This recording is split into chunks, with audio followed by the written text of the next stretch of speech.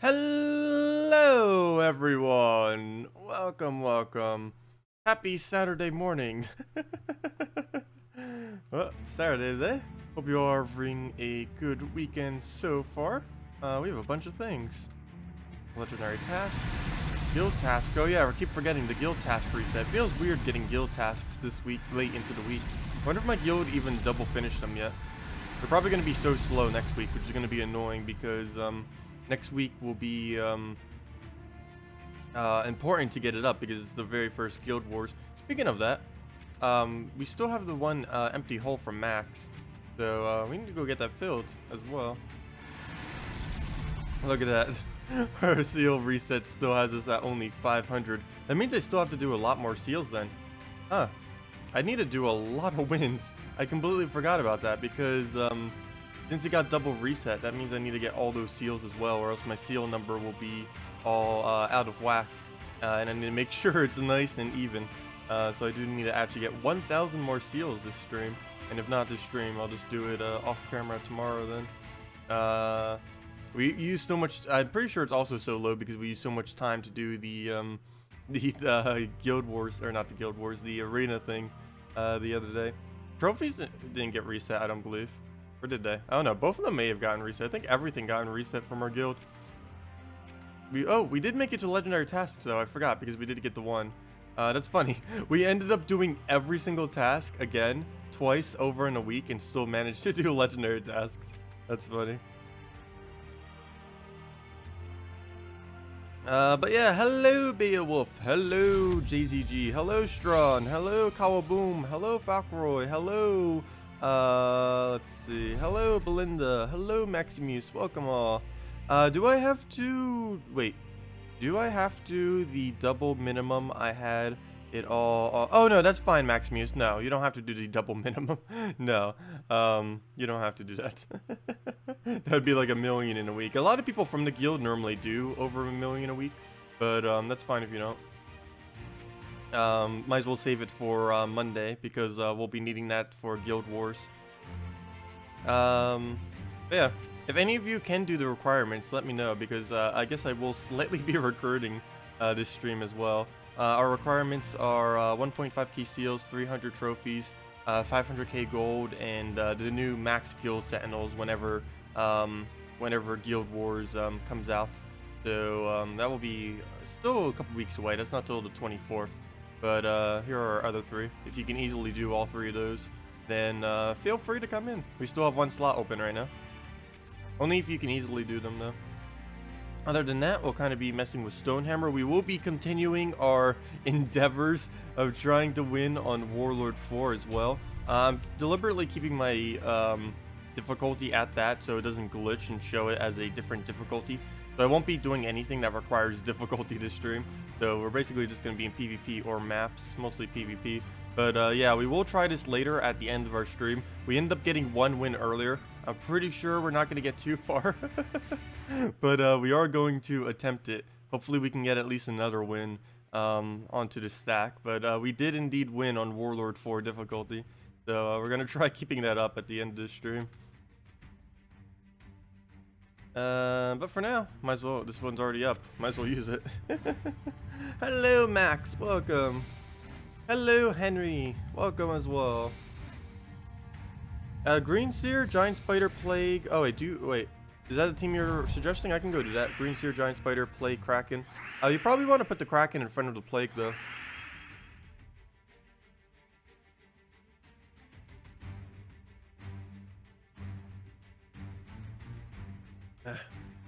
Gosh, I started this yesterday morning and I almost I almost drank this whole thing yesterday. If it wasn't for the fact that I went to bed a bit earlier, I probably would have finished this whole thing just during the stream for the most part.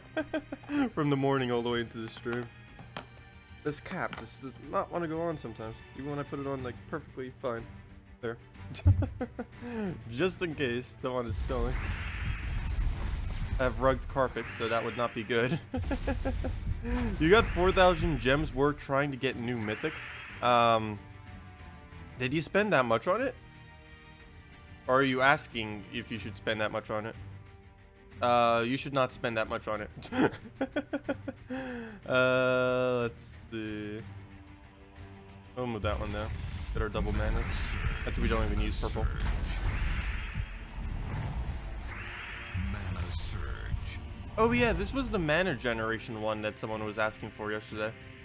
Or requesting. Forgot about that. It was actually pretty good.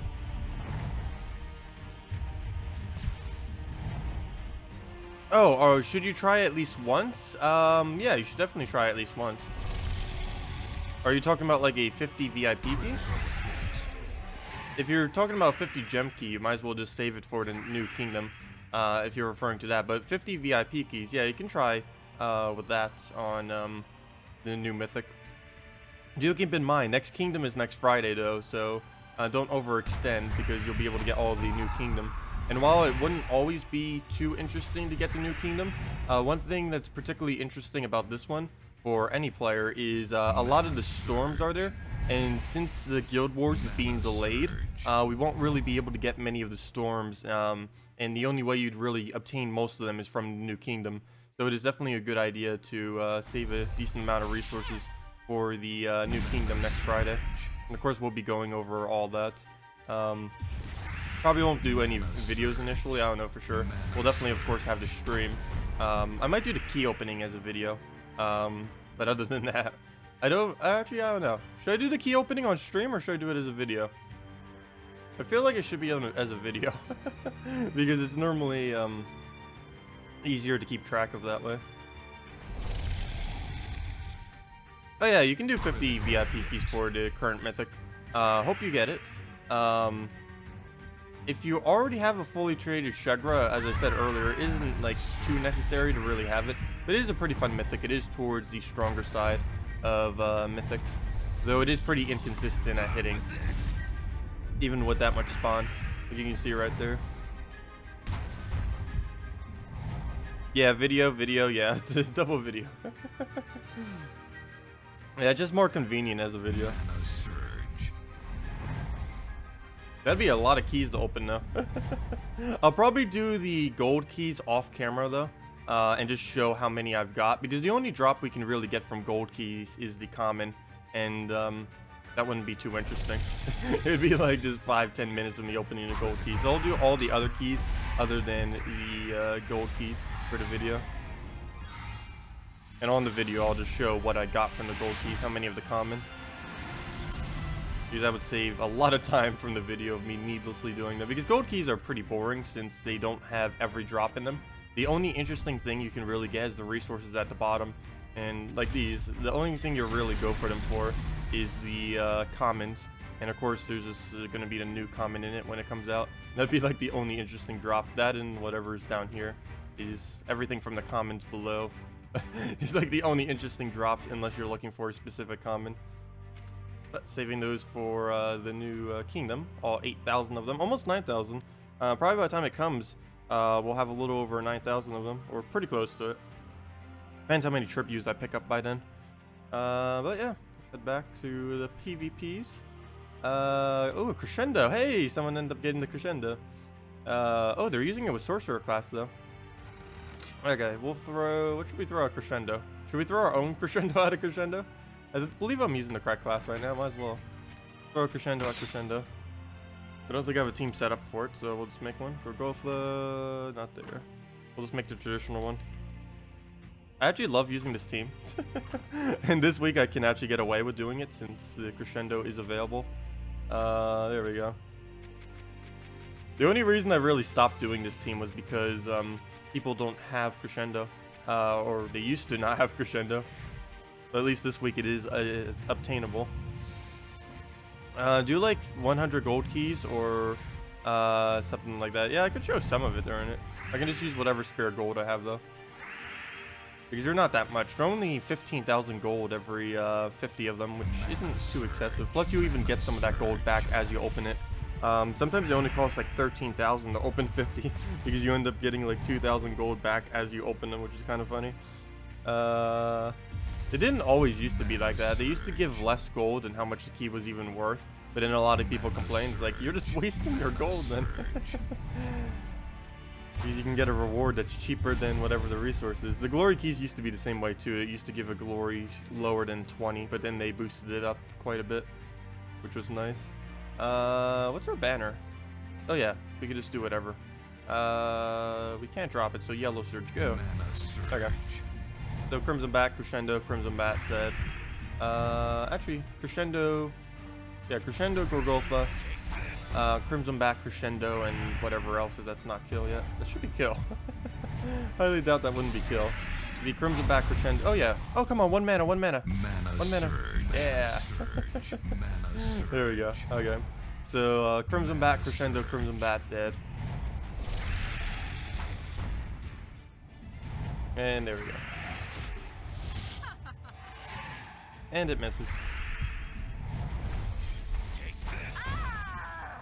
Hit all the true damage. Oh, you know what else we can actually do with this, which I might do next week, and I could actually show it as a team.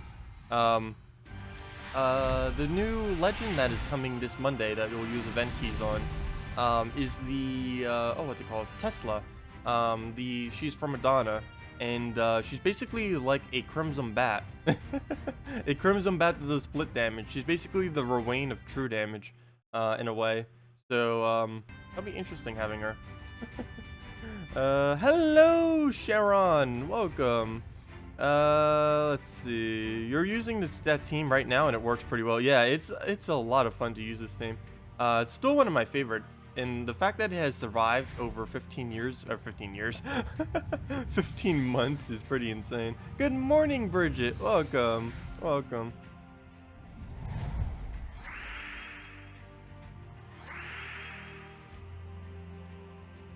Okay, well, move that down. I don't know why. Actually, I don't know why I went for those manas. We need to go focus Gorgolfa. Even if we can get good mana generation, it's better just to go for Gorgolfa, because he'll give us everything. You feel special. You made a thread on the forum, and now there's actually going to be do it. Make the trait stones completely random. Oh, nice. That was actually your suggestion. Cool. Yeah, they ended up announcing that like 2 days ago, I think it was, that they're going to be, I don't know when they did it or if they already did it. I forgot to double check at the end of battle. Let's see, we're in Fars of Florence right now, so we'll be able to easily see if they did or did not do it yet. I don't think they did it yet, but they are going to be changing the, I believe they're doing it on Monday actually, that or next patch, 1 to 2. They're going to be changing the PvP drop pool, so that it drops every single trait stone instead of whatever kingdom you are currently fighting in. Because right now, like for example, we're in Fars of Thorns, so the trait stone that we're going to get dropped, the trait stone that we're going to get dropped is only the one from the current kingdom that we're in, which is Fars of Thorns, which would be any of the pure green trait stones and the stealthy double green trait stone. So as of whenever they fix this, or whenever they change it, you'll be able to get any trait stone whenever you're battling in PvP. This is particularly useful earlier and later on in the game, mainly because earlier on in the game, everyone's using Broken Spire because they don't know how to change their home kingdom or what it even is, or that they can.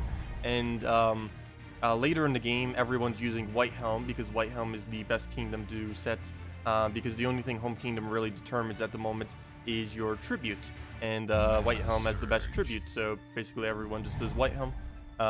So that becomes a big problem because all you get is pure yellow trait stones. How about open the keys on stream and just clip into a video? That's normally harder to do though, and then it has all the interface in it, which is one of the reasons why I don't like doing it, because it has a lot of unneeded interface whenever I do that, like all the stuff we have here and in the bottom and in the everything. So I probably will just do a video for it. That's what I normally do for it anyways. And then we'll come in with the stream. I'll just wake up slightly earlier. Don't need to wake up super early for that because I don't need to build any teams or anything. But I'll wake up a couple hours earlier and then get all the keys open, and then we can just mess around with them during the stream. Because that's another thing too. If I don't do them on a separate video beforehand, I'll have to do time during the stream for it, where we could just be testing all the teams instead. There's going to be a lot of stuff to test. Every single one of them that is a new storm we can basically test, because storms are pretty powerful. Of course, the initial troops that the storms come on may not be that powerful, but the storms in general are going to be pretty good. So those, just testing troops on those alone like with Gorgolfa or with any kind of board control or spamming, will be pretty interesting as to what we can build with them. Especially once we start getting all the Guild Guardians in, or not, I keep calling them Guild Guardians, the Guild Wars troops in. As soon as we start getting more of those in, that'll also add more things that we can do with them. As we obtain more options that can actually storm, because right now we only have Skull Storm and we have Leaf Storm, which is green, of course. So we still have 5 other storms that are not in. I forget which ones are actually coming in from the new kingdom initially, but should probably double check that later. I completely forget off the top of my head which storms are coming. I don't think every storm is coming in the next kingdom, but there are quite a few of them.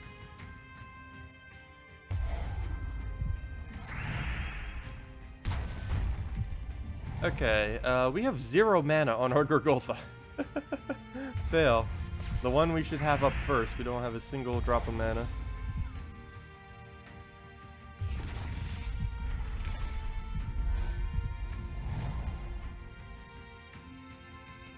Oh, Abraf team? Sure, I can do some Abraf teams. Oh, you just got him this morning. Nice. Normally there's only like one variant of Abraf team I tend to do, and that's with Valkyrie Giant Spider. Normally with a Keeper of Souls or Bone Dragon in last slot. Preferably Keeper of Souls though. Even before it got buffed, Keeper of Souls was a better option for it. Okay, so gosh. This battle's not going too well because I can't get my Gorgolfa up. Without Gorgolfa, this team is pretty useless because it doesn't get enough mana quick enough. Okay. Even if we surge, that's not going to be enough mana. Oh. Wait. Never mind. Yeah. 8 plus 7 is 15. That's exactly enough mana. Fail. Okay. Well, let's throw down Crimson Bat into Crescendo. We're going to need another Crescendo after that to be able to kill, though. Hopefully he gives us something off his Cascade. Or we can get something off of this Cascade. There we go. Perfect. Oh, perfect. Sweet. Okay. Well, actually, we didn't need that true damage, but we'll throw... What should I do here? I guess Crimson Bat, Crescendo, Gorgolfa, Crescendo, Crimson Bat. Basically go up and then down. Yeah, just like a Crescendo. Let's see. Okay. Well, we'll move that over. And then... Oh, wait, we can't do that. Fail. Wrong order. Can't do Gorgolfa. He kind of died. Didn't see he was that low already. We just lost him. Fail. Actually, let's let him kill us so we get some... Actually, we don't get really anything from it. Retreat. Fail. Well, the new meta is still stronger than the old meta. Good morning, Josh. But yeah, let's do Abraf team now. Oh, not against a Wraith, though. Let me get something else. It's amazing how annoying a common is. But let's do an Abraf against this. It is a little bit annoying since we are up against a tank. So Abraf does not like tanks, especially since we're going to be doing a team that's fully skull spam. It's normally one of the issues you'll have with Abraf teams, is almost every team you ever build with it will be skull spam, and it will be completely based around Abraf's attack. But this is what I normally do for Abraf team. There isn't too many things you can really use them in. Oops, I keep doing Keeper S instead of Keeper of. But it's this team right here. Pretty much the old traditional spam team with it. Red yellow banner for the quick Valkyrie. And we do this to fill up our Aberaf, then we get our giant spider, then we keep clearing with the Aberaf. And you can get some really nice skulls on the board. Double death mark, wait, what? What from? Can you try a team with Green Seer, Giant Spider, Plague? Oh yeah, Kraken, yeah. I'll go and do that Beowulf. I saw that earlier, but we'll do this Aberaf team real quick and then go right into that. But yeah, of course, with any Valkyrie team, we'll start going on our Valkyrie first. Hope for a red. Don't get it. We'll take the red here. Does he give us anything? No, he doesn't. Come on, red. Nope. Okay. Oh gosh, Valkyrie, where are your surges? You're gonna take 3 turns when we have banner on you. Mana surge. There we go. Right on green. And we do have Aberrath up, but we don't want to cast them yet. We're going to need to get a Valkyrie and a Giant Spider off first. So let's get the Valkyrie, and then we'll get the Giant Spider. There we go, nice. And we'll Giant Spider. Doesn't matter if we get rid of our blues, because we can just Aberrath to clear out the board. So we'll do that. Get our Keeper of Souls. And even though he has Gorgolfa, we're going to kind of completely ignore the fact by just casting everything through it. We'll eventually clear through him and then clear through to the rest of his team. So it's not going to be an issue. We get Valkyrie up.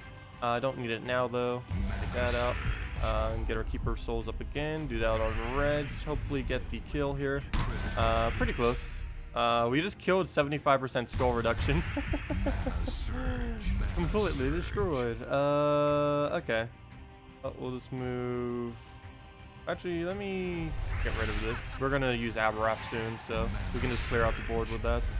And double check. Did we get anything? Doesn't look like it. And then we can just clear out with Aberrath then. We don't have anything here. Nope, no extra turn, so we'll clear out. Get our attack bonus right as he has like no HP.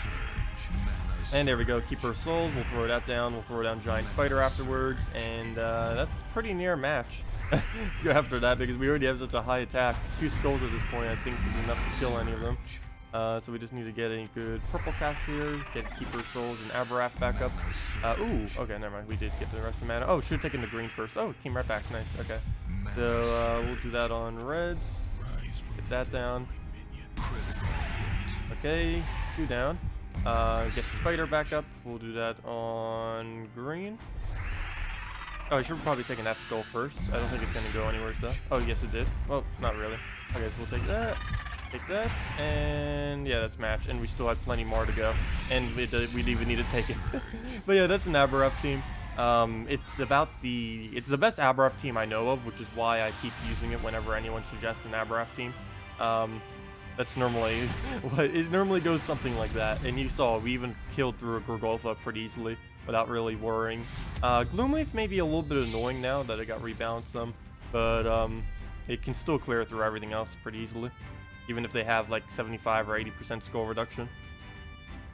And let me go do Beowulf's team. I forgot to do that earlier when he was suggesting it, so let's go do it against a Queen map team right now. Okay, so let's get in, where'd it go? Green, oh wait, maybe we shouldn't do it against a Queen map team. It has Green Seer, Giant Spider in it. Green Seer, Giant Spider, let me at least make it first though. Giant Spider, I am gonna do the Kraken before the Plague, just so we can loop between our Kraken and our Giant Spider, and then it feeds into our Plague. I feel like if we had the Plague up front, it would be blocking too much, because we can't get the Giant Spider Kraken loop if the Plague is in front of it. So banner is I'm actually leaning towards a double blue here, but then that would kind of block. I guess we'll go double green. We use a lot more green on this team. Could also go green blue or green yellow or green purple, but we'll go with this. I will switch to not a Valkyrie though, because we are using Giant Spider Green Seer loop, so we'll go with this, see what happens. Yeah, Sorcerer gives you Daemonomicon, I can never say that, Daemonomicon. And the Necromancer class gives you Crippling Death. Yeah, sometimes people confuse them. Sorcerer is the one that you use for magic, and it gives the Daemonomicon, and the Necromancer is the one you only do to obtain Creeping Death. You don't actually want to use the Necromancer class unless they rebalance it. As of the 17th of this month, there's going to be 3 or 4 purple classes, all of which are better than the Necro class. The only good thing about the Necro class is it has the best weapon in the game. That's the only benefit that you get from it, which is a pretty big benefit, but you don't actually need to use the hero class, because the only thing that's good about it is the weapon you get, and you can use the weapon on any class, and it's exactly the same. Okay, well, we'll do that on the yellows. Doesn't matter if we convert that out since it uses it. We do want to be aiming mainly at red and browns though if we can, like the reds over here would be great. And we are on a cracked banner to be able to utilize all these strings, so that is nice as well. And we'll keep triggering the Plague quite a bit. through all of this. We'll pretty much always have his mana up at full, which is going to be nice. I'm just going to keep taking these random moves. I will do a Kraken whenever we have the opening for it, which is over there. I'm just waiting till we take all the extra turns before I go and just cast it down. Yep, still one more extra turn right there. Don't want to miss something like that. And yeah, now we can throw down the Kraken. Hopefully get an extra turn in this little mess. And we do get it. We don't have anything to feed the mana into though, but decent amount of damage. And I guess we can just throw a Plague at this point. There we go. Oh, it attack reduced them with... Oh, that is one annoying thing about Entangle. Even though you can't gain attack while you're entangled, you also can't lose attack. So even though we just did an attack reduction to him, he didn't actually lose any attack, which is a bit unfortunate. Okay, well, move that. What else do we get? I converted out the blue, so I don't have that to use right now. We'll move that up. Super Skull. A lot of extra turns, gosh. But this is an extra turn spam team. Still going. Yeah, Green Seer, Giant Spider, and Alchemist Hellcat. They get lucky enough. They can loop on pretty much infinitely. Ooh, I gotta convert out green if I want to keep going. I can't get it off the purple there. I was expecting to get it off of purple. Doesn't look like you can. Or I mean off of red. And we can't do yellow either. So I'll just take the skull, I guess. Nothing else, we can convert that next turn. Yep, perfect. Okay, get those out the way. Mana surge, mana surge, mana surge. It's kind of funny because we have the 3 reduction on all their stats and the 3 reduction on the tentacles. I never actually used both of them together since he got the buff. I have used them both together, but not since he got the 3 reduction. I guess I just keep extra turning him until they're in one-shot range. We should be able to Green Seer Giant Spider it till the end. Or pretty close to it. Or completely miss right now. That can happen too. I guess I have to do it on purple. Hopefully board clears enough from all the cascades. Oh, wait. Why did we do nothing? Oh, Agile. I was gonna say, we're not entangled. He's entangled. Or actually, he's not even entangled. What am I doing? I can just end him already. Go Kraken. Extra turn. Not like we need it, but... Oh well. There we go. Yeah, it works out pretty nice. I actually kind of want to try it again. It's pretty cool having 2 reductions like that. With their 3s. You got all the magic and attack teams to 5 stars. Oh, there's another one coming soon. Another one coming next Friday. Oh, except Silverglade and Blackhawk. Thinking about now getting them all to 3 stars. Do it that way? Yeah. That's actually how I initially did it. Was I got most of my kingdoms to 3 stars, and then some of them that were getting more troops, I started getting up to 5 stars, and then you start working on 5 stars. But yeah, it is, especially if you play for a couple hours a day, or I would say about 15-ish hours a week, approximately, or more. It's pretty good to have 3 stars in all your kingdom if you do play that much, because of course that increases your hourly tributes, and if your hourly tributes are increasing, then you'll get more resources if you're just constantly playing, or if you're just checking in often. I normally don't bother checking in like that though. I only claim tributes when I'm actually playing. I don't like wait like every single hour. It's like, oh, gotta collect that tribute. No, I don't check it like every single hour. Of course I check it every single hour while I'm playing, but I don't go like out of my way just to check it every hour. No, that would be a lot of free resources if you were to do that. That would just be too annoying though, having to do every single hour. I'm pretty sure some people do that, but I am not. I'm pretty sure if you had it on mobile, it'd be a lot easier to do that, because you just take it out of your pocket, open up the app, click once, and then you're good. Move that. Actually, you'd have to click twice. Let's see. That. Mana surge, mana surge. Okay. Where to go? We convert something. I might just throw a Kraken. I want to get rid of that famine. Ah, we didn't get it. Okay. Green Seer we can do on blue, but I want it, and we can do it on green, yellow, so that's fine. Do that one out. Throw another Kraken. Hopefully this one doesn't miss, or at least gets a Devour. Good and good. And let's see. We do that on brown, barely, but at least all we need is 3 mana, so that will get us going again. Mana surge. Mana surge. And ooh, now we got to do it on blue if I want to do it now. No other location. So we'll throw down Plague. Maybe we'll hit HP. Hey, we did hit HP. Nice. Actually, armor would have been okay in that instance as well. Green. Options for green. Just blue. So we'll throw that down. Mana surge. Mana surge. Mana surge. And we can just end it with a Kraken. Is Euro Fire Mantle a good troop to use with a 2x Fire Dragon team? Which one do you mean with 2x Fire Dragon? But no, Euro you normally only use with Alchemist Hellcat and then one other troop. Generally, if you're going to go all out with them. That or a budget team of him is normally Euro with 3 Goblin Rockets. You have to be pretty careful with using Euro because without enough of his gems on the board, he's just going to give the enemy a bunch of gems. Queen Mab's a way to do it too, or any freeze to kind of counter them out on their colors. But it is pretty easy to accidentally give the enemy turns if you use a Euro as your only damage source. Because if you keep casting him on any board, you're eventually going to miss. Stonehammer, Christinex, Dragon Soul, Christinex.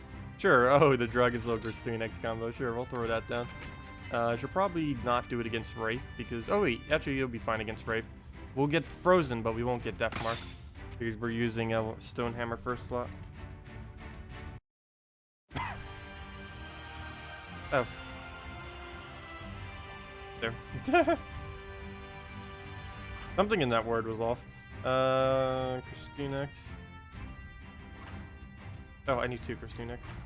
Oh, I didn't even realize. I only have 4 Christinexes.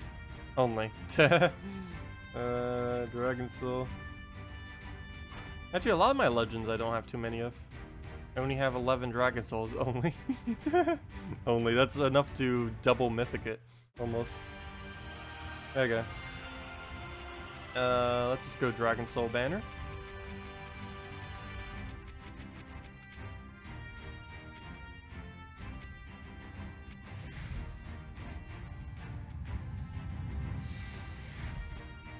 Yeah, Yarrow can be pretty powerful if he loops, because he'll get a lot of damage out really quick.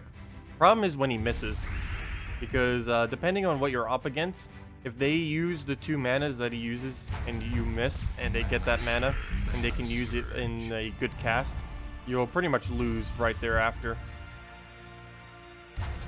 He's a really dangerous troop to use, but he can pay off if he gets looping.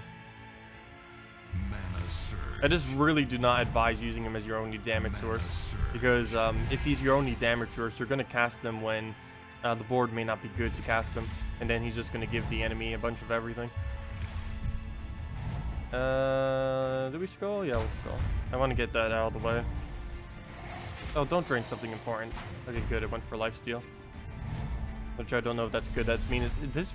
Oh gosh, Wraith does like everything.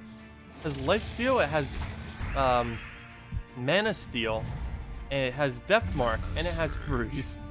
That is insane. There are mythics that can't even do all of that. Let's see. Did I mention him as like the best thing? I think I did. In my like commons that are, or the troops that are best to comment. I mean, the troops that are best to trait first. I'm pretty sure in the most recent video of that, I made Wraith #1. If I didn't, he definitely should have been. I know I put him on the list. I forget if he was #1 or not though. Mana surge.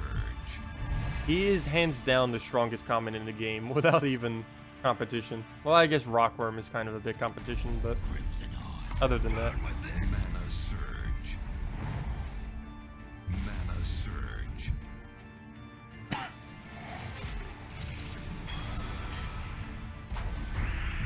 Without Keeper of Souls or Bone Dragon for an Aberrath team, he doesn't really get used without either of those. There aren't really too many options out there. The problem with Abrafi is really, really flimsy. You can try HP buffing him, but then you're building your whole team around Abraf. Whereas most teams tend to use Abraf just as a high attacker, and then base it around skulls. Because you can't really base it around skulls without Keeper of Souls or Bone Dragon. The only thing you could really place in is maybe a skeleton, but then you don't use brown, and that's not too particularly overpowered. It just kind of does a few skulls, and then you take them. Oops. Let me move my tab. I'm trying to organize these. Didn't do it before I started the stream. Just to the corner so I can see what's going on. And I move this upward so I can actually see what's going on. There we go. All tabs are fixed. Actually, let me move that up a bit more. Up you go, and that should be fine. Okay, all tabs are fixed.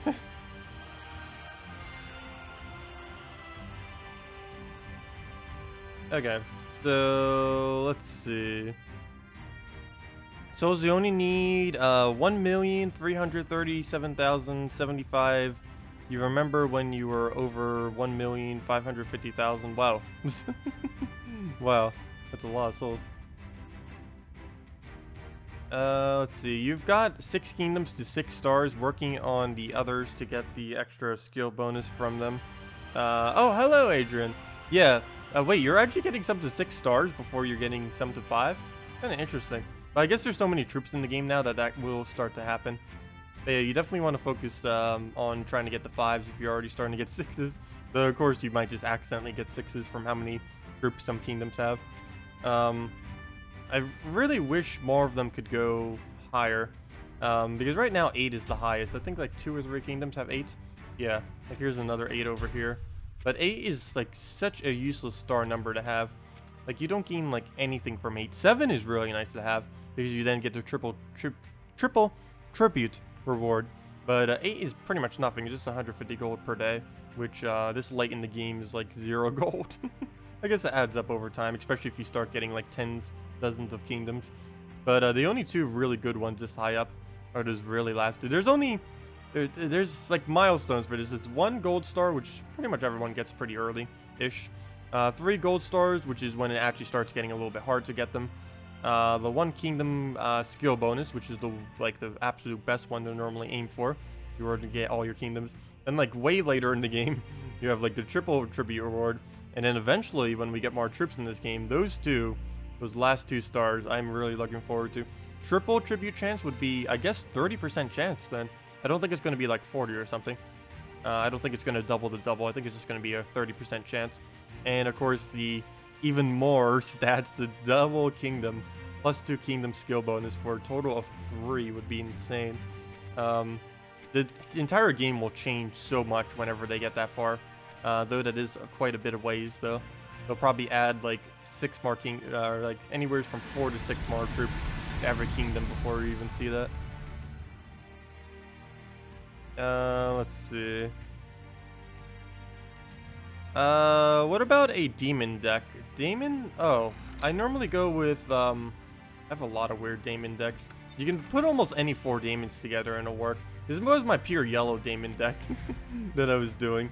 Normally when building a demon deck, you build it around either, Gorgotha, Famine, Death, or, actually there's a lot of demons you could build around. Gorgotha, Famine, Death, Amnesia, Taraxis, or what's the other one you can build?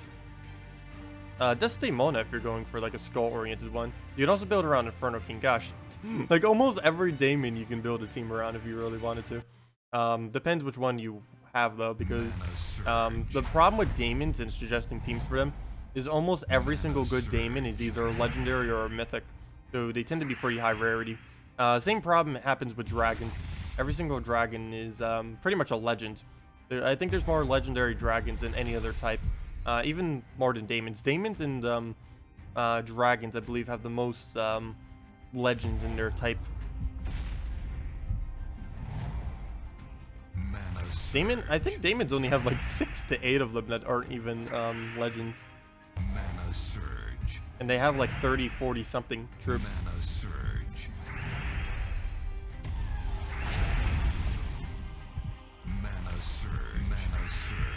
Oh, actually, Traxxas isn't a legend, is he? Traxxas is a ultra rare. I forgot. I mean, not ultra rare, an epic. I kind of forgot about that. He's not even a legend. Oh, I don't know what made me think he was. Forgot about that. Yeah, Traxxas' buff that happened a couple months ago, was it? Well, it didn't seem like much, just changing him from a 3-to-1 to a 2-to-1 ratio. He's actually pretty good now at a 2-to-1 ratio. If you haven't bothered using him yet and you have him, consider using him with a Behemoth or with a Gurgultha. It works out pretty nice. Well, speaking of very nice, this is not very nice. I might just have to throw this out for the damage. He's just gonna drain us anyway, so. Mana surge. Yep, and I give him that. Fail. Or was that already there? No, I think I dropped into it. Mana surge. Yeah, Kingdom star levels is something that you kind of just upgrade as you progress through the game. It's not something you should deliberately go out of your way to do. The only way you can possibly do that is when you do event keys, which next week you kind of could do that some for Donna, because Donna is getting a new event troop that you'll be able to get. The legend that's coming out next week for it, so it might be actually be somewhat useful to go to try to obtain it, because you could upgrade Donna into more stars as well as getting the troop simultaneously. The only problem with event keys though is that they only give ultra rare drops and higher, so you won't actually get everything from it. You'll just be getting ultra rares and higher. You won't get the rare. You won't get the rares, and you won't get the commons. They are adding a crafting system next patch though, or the 3.01 patch, or the 3.1 patch. I mean, they haven't mentioned much about this except that they are adding a crafting system. So let's hope that this crafting system can actually create any card. They haven't actually said if it will or will not be able to create every card. They didn't really mention anything about it yet. They just said that that is their intention to do. They don't even know what they're going to do with it yet, I don't think. So we'll find out in the nearest future. But that is something that is being planned, so that's pretty cool. Let's see. What's the new legendary going to be? The new legendary tomorrow? Are you referring to, or the new legendary from the Kingdom on Friday? The new legendary on Monday is going to be a split true damage troop that scales based on everything's armor, which is pretty insane. She's a human too. She's there's not that many human legendaries, which is kind of interesting, and she will be another one of them. Can I try a max difficulty arena this stream? I am. Oh, we ended up doing it at the end of last stream. We'll be doing it again at the end of this stream as well. I'm kind of just saving it for the end though. But yeah, we will be doing that. Probably like the last hour of the stream. Maybe a bit longer if we actually win, or depending on how long the battle takes. If you notice how long the stream was yesterday, it almost went on for like 8 hours. It was because we did a 1 hour and 45-minute battle of Warlord 4 at the end of the at the end of the stream. So we'll be doing that again at the end of this stream. I don't know if it's going to be as epic as the previous one, but we're going to be doing it. We won once and we lost once. The goal was to attempt getting 8 wins, but we'd have to win 7 times in a row without losing. It's going to be pretty hard. So that might not be possible, but I figured we'd give it an attempt. At least we got 1 win, if nothing else. I will be eventually making that footage compiled and try getting the highlights from it, even if we do end up losing, because it was pretty interesting doing that the other day. And we'll be doing it again later. Also, I didn't double check to see if redeem codes are working yet today. I'm pretty sure they're not, but I'm still gonna check. Actually, should I go check now? I can go check right after this battle, so we'll know for later in the stream. Because they may be working, I don't know. I haven't tried them since yesterday, when we figured out that they weren't working again, or still weren't working. You hope you can craft a Bone Dragon. Well, Bone Dragon got nerfed, and if you're on console, you'll have the Bone Dragon nerf before you can actually get the crafting system. But Bone Dragon's still kind of useful. And if you're doing him on 25 armor or less, he's like pretty much the exact same thing. Oh, sorry, 21 armor or less. He's basically the exact same troop. Only when you start getting higher in value does he get weaker. And of course he caps out at 25 now. Can I tell Makawi, the mod, and Lee K that I say hi on stream? Sure. I believe Macaulay was actually just here earlier, wasn't she? I think. Okay. I'll try to remember to mention it. But yeah, that's an all Damon team. Pure yellow all Damon team for the new thing as well. Hey, all dragons. Well, might as well throw all dragons at all dragons. Why not? Let the best all dragons win.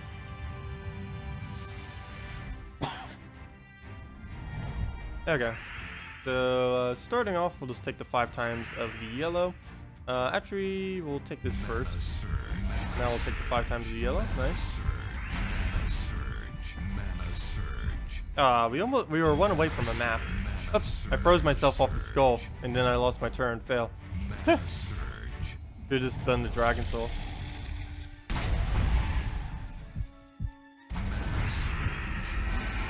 Mana Surge. There you go. And then we'll Dragon Soul. And that's pretty much match already. Dragon Soul, Christine X, 1 more, and then that's over.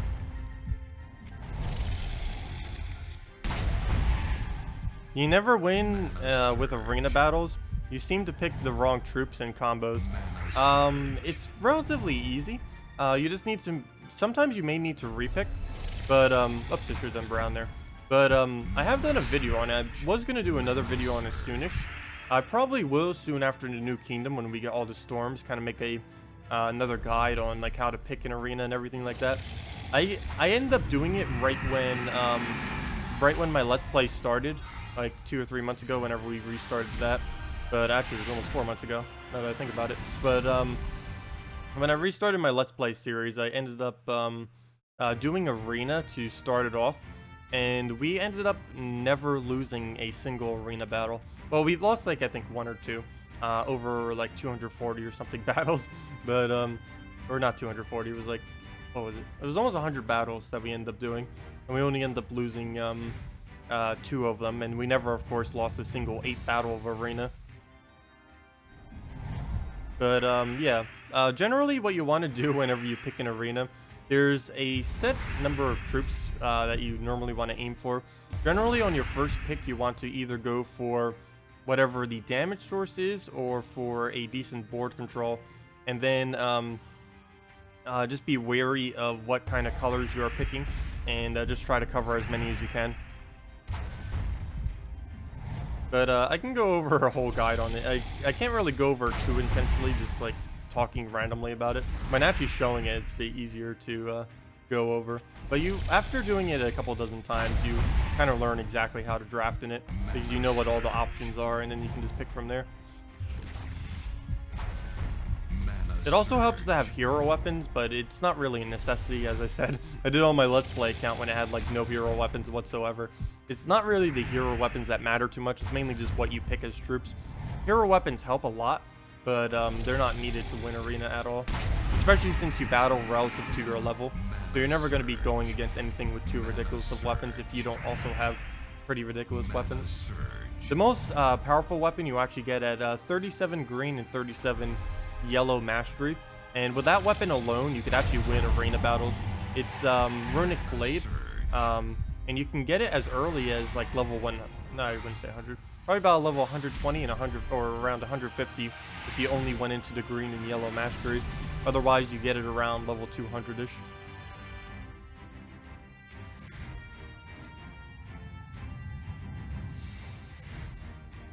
Yeah, let me actually go get that video up real quick. It's a little bit dated as far as like the kind of troops that are being drafted in it. But I did a whole video basically explaining how to draft it. It was like 50 minutes long because I wanted to do 50 examples of it. But let me go do that real quick. Or go find that real quick. I'll probably make a much shorter one if I do it again, an explanation. But I did do like a whole video just like thoroughly like going over how to pick. And if you really want to learn how to pick, that's like what you should definitely go watch. But I will be making a more abridged version of it probably soonish, once we get the New Kingdom. Just kind of to update the kind of things that are decent. Might even make a guide for it, I don't know. Like a tier guide of every single pick that there is. But, oops, let me go search in my own thing. I think if I just type in draft, it'll come up. Yep, Gems of War, how to draft an arena. 51 minutes long. Of course, don't watch the entire thing. That would take forever. But well, unless you wanna. Let's see. But yeah, it was this one. This is the right one, right? Hello. Oh, that's still on my old mic too. Oh wow, this is ancient. Oh, this is almost from a year ago. I forgot. Yeah, this was from almost when I started the channel. I did that pretty soon after that. Oh yeah, I definitely need to make an updated version of this. It's still using my old mic. I didn't realize that that is that old. There we go. Actually, that old mic is this mic right here. I never use it that much anymore, but it's the mic of my headphone set.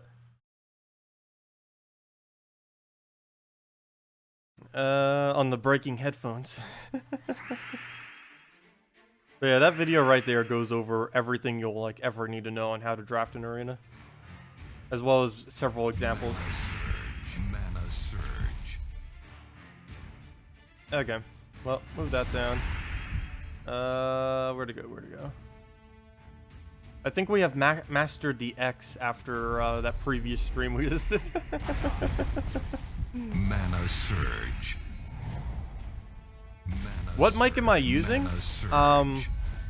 The one I used to use is the Razer Kraken. I don't know if it had a number to it. 7.0, I think it was. Something, I don't know. But right now I just use a Blue Yeti for microphone. It's a pretty common one that a lot of YouTubers tend to use, mainly because it's decent quality for a pretty reasonable price. It was only $130. Plus I got some attachments for it, so total with shipping and everything, it ended up coming to around 150, 160-ish, which is pretty good for a decent mic. It's like mid-range, not too over expensive, but still gets the job done.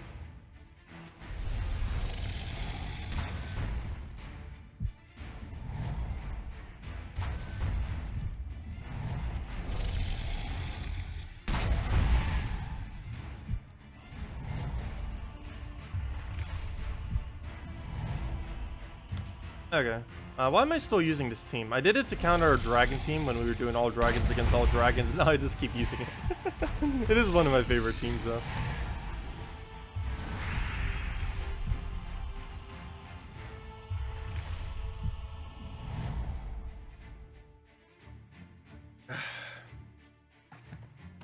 Okay, where were we? Oh, we already won. Kraken? What about Kraken?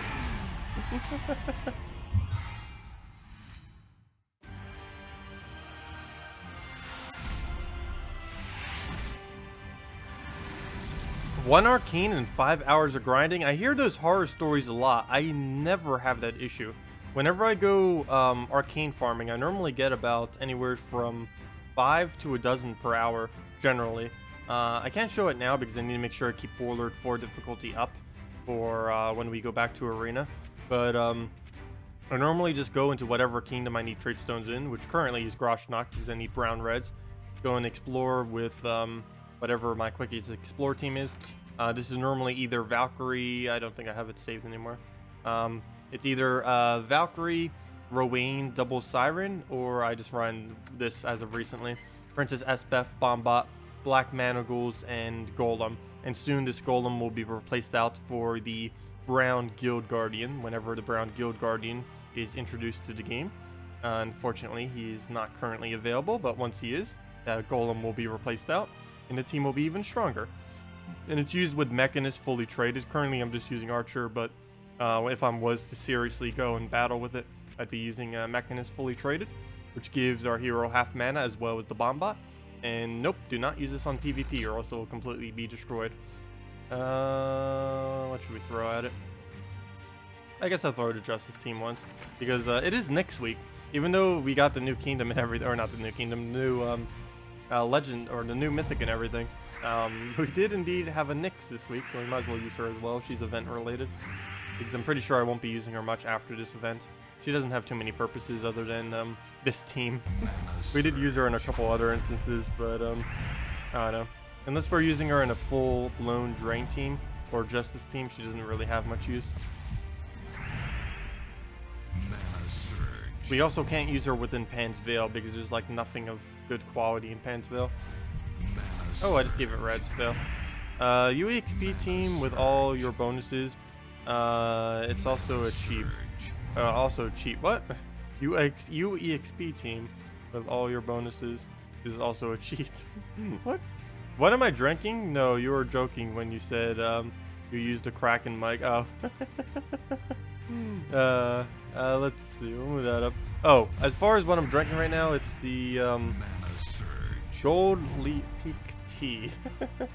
It's the only one I could find in raspberry. I really like raspberry and I really like tea in raspberry flavor. I was just drinking that. This was actually from yesterday. I started it yesterday morning when I woke up to do the footage, and then I almost drank the entire thing yesterday during stream, and just from that. And that's just what's left over from it. Let's see. Oh, I was about to take yellow to try to get more Valkyrie mana. We already have her mana. I just don't have anywhere to use her. That's decent. We can't do anything right now. It's annoying because we're so close and I don't want him getting a skull randomly. Okay, I guess I'll throw this down. I don't think I'm giving anything to him. I hope not. No, we didn't. We kind of wasted our Valkyrie there though, but didn't really have much of a choice. Okay. We could actually lose this. Come on, Nyx, be more useful. Get your cast off. Even if I try getting her mana right now, it's just gonna get blocked by the drain. Don't take a Valkyrie. It's still gonna get drained, but at least that works a bit better. Because if we just took, we would have only gotten 1 mana gain if we did it that way. Taking the Valkyrie, we got a lot more mana gain. She would have 0 mana right now if we didn't do that. So I guess we got 3 additional mana from doing that. Oh, come on, Famine. That's funny. I mentioned using her with a drain team. And we're actually up against kind of a drain team right now. Because it has the double Famine and the Scion. It's being quite annoying right now. Okay.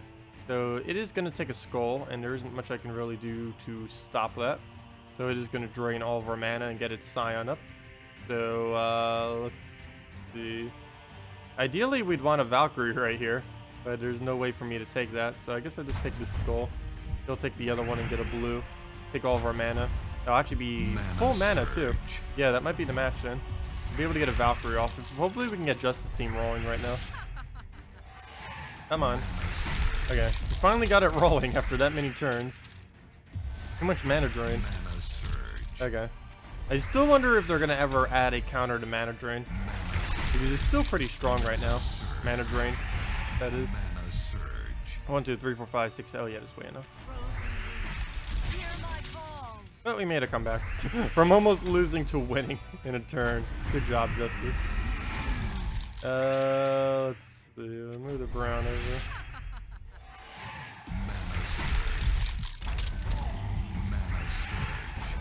Oh, there we go. We already won, and we got a map on top of it. Well, wow, that was a comeback. If we didn't get that extra turn at the end there, we would have lost. Instead of do exactly what we just did. What's my opinion on having the PvP matches live, as in play against other players and not AI? Oh, I would love to have that feature. Yeah, I don't know when they're going to be getting around to that, if ever. I'm pretty sure the reason why they haven't been adding the friends list yet, which is what this coming soon button is, that they've had here for forever. I believe they are waiting until they can implement real-time PvP before they start doing that. And what makes me think that even more is they are starting to switch over to Unity. And while I am not the best at knowing anything about game engines, if I am not mistaken, Unity is better than the Adobe Air that they were on. Adobe Air is mainly just for doing single-player games, whereas Unity can be more adapted for doing multiplayer games.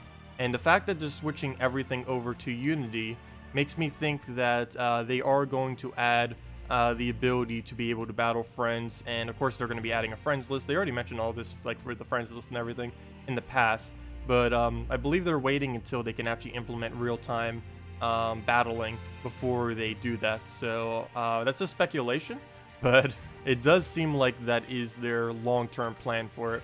They haven't mentioned anything about it directly that they are working on it, but it does seem like they're making changes to the game that would be geared towards that eventual future.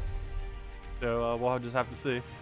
But yeah, I would love if this game had real time. If this game ever gets real time, I'm pretty sure like a quarter or half of every single one of our streams will be like battling all of you guys, or at least initially anyways. That'll be a lot of fun, because I could battle like literally any of you on stream. I could use my Let's Play account if you're a lower level, or I could use my main account if you want a really hard challenge.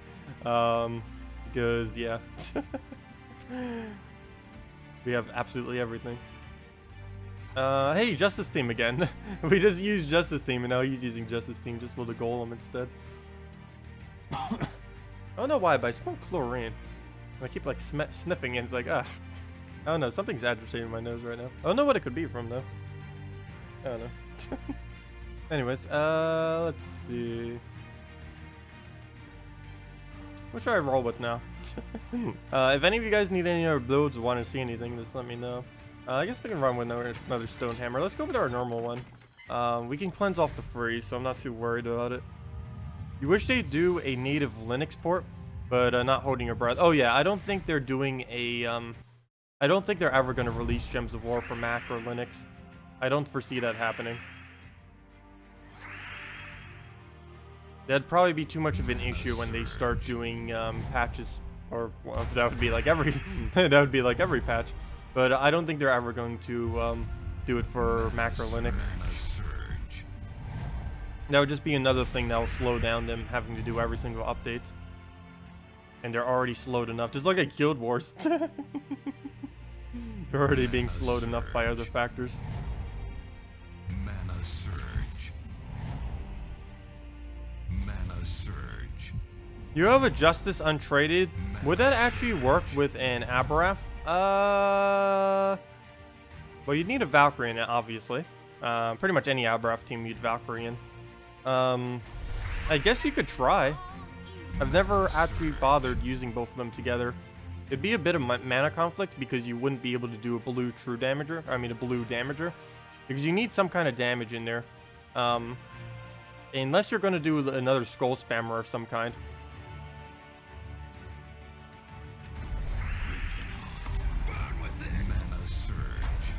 Oh, we got a little poke. We need more skull damage though, if we're gonna do anything. I do kind of hate using completely skull-oriented teams like this and others, because you can't target anything down if you need to. Like if he just gets a random famine up or something, or if he gets his queen map up and I want to disable it, I have no way of doing so. Oh, yeah, he has stone skin, doesn't he? Wouldn't Justice be a skull spammer? Yes and no. Justice is a skull spammer, but only if you can mana generate for him. If he's being blocked by a blue, then he's not. You wouldn't be able to use Stonehammer first slot if you're going to use him with Stonehammer. Which kind of defeats the purpose of using Stonehammer. Anything that's not Stonehammer first slot, unless you're using him specifically for the 15 red or brown that he makes, or using him specifically for his extremely tankiness. Unless you're deliberately doing one of the two, then it's really no point in using him. But yeah, Justice is only a skull spammer if you can get it looping, or if he's not blocked. Those are the only two instances. If you have a blue troop in front of him, he's not a skull spammer. He's just a support troop.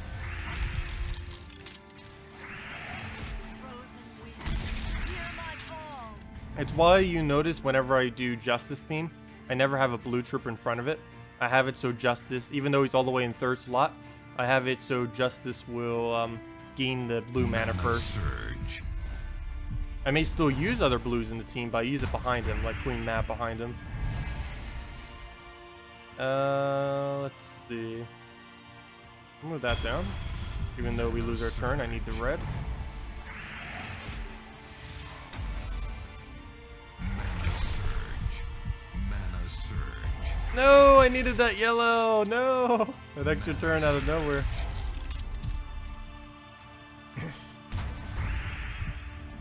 Well, I guess I try for blue to attempt a skull. Mana surge. Don't get it. We'll take the blue down, get our red. Okay, good. It still stayed. Wow, everything about what I was about to take is still stayed there. Nice. Mana surge. We'll take that. Ah, hey. Then we get the extra turn off the skull drop. Nice. Okay. So we'll mercy here for the cleanse, even though we don't need the mana. And too bad he's not a year old. That would work pretty good with the fact that we just made so much yellow. But we will throw this down and go from there. Now, like right here, a Yarrow would be amazing. Too bad we don't have one. At least on this team right now. Surge. Mana surge. There we go. And now we can start spamming. Mana Or not. surge. At least we have the attack to one-shot everything. Come on, hit a skull. Mana surge. Mana surge. He just does not want to give us a skull. You have really good board setup right now, though. There we go. 1, Mana surge. 2, 3. It's always fun doing that. Getting up to the point where you just one-shot everything with a skull.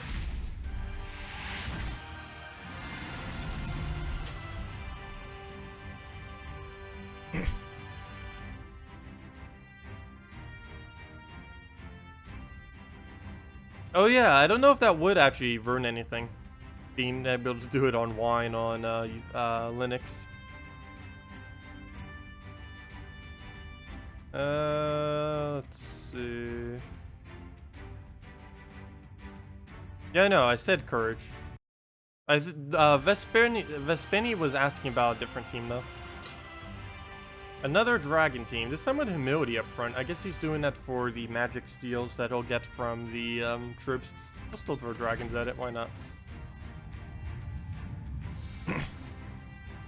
I just realized. No wonder why the lighting is uneven.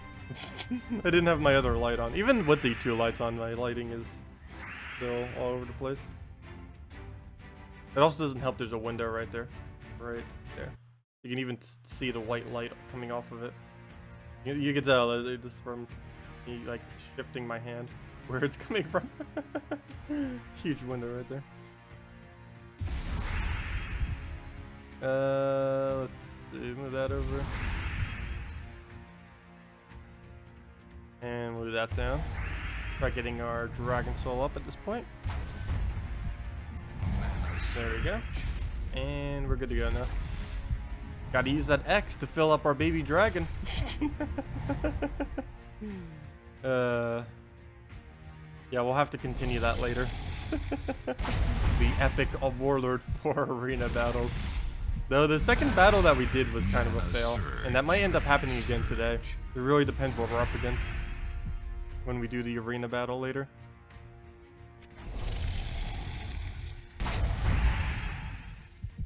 Mana surge. There we go. Throw that down. Get a Christine X off. Oh, free turn. Nice. Oh, come on! There we go. Doesn't want to click.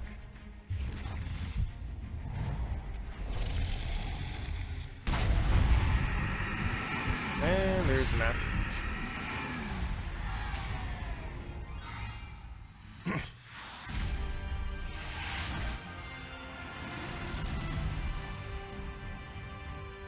Your SPF Explorer team is amazingly fast. You're using it right this from now on. Oh yeah, of course.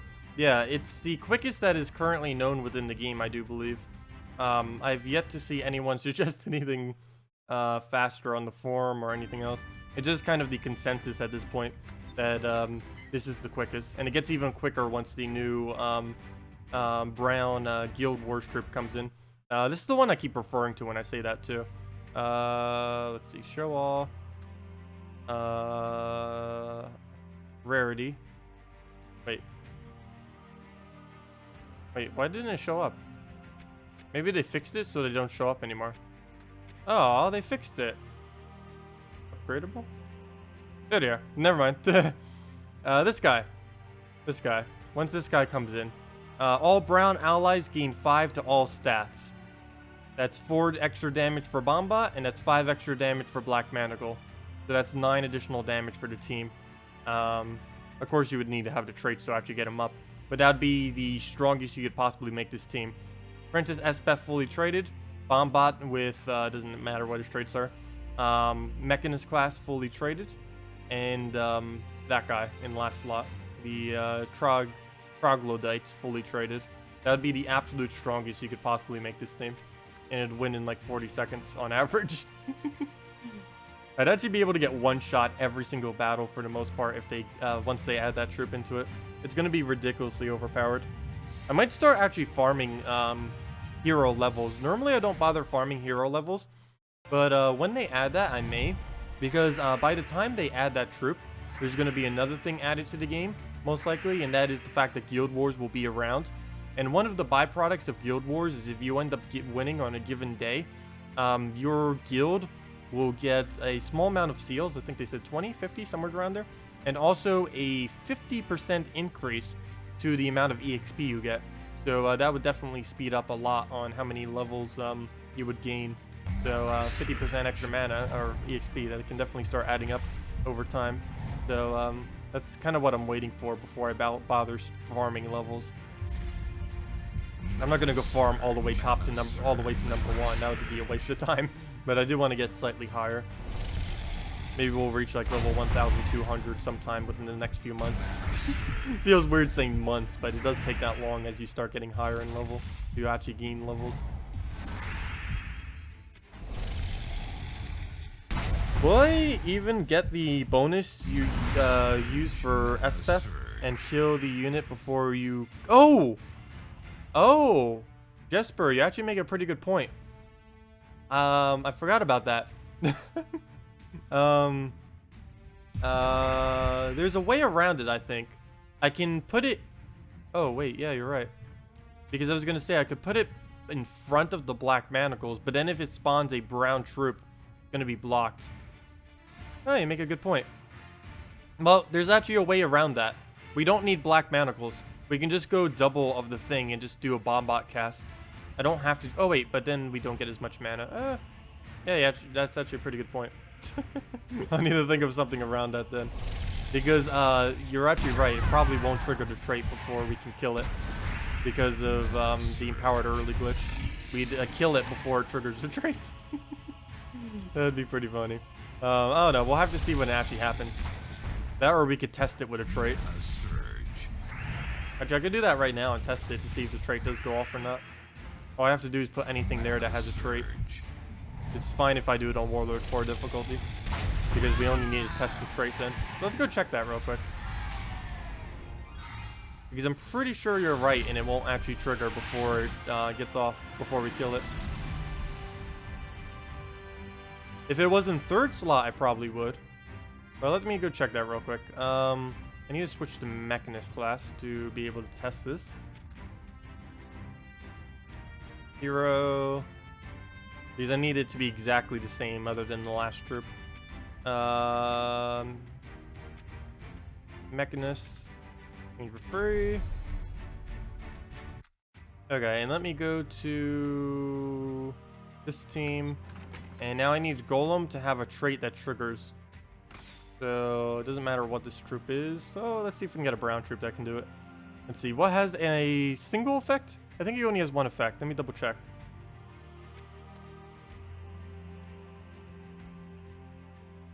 Do you only have one effect?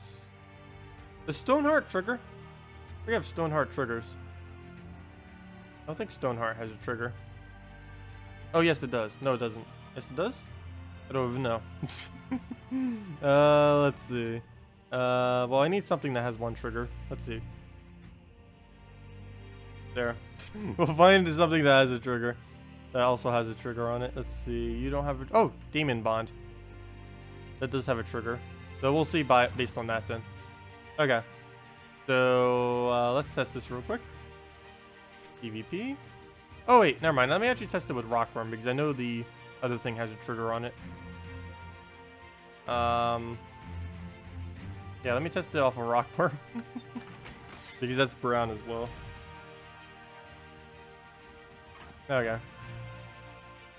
So let's see what will happen here. And just do a random challenge wherever. It doesn't matter. We're not actually going to win it. I just need to test it to see. Oh yeah, I still haven't killed like any of those things. But yeah, I'm pretty sure it'll die before it gets its trade-off. You're right.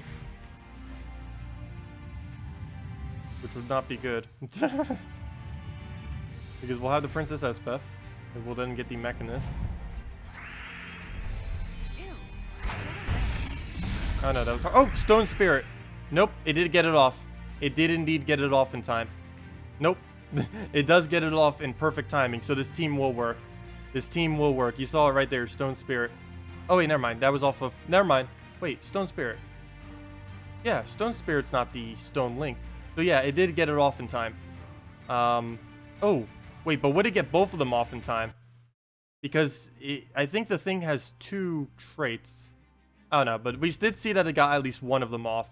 So I think if we just wait like a millisecond at the beginning, like half a second, not even, it'll get all of them off, or we'll definitely get the trait. So we'll kind of have to test it when the troop actually comes out. But I think there is enough time that it will be able to get its trait off in the end, because the animation takes so long that I think it will have enough time to get it off. Because you can see it right here if we do this again. It'll have enough time to be able to do its trait. Like let's show it with like a... let's show a random one here, like the Daemon one as well. We'll be able to see it gets the Daemon bond off. Oh, where'd it go? Not the one I wanted. Where'd it go? I know what I'm looking for. I just don't know where it is. This guy. There we go.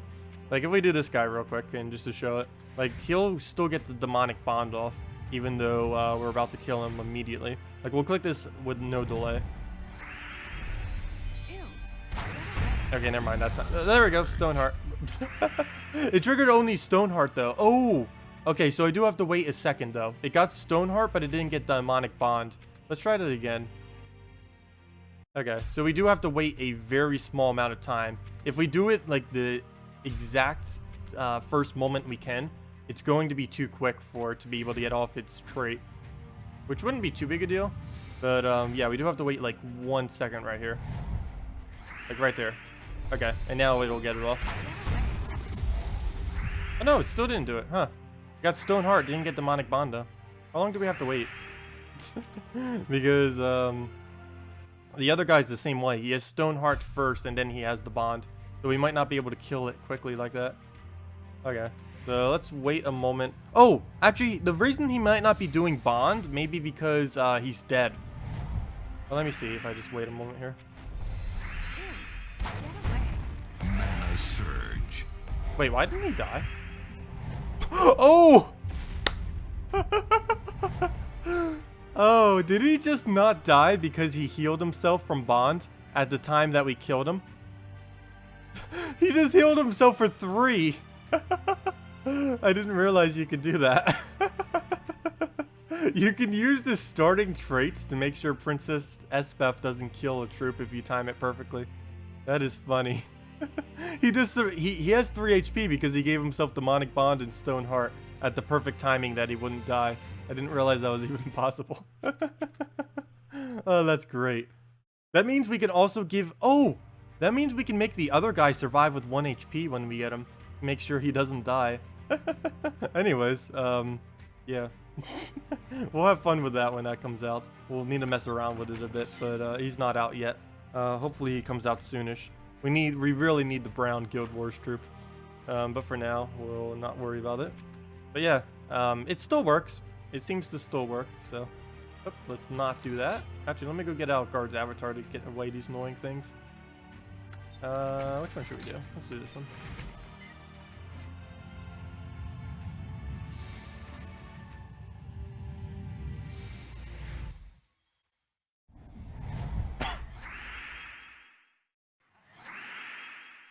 Any suggestions for Silent One team? I would not advise doing Silent One.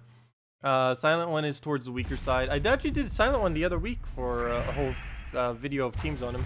But for the most part, if you are going to use Silent One, you either use it just as a pure disable with like a Mercy or an Alchemist or something. You can also use a Herdmaster with it if you want to get rid of its cleanse, or you're going to do it with no cleanse and do it with a humility behind it, with like an Alchemist defeated or something, and then one other troop that really is based a lot off of magic. Mana surge. Okay, Move that over. And then throw it down. Mana surge. Okay. So get our skulls. Hopefully extra turn. Critical Good. hit. And we'll take that one. That one. And no music. The sound of nothingness. We'll move that over. Oh, I could have gotten a brown. Yeah, the main problem with Silent One teams is they normally don't have enough damage. That generally happens a lot. Mana surge. Most people don't bother using it anymore because it's just way too slow. It used to be used a lot because it was a great disable, but now it's a subpar disable, and it just takes forever to win with because he doesn't have any board control, nor does he have any mana generation, doesn't have any damage, and it silences itself afterwards, which is a complete disable. They really should have reworked Pan's Veil some this patch, because there are quite a few troops in that kingdom that needs a bit of work. I'm curious what changes they may make to Adana next week too. I don't know for sure if they're going to adjust anything, but some of the mechs in there are a little bit towards the weaker side. It may be because it's the very first kingdom in the game, so or the second kingdom, sorry. So they don't want to make it maybe too overpowered. But it still has like weak things like Musketeer and just the Steam Turret and stuff like that. Musketeer they probably will keep as is though. I highly doubt they'll ever change that, even though it is very weak. It's kind of just iconic to the kingdom at this point.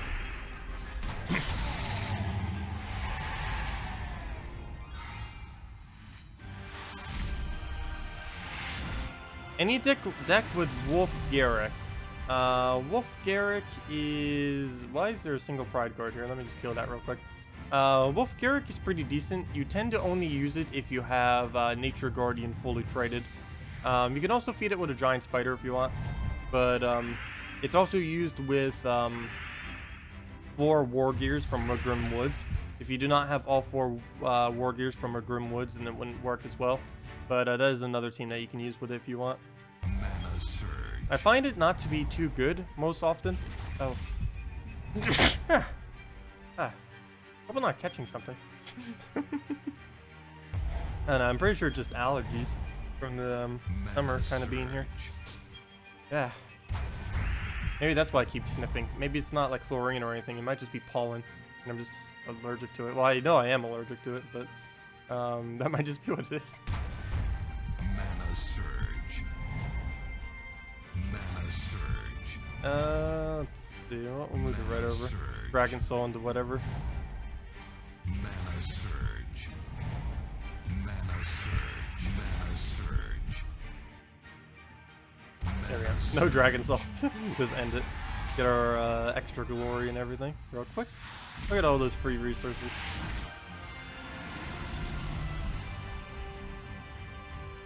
Hey, a Princess Espeth. Well, I guess I'll keep taking these if they're available. I can't really pass up a Revenge Rival. That's only a 1 troop. That's just way too easy. Oh, I still need to keep a team on reserve that can easily kill through these. I still don't have one of those. I've been meaning to make one, so I can kill these 1 troop battles really quick. I don't know why I haven't bothered doing it yet. Let's see. Like that, so we can just see cast off.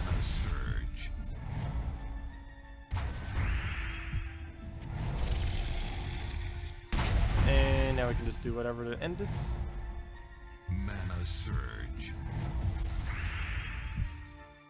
Mana surge. I was hoping for a double red into a skull. That would have been a lot of fun. Let's see. But all we need now is any mana for it. So it's not going to give me any mana now, is it? Okay. That's not good. I'll delay us slightly. Never mind. Or we'll just randomly pull a skull. That works too. Is it gonna give us another battle like that? That was like 2 or 3. Oh gosh, I was kidding. It's gosh, I need to just build a team to do these now. What do I write over? I don't even know what I should write over.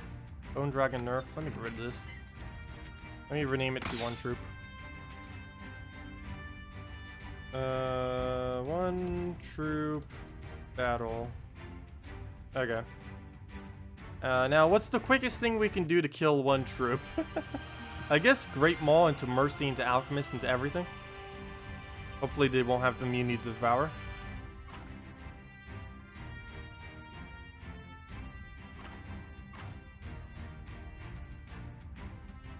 Alchemist, and what else can we put in here? I guess a double Mercy in case we need it.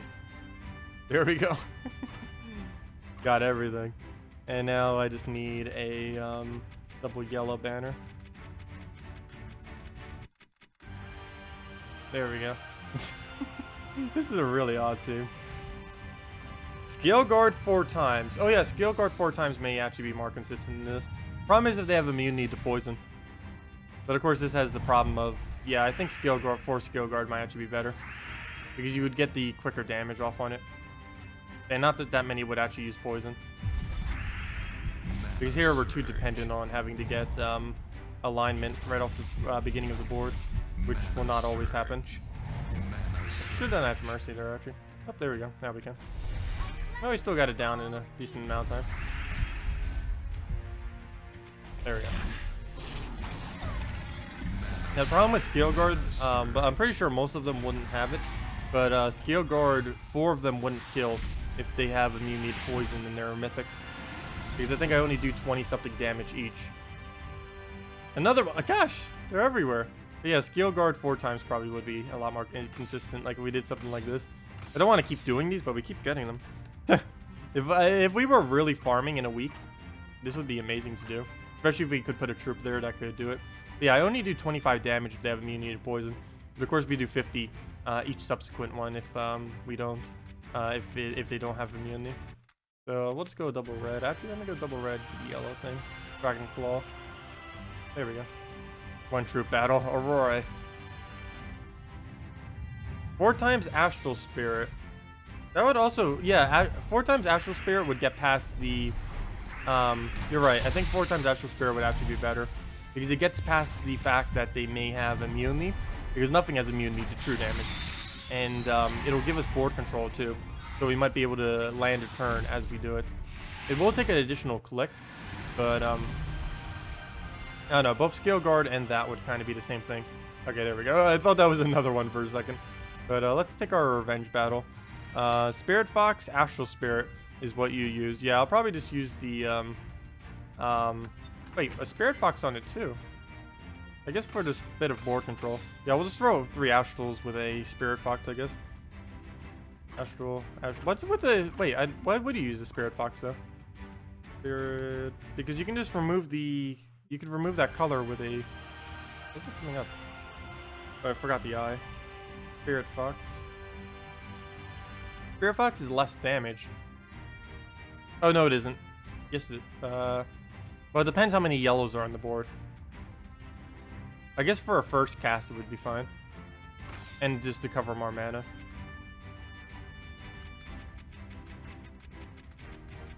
There. Oh, there's a banner that does more mana. Oh, but it has to minus our green though. Okay, so we'll just keep it as is. Standard green blue. I'll be fine. It's not like we're using. It's not even going to take any mana most likely. But there we go. Okay, so let's revenge battle this with a real team. Princess Espeth plus for Wayne would take a little bit too long. For Explorer it would be fine, but for one single troop it wouldn't be fast enough. It would take around well, as far as actual in-game time battle, it would take about 20 to 30 seconds to do it that way. These other ones can do it in about 10 seconds to 15. I don't know what I want to use against this. I'm starting to hate Humility. I don't hate it as much as Courage and some of the other ones, but I have been finding it to be pretty annoying as of recently. What should I throw at it? Justice Name? Sure. Use the Nyx a bit more. Because I'm pretty sure I'm not using the Nyx at all after this week, so might as well enjoy it while we have it for the week. I still don't know if I'm going to upgrade it to Mythic. Probably not. I feel like it would be a waste of glory. But, I'm probably going to never get any of these all the way fully upgraded until we come closer to, until we get closer to them doing 10-star kingdoms. Because once they start getting, like, once we start getting 9-star kingdoms, I'm probably going to start dumping all my glory to get every single troop that ever comes out up to Mythic. because at that point it'll be, of course, pretty close to them starting to do 10 stars, and pretty much every subsequent troop that comes at that point will need to have be fully upgraded. Though, now that I think about it, maybe I won't need to, because if they add a crafting system, which will be in way before they do 10-star kingdoms, the 5 blue star that is, because if they end up adding a crafting system, I'll most likely have way enough resources to be able to do everything with the crafting system. So maybe I actually don't need to worry about that. I keep saving my glory like in anticipation for that. But if they actually do add a crafting system, that probably will not be needed, assuming that you can craft any card. We still don't know what exactly will be of the crafting system though. So they might not even allow us to craft every card, who knows. It would make sense though. 1, 2, 3, 4, 5, 6, 7, 8, 9, 10, 11, 12, 13 on the dots. Okay, so we'll do that. Get another Queen Mab off, another Justice. Keep running off. Actually, I probably should Queen Mab there. Oh, we'll just kill them with skulls. Each one of them is one shot at this point. 1,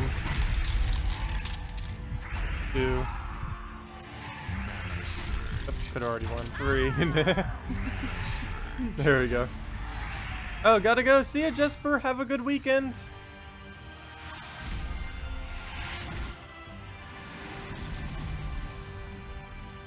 Oh yeah, let me go double check the redeem code. I said I was gonna do that earlier and then I completely forgot. Let me go do that real quick.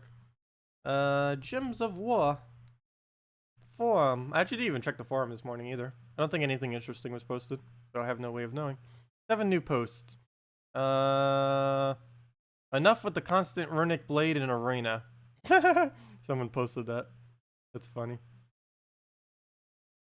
Runic blade domination in arena. I haven't even been using runic blade in arena when trying to do the attempts in it. Oh, there's actually a level there's a level 1000 something looking for a guild.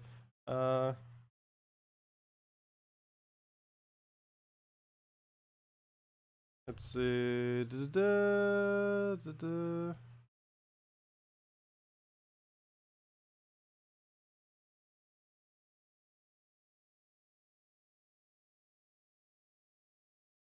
Let me try getting him real quick. Might as well. I'm pretty sure I already found one, but 300 trophies.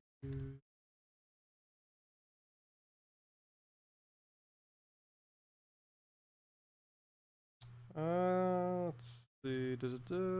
We're gonna brush trophies.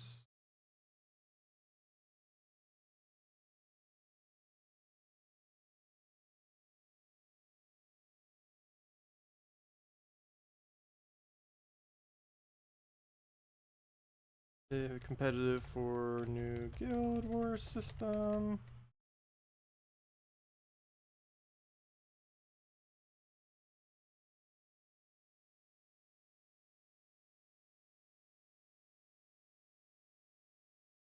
Okay. All is done. Okay. Nothing was interesting was posted on the forum, but let me go and double check the redeem code now that that is done. Double check to make sure that this does or does not work. Let's put it into the game code and let's see. Dun dun dun dun. Probably doesn't work, but might as well double check. See if they fixed it between yesterday and today. The answer is nope. Redeem code still dead. Or redeem code forever dead. No. I forgot to check what the other 5 new posts were. Nothing interesting. Let's see, what were all the unreads? Probably on all of the official newses, yeah. Like Guild Wars getting delayed and all the other ones. Wonder what people are saying. If your guild is still affected, please send a ticket to support and they will manually fix it for you. Oh yeah. They had a whole issue with the resets of guild yesterday. My guild is still in effect of that. There we go. Oh yeah, I still need a contact about that too. Because my amount of seals I have is still off by a lot. Because when it ended up doing a double reset for some guilds earlier this week, and as it did so, it Oops, let me move my tab over. As it did a double reset, it gave me all my seals that I would have already had. But the problem with that is I put it at a weird number of guild seals, and now it's gonna bother me forever. So I need them to either reduce my guild seals or increase it. Most likely reduce, but I need it to not be that number. It'll drive me crazy forever. Let's see. Because it needs to be at a nice even number that will go down to 0 whenever I open up all my keys. Okay. What do we throw down? What to throw down? I'm really scared of that Wraith. Where's my Behemoth team? Whatever happened to the Behemoth team I had here that would always counter out the Wraith's first lot? I don't have that set up anymore. Oh, there it is. Never mind. It's over this team right here. Behemoth, Dragon Soul, Traxxas, Salvini Mora. There we go. That's the team I was looking for. Oops, let me move this over. There we go. Any fast Explorer teams you can show? Yes. Valkyrie, Rowan, Double Siren, or Princess Espeth fully traded, Bombot, Black Manacles using Mechanist fully traded, with any brown troop in the last slot. But yeah, Valkyrie, Rowan, Double Siren's the easiest one to build. Double Siren being fully traded, that is. But you can actually get the trait stones this week for if you're on PC mobile. I can't actually show it at the moment though, because I need to make sure I keep my difficulty on Warlord 4. Otherwise, it's I'm doing something in Arena right now on Warlord 4 that we'll be doing at the end of the stream. And if I change my difficulty at all, it will not show it as Warlord 4 anymore. So unfortunately, I do have to. I can't really do anything in this stream other than PvP or PvP, the arena at the end, or maps. Those are like the only 3 things I can do. Because anything that uses difficulty, I can't do because it's going to show it on Warlord 4 difficulty.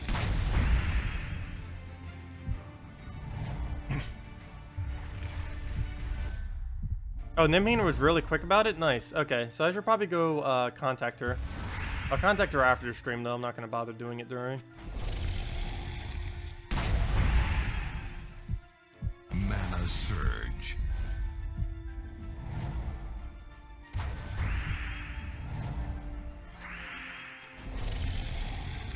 How do you get War and Peace? You get War and Peace from completing out the Adana Kingdom, and then you do the complete Kazale Kingdom, including the bonus quest line at the end.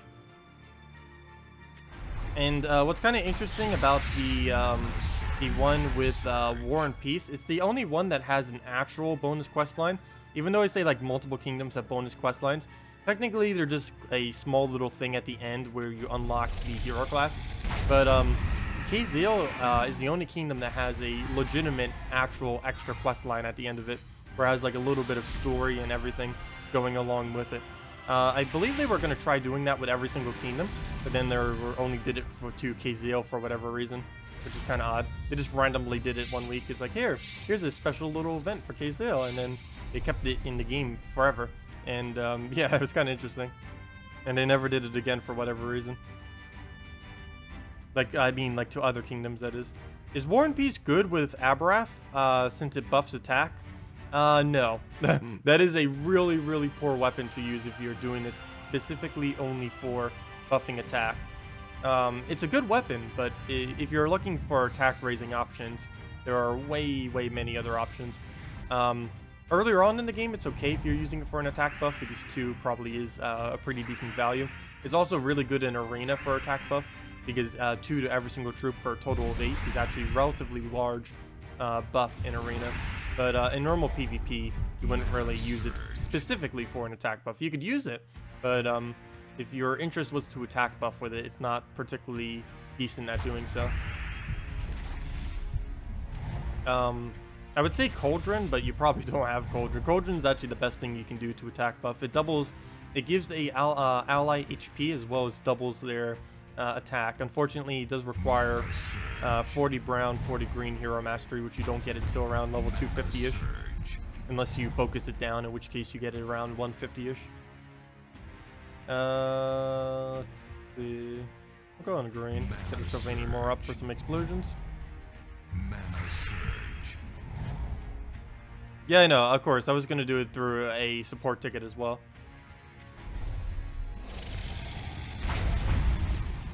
I wish there was a way to save all the fields in the support ticket, because a lot of them you have to keep retyping every time. I don't do it too often, but you have to spend like 1 or 2 minutes typing in like a bunch of useless information. Well, it's not useless. It helps them find your account, but it'd be cool if it all had an autofill. There's probably a way you could set up a program to do that for pages. I'm pretty sure it would take me longer to try setting that up though than how many times I would actually use it. Probably only doing it 100 times would be worth trying to do something like that. Well, we'll throw down Dragon Soul into anything in this map.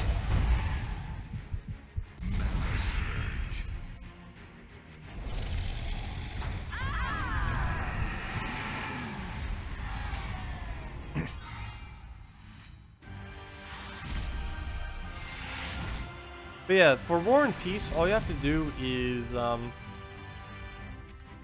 it's kind of one of those hidden things that people don't actually know about, because there's no way to actually find out about it until you actually just like randomly get there. But you complete out the Adana quest line, then you complete out the entirety of the quest, Keyzil quest line, and then after what would normally be the end of the quest line, there's an additional quest where you kind of go with Spark Grinder onto this evolved Gorgoltha thing, and then you eventually reach evolved Gorgoltha, and then you defeat evolved Gorgoltha, and then you get War and Peace. How do you get Anu Staff? I believe it's 35 blue mastery. There's actually a way that you can check them. If you go over to Hero, and you go... Oh, I don't know if you'll actually be able to see it this way. Oh no, I believe because I have every single weapon, I might not be able to show it. But normally if you go into Hero, and you click Show All, it'll of course bring up every single weapon that you don't have. But, yeah, it doesn't actually show it if you already have it. But on this page, when you click on this, it'll show a text over here that says like 35 blue mastery or whatever it is that it requires. It'll either say the amount of mastery it needs, or if it's an event weapon that you can only obtain during an event, like a bear totem, it'll say like event weapon or something over here in like a flavor text box. Like this box right here would say something like event weapon. It doesn't do it if you already have it. It just says the random hero text. But yeah, if you just click show all under your hero, go under hero, show all, and any of them that you don't have will, if you just click on the card, we'll have that in the box, the information about it. You can also look them all up at ashtender.com/gems, I think the website is, right? Yeah. And it has the whole weapon list. Actually, let me go get that up instead of just mentioning it. Yeah, it is ashtender.com/gems, but let me go to the exact page. Weapons as a table, and here they all are. And it tells you if it's mastery or event, and you can actually click on any of them and it shows you specifically. Actually, let me go to not as a table. This it's actually more organized when it's not as a table. So let me just click on weapons. There we go. Okay. And yeah, it is 35 blue mastery actually. So I was correct. And here's the link for it. It shows you all the weapons, when you get them and how you get them. And if it's an event weapon, it just says that it is an event weapon. Event weapons you normally can't obtain anymore. The only way you can kind of get them is from the shop as of currently. Hopefully they'll have alternative ways of getting them in the future. But as of this current moment, the only way to get some of the old event weapons is like whenever they sell them like this. Which is a little bit unfortunate. But it shows you what all the other mastery weapons is and everything like that. Yeah, check that link if you need to know anything about when you get weapons or how. Shows all of them. Actually, what does it say for War and Peace? I'm kind of curious, because a War and Peace is like the only thing of its type that is obtained the way it is. Let me go see. Because it says a class weapon reward for any of the class weapons. I want to see what she actually said for this. Oh, come on, this page is so long because there's so many weapons. It's amazing how many weapons there are. I think this page just said like there's 137, was it? This is all the way at the top. Let me go back to it in soon. Gosh, it takes so long because there's so many images that need to load, and it only loads some of them. And of course, War and Peace is all the way at the bottom because it's under W's. War and Peace, War and Peace, War and Peace, War and Peace. Available from bundles and special events only. Oh, why did it say that text? That's not true. It's from the quest line. Okay. Yeah, 151 weapons. Interesting. I did not realize there was that many weapons. I thought it was more like 120. That is a lot of weapons. Plus another 3 are coming on next Monday. Or not, sorry, not next Monday. The Monday after next Monday. Sorry about that. The 17th. The 3 new classes are coming. Anusceptor is actually really, really, really bad. It is a extremely dated weapon from when the game first started. But it basically does what Tyri does, except it doesn't gain a map, it costs 1 mana more, and it can't be aimed at its own color of blue. So it's basically a weaker version of Tyri, and Tyri already isn't excessively good. Anusceptor back in the day used to be okay, but yeah, as of currently, especially in the state that Tyri is in, it's basically useless. You're better off just using Tyri if you want to use Anusceptor. Of course, she's not blue, but she's more effective than Anusceptor.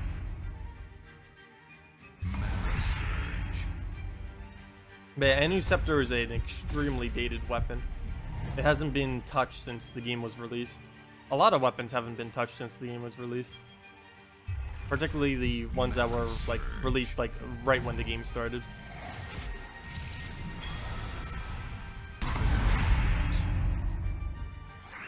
They are reworking weapons in some way in the future, probably heroes in general, but in their current state, they're kind of out of whack completely, as far as out of balance.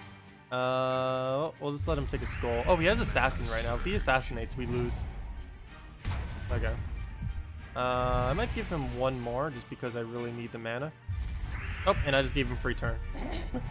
Fail. Okay, well at least he didn't get the assassin. As long as we can get a Dragon Soul cast off, we're actually fine. Even though it looks like we're about to lose. Though we could actually lose. Mana surge. Definitely possible. Mana surge. Okay, so we'll just come over here, get our mana that we need, Dragon Soul, go from there. Mana surge. Okay, good. I didn't give him a skull. That would have been really annoying if I just randomly gave him one.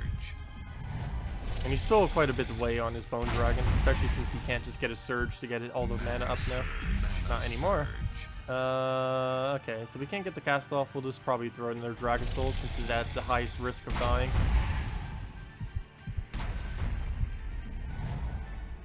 Mana surge. Alright, throw that down, get our Tremor. Get our Dragon Soul. The Dragon Soul hanging on there. Almost died. And now it's just going to win the entire game at this point. Oh, did I see your last message? What do you say? Mythic Dragon may still change a few times before he is released. Oh, did they decide to change him again? Interesting. The reason we changed Elam Grim was because he was doing too much stuff. And Rafe doesn't? There's a lot of troops that do too much stuff. Dryad does too much stuff too. But it does too much stuff in a way that's not overpowered. You can still have a troop do a lot of things and not make it overpowered. He could AoE burn, AoE damage, and create gems boosted by burning. That wasn't too many things. Come on, make it overpowered. So he would always be getting the boost from burning. Plus the gems he created could power himself back up. We want players to build a team around him to help him, and he was too much. We already know what's going to be built with it. It's just going to be Dragon Soul Christinex, regardless of what happens with it. He was too much of a one dragon army. We are like Dragon Soul. We are still working on his design and balance, so they may change a few times before he releases. Okay, so yeah, I don't think he's coming for. Does anyone recall the exact date he was coming for? I'm not going to bother looking it up right now, but we could. But I don't believe he's coming till... is he 1 mythic or 2 mythics away? Because obviously we just got a mythic yesterday. Be kind of interesting when he does come out. Because he will, of course, be the only mythic dragon. Or pretty much every... Yeah, he'd be the only mythic dragon. He's a daemon too, which is both good and bad. It's good because we'll be able to use him in daemon synergies, but it's bad because Guard's Avatar will tear it apart. As well as other daemon-related counters. Because currently he'll be the only daemon dragon then, which is going to be a bit annoying. Because there are a lot of weird things that could counter it because he's a daemon. Him being a daemon in most within the context of dragon teams, will actually make him weaker, not stronger. In the context of Daemon related teams, would make him insane though. He's coming in May, so that is the next mythic then. Yeah, so he's the next mythic that's coming then. Even though we just got one today, the next mythic then. Whoa, now we know. Next mythic is the mythic dragon, and they're still rebalancing it.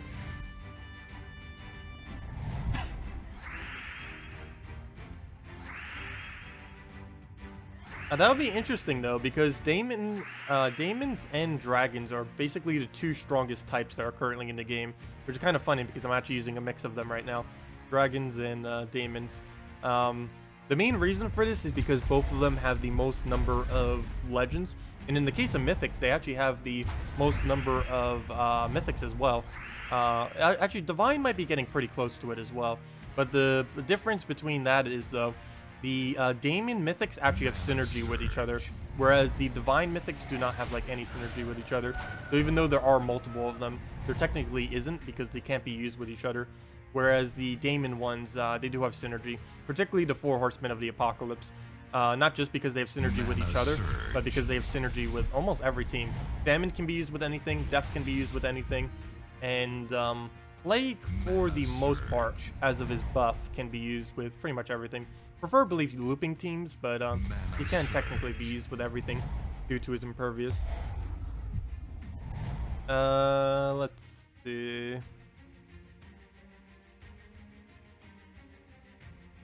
What's going blue? Oh, we didn't even get to surge. You're fine with being able to summon Oh! Yeah, being able to summon him with a Daemonomicon would actually be pretty cool. The problem is the chance of doing so would be nearly impossible. It's one out of every Daemon in the game. You have the same chance of summoning him as you have like a Evolved Gorgoltha or something. I still find it really funny that you can summon him. I still haven't gotten it yet, but I have heard people still reporting that they have been. So I kind of wish I would. I just normally don't use Daemon summon teams. There aren't too many really viable Daemon summon teams. I think the only really decent one is with Void Portal. Daemonomicon, the problem I hate with that is the only thing it does is summon a Daemon. It doesn't have any additional effect on top of it. Mana surge.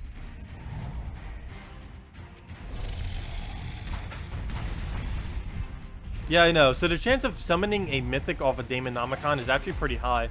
I believe it's a it's around a 10 to 15% chance, somewhere around there. We'd have to count every Daemon in the game to know for sure. Actually, we can do that pretty easily if we use Ash Tender. Let me go back to Ash Tender. There's a really easy way to test it. We can see how many of the rarity it is and then just divide it. Okay, so let's go to the troops as a table and just type in Daemon as the search option. Type Daemon. Oops, not what I meant to do. Daemon. And there are 30 Daemons. Oh, really? Only 30? Oh, there's more than that. And how many of them are mythic? 1, 2, 3, 4, 5 mythics. Oh! So, as of this current moment, wow. Interesting. So that means there is a 1 in 6 chance that a Daemonomicon, or anything that summons a Daemon, will summon a mythic. And there's a 50% chance, pretty much, actually I don't have the exact count on it, but there's approximately a 50% chance that the summon from a Daemonomicon will be a legendary or higher rarity. Let's see, there's 1, 2, 3, 4, 5, 6, 7, 8, 9, 10. Exactly, actually. There's exactly a 50% chance right now that a Daemonomicon or anything that summons a Daemon will be of legendary or higher quality. So that's pretty high. That is actually ridiculously high. Half the Daemons are legend or higher. That is insane. 2/6 of them are legends, 1/6 of them are mythics. Hello, Corin. I'm kind of curious what it is for dragons then. I'm really curious. Is dragons also 50% or higher? Let me go type that in. The dragon rarity sort. Let's see. Oh, there's only 25 dragons. I didn't realize there's more Daemons than dragons. 1, 2, 3, 4, 5, 6, 7, 8. Oops, I'm doing it in a way that I can't really count it that well. 1, 2, 3, 4, 5, 6, 7, 8, 9, 10. Oh, there's exactly as many legendary dragons as there are legendary daemons. And there's 10 legendary dragons, which is actually a little bit less than 50% then. So that would explain why our baby dragon wasn't doing it. Around like 45-ish. I'm not going to do the exact math on it right now, but somewhere around that general point. Does that mean Daemonomicon is overpowered for Arena? Yes and no. You basically never lose with Daemonomicon. The problem with Daemonomicon in Arena is it's relatively slow. Runic Blade is way better than it. It's a really safe weapon to use in Arena because you basically never lose, at least on lower rarities anyways. But, or lower difficulties, I mean, not lower rarities. But, it's just a little bit slow because it costs 16 mana now. I believe they've increased the mana quite a bit. It's 16 or 14 now, I forget which. I think 16. And that's a lot of mana to have to accumulate in Arena, especially compared to just Runic Blade where you can do 12 mana or Devastating Blow that can increase your stats by 10 to each. And you do have to keep in mind that even though they're coming in as legends, they're still limited quite a bit in their stats since they are reduced down to level 15 because it's Arena. And most legends don't gain most of their stats until they reach level 16 to 20 is where a good majority of their stats come in. So they're relatively similar to like the ultra rares that you draft in Arena, except they have legendary abilities, you know, stronger abilities. I don't know why I keep using this. I guess I'm using this because I'm hating all of the stats effects.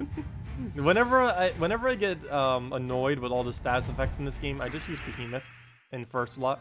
Behemoth is the currently still, and pretty much always has been, since they added it, the best impervious to really use because it has damage, it has slight board manipulation, and he's just really, really tanky. Let's see. Well, we'll take purple. Mana surge.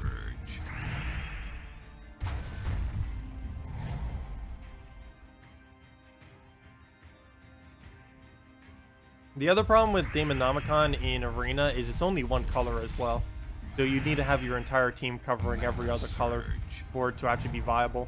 And normally you tend to draft a purple troop in Arena, mainly because purple and red tend to have the highest damage output of any troops. And since you're drafting them, you'll likely pick at least one of them up, which would mean you won't need your hero weapon to cover the color. It's also why Runic Blade gets used a lot, other than the fact that it's Runic Blade and it has so much damage these days. But the other reason Runic Blade gets used quite a bit in Arena is green and yellow colors, particularly yellow, doesn't get drafted as much in Arena because yellow tends to be support troops and healing troops. And in Arena, you don't need that as much. You do need it some, particularly if they have like an HP heal, but you don't really need support troops that much in Arena. You mainly need board control and damage are the main two things you should be drafting. Anything that does support, if you don't end up getting a damage source to be able to support it enough, it's just going to be way, way too slow of a battle. Good morning, H82. Welcome. Good afternoon, morning, evening, night to everyone. Haha, nice. Cover all the bases. What if we exist separate from time, though? Mana surge. Mana surge. Then none of them apply. Mana surge. Okay, let's Dragon Soul into... Actually, we don't need Dragon Soul. Let's Behemoth into maybe even the win if it does something weird. Oh, wait, that was a bad idea. I forgot he has like 0 magic because of the double famine. 3 magic, or 0 magic, 3 damage. Okay, so we'll throw this down. I could have probably won with that the previous turn. I forgot about the boost ratio.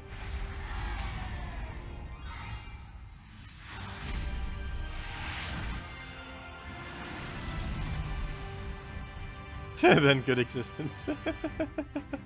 Whoa, what on earth? Why are you using a frozen sigil? These actually used to be really, really weak. Back in the day, frozen sigils didn't even boost off of magic. Like this used to only do 6 damage. Plus the 3-to-1 ratio off of reds. Because they thought the boost ratio... This was back when they thought like a small boost ratio would be overpowered. Back when there was like a billion other things that were way overpowered. Yet this thing was so weak. But eventually they scaled it up. But this fucking is still ridiculously weak. I don't know why someone's using it right now. I guess because there's not too many good priest class weapons. Because he's using a priest class right now. Not something I normally see. Priest class was a little popular when classes first came out, but then people kind of just stopped using it. It's still an okay class, but not with the way that it's being used right now. It's still one of the better ways to counter out true damage as of currently. So maybe she's just facing a lot of true damage teams and she's getting frustrated with them, so she does that. But the only really good thing it does is ear link. Any class that has a link is super powerful. And it has Divine Aura as its unique thing, which heals all allies for 2 points every turn. And heal, of course, does not increase their amount of HP. It just brings them closer to their max. So if we do like 2 true damage to him, he'll gain it right back. Though we do not have true damage, so we don't need to worry.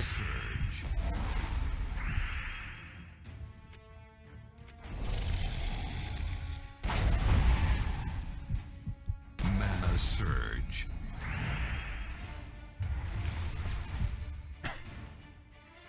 Mana Surge. But like right here, you can see. We'll move it down to 27. Now we'll go back to 29. Never mind. Never mind. Killed it too quick. We'll show it on one of the other ones. It's an ability that I don't think many people have actually seen because I don't bother really using it. I used to a little bit. There it is. 43. He'll go to 45. Mana Surge. There we go. But it doesn't do anything if they're at max HP. Mana Surge. Mana Surge. I love that we can get the Entangle through the next one. Oh, I was hoping for a skull. Had a couple chances there, but he'll take one, we'll take one. Actually, we already won off Behemoth. And that's match. There we go. Mana Surge. Jazzlin. Yeah, we still got a lot more seals to farm. I might need to keep looking out for any of them that are doing a one troop. Because I should be going for a lot of the one troops because of the random reset that happened midweek. I need to make sure my seals are at max. Why does Knight Coronet not even have armored or other damage reduction? He does. He has stone skin. He has stone skin. This guy. Oh, actually, I don't know why I just typed in stone skin to try to find him. Knight Coronet. Wait. Oh, come on. I'm misspelling everything. Knight C. He has reduction. Last trait. Stone skin. Reduce damage from skulls by 50%. You need to have him fully traded to actually get it, though. Yeah, he has stone skin. He's actually the best tank that you can really get early on in the game. Knight Coronet and Lava Elemental are two really, really good troops to get early on. Actually, let me go type in stone skin again. Anything with stone skin. Oh, come on, what am I spelling wrong? Oh, it's one word. That's why it's not coming up. Keep forgetting. It's not stone skin. It's stone skin as in one word. But Knight Coronet and Lava Elemental. Two insanely good troops to have when you're first starting off, if you can get them fully traded.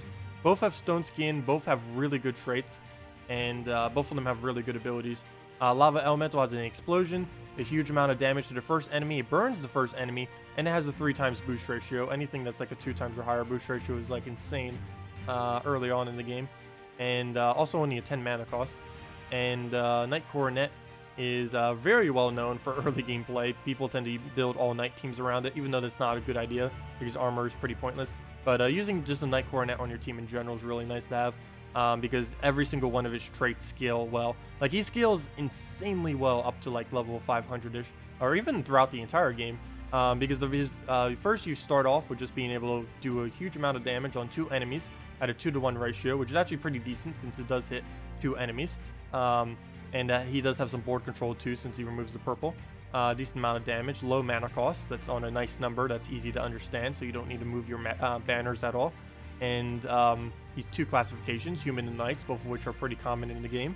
And he has leader, which helps him scale up. Really easy first trait. First trait's always easy on all the troops.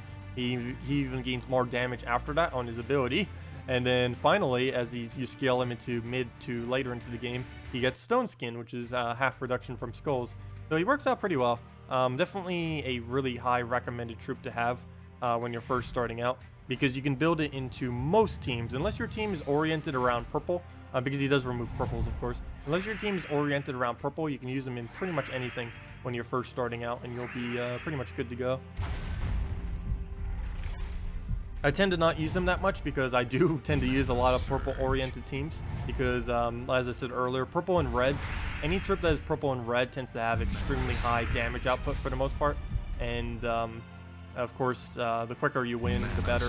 So that's why I tend to do purple and red-oriented teams, so I don't tend to use Night Coronet too much, but when you're first starting out, it's really nice.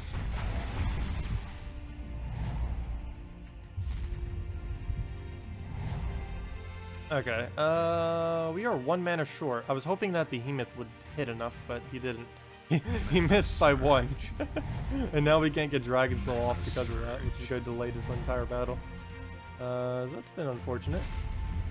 I can hit it off of Behemoth again, but going to delay us a bit. There we go. Finally. I have to waste a whole turn just to get 1 mana on it.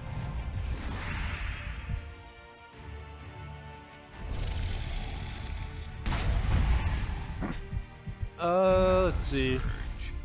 Oh, what is Knight class? Never mind. I thought you said Knight Coronet. Sorry. Why does Knight class? I have no clue. Knight class is extremely weak. I don't know why they made it so weak.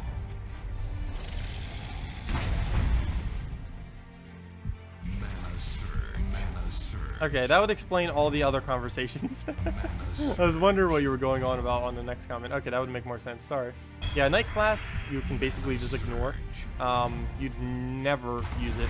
The only one instance you may use it is if you're trying to make an all-night team out of Sword's Edge while trying to cover every color.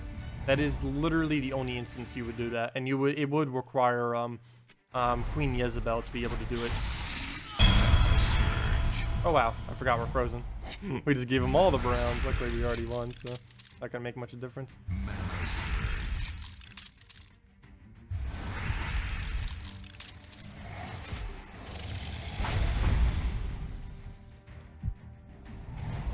Yeah, we still don't have confirmation if they will or will not be rebalancing hero classes on the 17th. They said that we do have confirmation that they're adding 3 new hero classes, but they haven't said if they're going to rebalance existing ones. I wish they would. There's a few that need rebalancing. Knight class for sure. Actually, let me go through all of them real quick. I said I was going to do this yesterday too, and I didn't bother doing it. But let me just go through every hero class. Archer, ridiculously strong to use as a troop.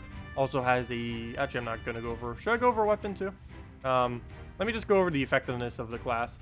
Might as well go over every single one real quick. But yeah. I'll mainly just go over the traits and like the perks, I guess. I guess we can go over all. I don't know. If I go over absolutely everything, that would take forever. But yeah, Archer, really nice to have. The instant kill and the fast trait, really nice. I can also get magic and stuff used for green, so it's actually the best thing you can use for green. Assassin is the best that you can use for red, also has really good traits. It has the 10% chance to instantly kill last troop, which is insanely powerful. Knight is one of the weakest classes. It can only gain defensive, doesn't have any offensive. Actually, I believe it's the only class that has 0 offensive perks, which is really annoying. And none of his traits are good. Literally none of them. It's never ever spend any traits. Don't even put any souls into it. Mechanist is slightly towards the weaker side, though. There are a lot of really strong combos it is used for. One other thing that's commonly used for is it's currently the only class that has immunity to frozen. So people tend to use this a lot to counter Queen Mab as well.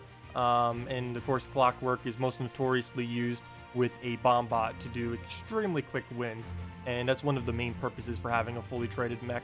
Not too many other purposes though, as they add more mechs to Adana and rebalance Adana. They might actually be rebalancing Adana some this Monday, so mech might actually be stronger then. Actually, I'll probably be keeping my class as mech because we'll be using it most of next week since it is an Adana week, and Adana of course is mech city with a bunch of humans as well. As far as the Necro class, this is most notorious as the class that you only get 250 wins on and then get Creeping Death. There's really no point in leveling this class or getting the perks because they are pretty weak. The only thing this class does is give you the strongest weapon in the game. But as far as the class itself, don't bother leveling it. and traits are pretty abysmal as well. You can farm some souls off it, but it's not worth it for how many trait stones it costs. You're better off just with a dragon soul or any other, really anything like a Valkyrie or whatever's. Orb Weaver, one of the more underused classes. It's okay. It's most notorious for being very annoying because it has a 50% chance whenever it takes a HP damage to summon a giant spider. And if this thing gets poisoned, it has a 50% chance, or 50% of 50% chance that it will summon a giant spider every single turn. So that can be very, very, very annoying. Priest class, you saw it the other battle. It's one of the other kind of underused ones. It's mainly used to be combined with divines, particularly White Helm Divine, since it is a White Helm based troop. Under here you can see White Helm. It's not really used. It's mainly only used to counter true damage, and that's about it. It also has a useless weapon. Oh, that reminds me, Orb Weaver has a good weapon. Yeah, Sorcerer. This is one, of course, that you get the Monocon from. It is arguably one of the stronger. Archer, Assassin, and Sorcerer are the three strongest. Assassin is for skull damage, Archer is for well balanced, and Sorcerer is for the best cast damage. The main reason for this is Magic Link, which makes it get a quicker cast, and it has Dark Channel, which is a 50% chance every turn to gain 1 magic, which over time is a huge, huge, huge amount of magic for any troop to have, or for your hero, I should say. So, yeah, it is really, really good. Most people consider this to be the strongest class. I do prefer using Archer, or actually mainly just Archer, mainly because it's more well-rounded. But this with Creeping Death is absolutely insane how powerful it is. One of the strongest hero combos that currently exist. Warden doesn't even exist. It is similar in the as to the Knight class and how useless it is. Useless perks, useless traits, and well, actually I shouldn't say useless perks. It does have Beast, which can be used with the Nature Guardian. It also has the extra magic, but it has completely useless traits. Weapon is also pretty abysmal. And the Warlock is the one you start out with. It is better to go with Assassin, but if you don't have Assassin, of course, you can just stick with the Warlock. Weapon is pretty useless. A lot of newer players tend to use this weapon. Don't. It is a really, really bad weapon. But as far as using this class, don't bother trading it. You can level it because it is the first class you get, so it is nice to have at least one class leveled, but isn't really something you excessively use. It's kind of just there, and it eventually falls off once you get like Assassin or other classes. Good morning. Have I tried Arena yet? No, I'm not doing Arena until the end of the stream, probably in about 3 hours or so. I'll do the rest of our Arena run that we did yesterday. I don't know how much further we'll get. We could lose within like 5 minutes again, or we could have another hour battle. Really just depends what happens. We could try redrafting again if we do end up losing, trying to see what happens. Because we didn't get the perfect draft in Arena, but I don't know. We'll see what happens. I probably won't be doing a stream tomorrow. Actually, I can confirm right now I won't be doing a stream tomorrow. But I'll probably still be able to get a video out though. But we will be doing it at the end of the stream, so you haven't missed it yet. You have not missed it yet. Yeah, Warlord 4 challenges. It's definitely a lot of fun because it's you can't do a battle that's harder than that. Warlord 4 Arena is the hardest possible battle you can do. And we won one, but we're still a long ways from being able to win the entire thing. And I highly doubt the team we have right now will be able to do it that we drafted. The main issue that it has is if they hero first lot, which has happened every single time so far, we will just lose. Because, well, actually we won the first one with hero first lot, but generally we will lose simply because on Warlord 4 in Arena, hero has this too ridiculously high of stats. We could try doing an Entangle Drain related team to see if we can try to win that way. See if we could get a Cockatrice drop again on rare and kind of go from there. Because on ultra rare, whatever it was on. Because I did end up picking on my draft. I did end up picking Dragonian Monk instead, mainly because I thought we'd need to shield more, which we do. Because of course a shield will negate all damage, which is very, very useful. Because that can just nullify anything we'll ever take. So we'll just move that down. Are there any good beast tanks? Black Beast. Black Beast is about the only beast tank. Wolf Garrick is also used as a beast tank, even though it has slightly lower durability, but it gets impervious as one of its traits. So because of that, it tends to be used as a tank. Surprisingly, there aren't that many there aren't that many beast tanks. Those are really the only two, Black Beast and Wolf Garrick, and Wolf Garrick's a mythic, so that only really leaves Black Beast. There aren't really that many good beasts in general to really use. Armored Boar, when you're first starting out, if you randomly get an Armored Boar, he's fine, but he falls off pretty quick. Boar Rider isn't bad, but he's not really a tank. Bunny Nog has high attack, but it's not a tank. Fenrir gets extra bonus, but it's not a tank. Dire Wolf, it seems a bit odd, but Dire Wolf is actually slightly a tank because it has Agile. Dire Wolf isn't that bad of a beast to use first slot if you do need a beast first slot. Farce Guardian, I wouldn't advise using in first slot, but technically you could tank with it because it does barrier. Though if you're using a whole team of beasts, then you might as well just use him further back though, because he can barrier any beast, not just himself. Sybaris can be used as a tank if it gets a Devour. Normally you don't use a first slot though unless you're using multiple in a team of Sybarises. Like if you're using 2 Sybarises, then you would use it in first slot. But if you're only using 1, you tend to not use it in the first slot. Lion Prince, I guess you could use it as a front line, because it does have knockout and it does have armored. Normally you use it more for his ability than his traits though. Yeah, there's really not any. I guess Rock. Sacred Guardian you tend to use more of a back tank than a front tank. But I guess if you're doing, I don't know, it depends on the team you're building, you could kind of use that as a tank. Serpent very occasionally could be because of Agile. Actually probably not Sand Cobra. It is way too weak of ability to even be useful, even though it does have Agile. And that's about it for the tanks then. If you would even call that tanks. Oh, never mind, there is one more. Well, of course, Wolf Garrick, as I mentioned earlier. But there's also Werewolf. I forgot about that. Technically, this isn't just a beast. This is a beast, a monster, and technically a human, too, because it transforms into a human. Actually, I think he transforms into a human monster, the villager. But Werewolf's actually a pretty good tank, because you can keep transforming and never dying, which is kind of nice, unless you get skull spammed. Winter Wolf is normally used first slot, but he's not actually a tank. And that's about it. Not that many beast tanks. That basically leaves 3. Black Beast. I guess Giant Spider can kind of tank too, but not in first slot. It keeps creating new tanks in first slot with the little spiders. But that basically just leaves Werewolf, Black Beast, and Wolf Garrick as like the only 3 beast tanks that you can use. Yeah, Lion Prince kind of. Normally you use Lion Prince in second slot as a damager. You don't tend to use it in first slot.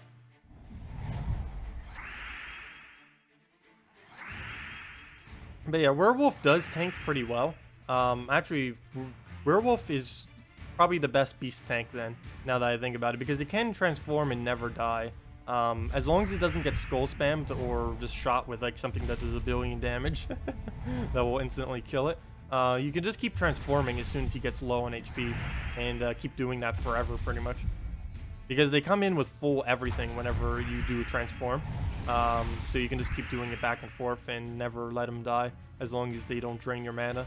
And that's pretty easy too, because of the banner that the villager, or not the banner, the traits that the villager has. He actually has Stealthy as one of his traits. So if they have a targeted drain, they can't even try draining your villager's mana. So it works out pretty nice. Unfortunately, the Werewolf does not have Stealthy. It has Agile instead, which will help a bit against Skulls. And normally you tend to just do that whenever you transform. If you need to counter out Skulls, you keep it as a Werewolf for a little while. But if you need to copy, or if you need to counter out like drains and targeted abilities, you'll want to switch over to the villager as soon as possible, and then just keep doing that. You can keep still switching even if you need to counter out one of the specific ones, but you'll want to make sure that you'll have the mana up quickly to be able to switch back to the one where you need the proper disable. It's a really interesting made troop. I think Nimhane came up with the concept for it, if I'm not mistaken, and she did a really good job on it. I really like the troop concept. I wish they would do more troops like that, where it's kind of like 2 different style of troops. Werewolf's like the offensive, skull-related style that's protective against skulls and offensive against it, and the villagers kind of counter to targeted spells. So it's really cool because it's like 2 different troops in one that both have a different use.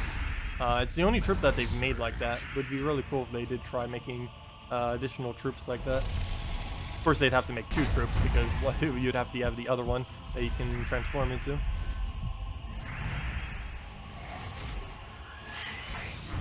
Oh, there goes one. Speaking of one-shots, actually that wasn't a one-shot. Well, technically, they already had plenty of damage on it. So, okay, well, let's get Dragon Soul up. We're actually somewhat losing here. How did we lose our behemoth so quick?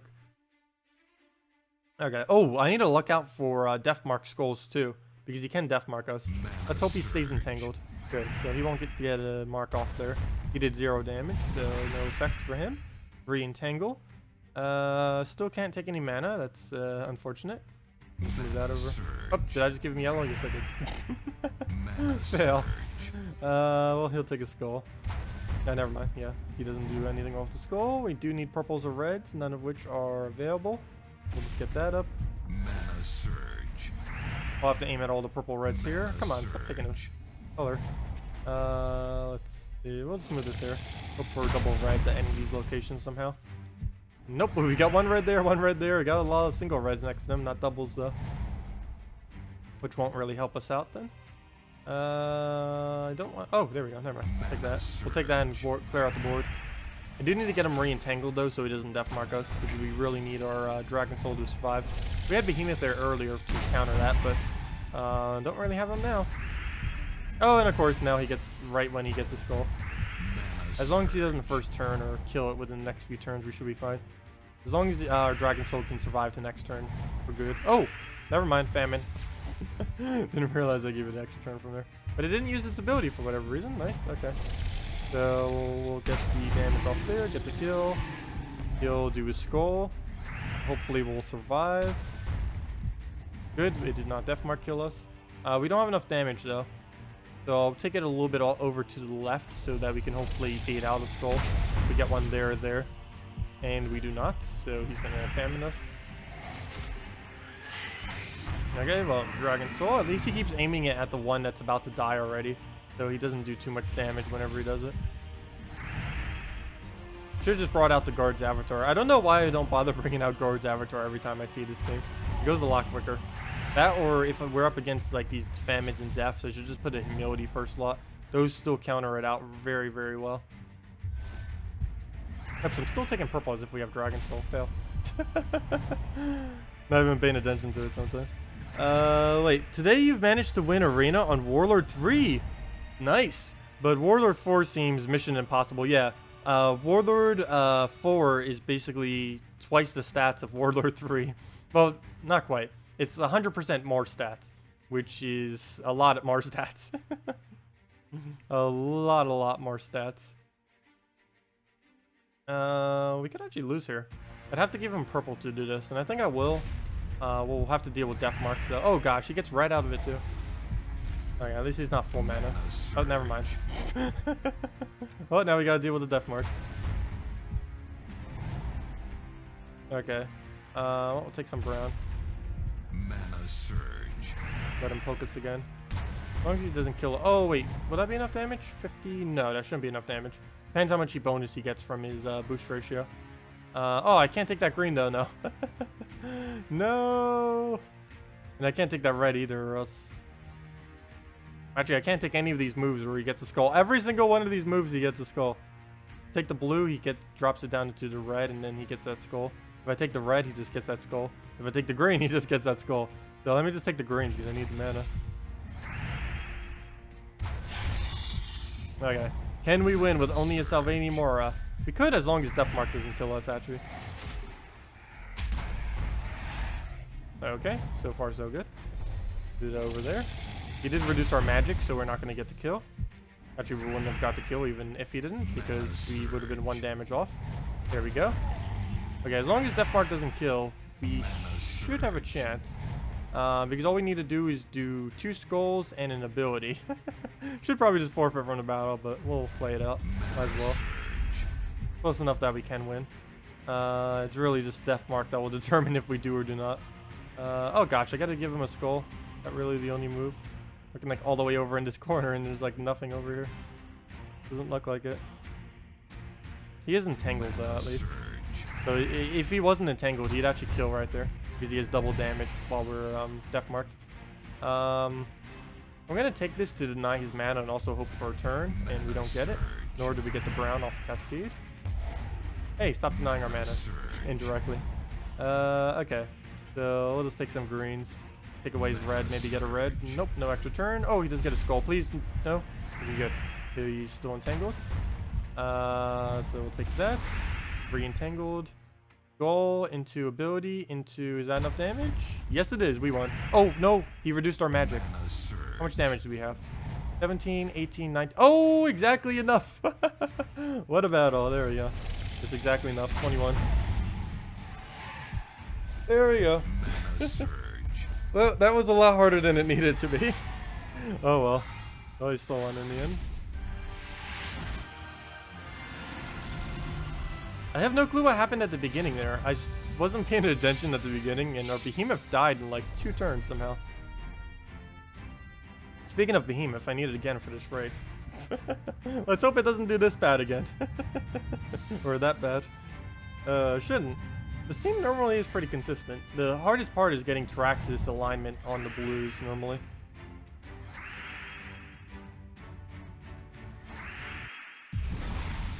Also, whenever you don't get Dragon Soul's mana is also pretty annoying, like right now.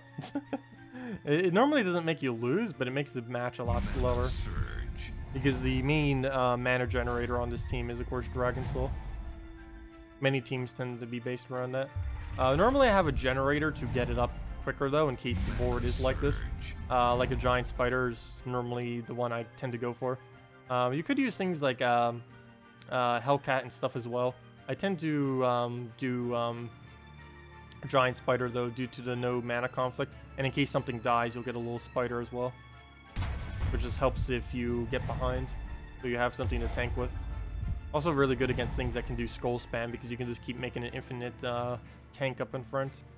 Gosh, well, we'll go for a green here. Go in the red and then something else. We'll get a bone dragon off. What to do? Just go for blue. Slow down behemoth. Go from there. What's the lowest mana cost summoner, cheaper than spider, that you can use to quickly summon food for black teas? How good the summon is doesn't matter, since you'll be eating it with black teas. I believe the cheapest summon is, let's see, 11 is the cheapest I can think of at the moment, which they actually just buffed into, and it's something I forgot to mention earlier, even though I kept saying how bad he was. But he might actually be the cheapest summon, and that is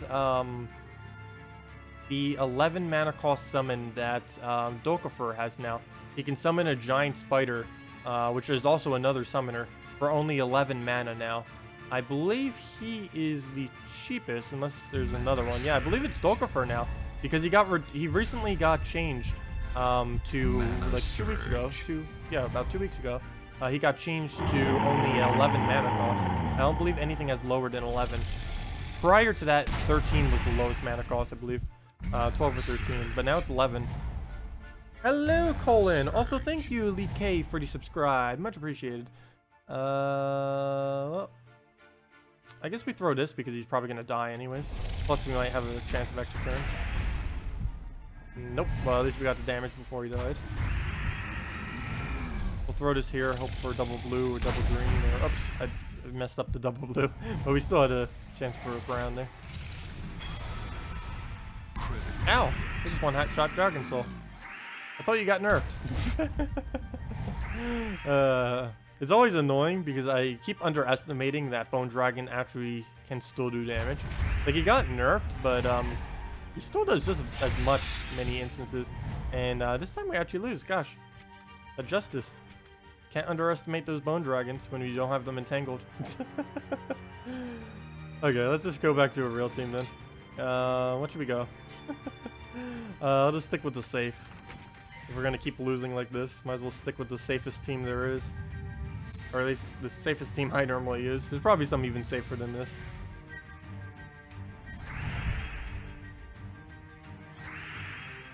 Problem is most of them would probably look too slow. Okay, so we have Gorgolf up front. He's just going to be tanking like crazy. Whenever we can't take mana, we can just go into Gorgoltha or the Dragon Soul or Pristine X, really any of them. The only annoying part is Corvash can actually counter us slightly because we're focused on taking mana up the front. If there's no Dragon Soul mana, we can't take anything that's behind the Corvash's aim. But we still have options like that if we can get the reds and purples. And we can just throw down a Gorgoltha. I want to try getting the Famine up quickly so we can make sure he doesn't get a drain off on us. There we go. And now we're good to go. So he'll get that. We'll just throw that down at his Famine because I don't want that to do anything. And I'll do most of the damage. We'll kill him out with AoE so we don't need to worry about anything. Get rid of the yellows, I guess. Actually, I shouldn't have aimed at that. He doesn't even use yellow anymore, while we still do. There we go. Treasure map. Okay, you'll get a poke. Dragon Soul back. Oh, Dragon Egg is the lowest at 10. You're right. Dolkifer in most instances would still get up in the same time though. And you'd probably want to kill a Dolkifer summon instead. Because the problem with... Oh, wait, never mind. Dragon Egg does have... Never mind. I forgot. Dragon Egg is 0 attack, but his summon does not. Yeah, you're right. Dragon Egg does have lowest. And he does summon something that has attack. So, yeah, I guess Dragon Egg would be fine. Forgot about that. Wouldn't really think of, like, devouring a little baby dragon, though. Poor thing. We already killed enough of them yesterday. You don't need to devour them with a black beast. I think we... Did anyone get the exact count? I think someone said it was 34 baby dragons we killed in one battle yesterday. Poor baby dragon. That was the longest battle I've ever done. 1 hour and 43 minutes, I think, was the final time that it came out to. Oh, we have a one battle here. I made a team specifically for this moment. Yeah, I really do need to start doing these one battles, particularly this week because of the double reset that randomly happened to my guild and many others. Because we need it for the... Oh, I can't do Empowered early! Oh, this team's actually slower. I forgot. She can't do Empowered early. Okay, I might just stick with Scale Guard then. I forgot. Oh, wait, never mind. That's what the Spirit Fox is for. Oh, that's why she put a Spirit Fox in the team. That makes a lot more sense. That's what the Spirit Fox is for. Okay, that makes sense. I was wondering what the Spirit Fox is for. It's because of Empowered Early glitch. You can't trigger it on... actually, I'll show it right now. Let me repick until we get an easy battle. There we go. Oh, come on. That's not right. There we go. That's why there's a Spirit Fox in this team. It's not for any other reason, but for to use Empowered Early glitch. Oh, it needs to be in first slot. Oops, I need Spirit Fox needs to be in first slot on this team. But the reason for this is for Empowered Early. Oh gosh, that's not actually going to be shown because it's all the way in last slot. Okay, so that's what we need to do. We need to put Spirit Fox in first slot to break Empowered Early because we can't do it with we can do the initial ability of it, but we can't target the board until all of the animations are finished. But with Spirit Fox and many other Empowered, you can actually break through that early. So yeah, Spirit Fox needs to be in first slot. Let me go fix that for when we do this again. Forgot about that. Alright, let me readjust this. Another one? Nope. Let me repick until we find another, just randomly. Normally I wouldn't bother trying to repick these, but I just want to test this just to make sure. I'm pretty sure it'll work, but come on. Don't waste all my gems on a useless battle. There we go. Nope. Ah, gosh, it's that guy again. Come on.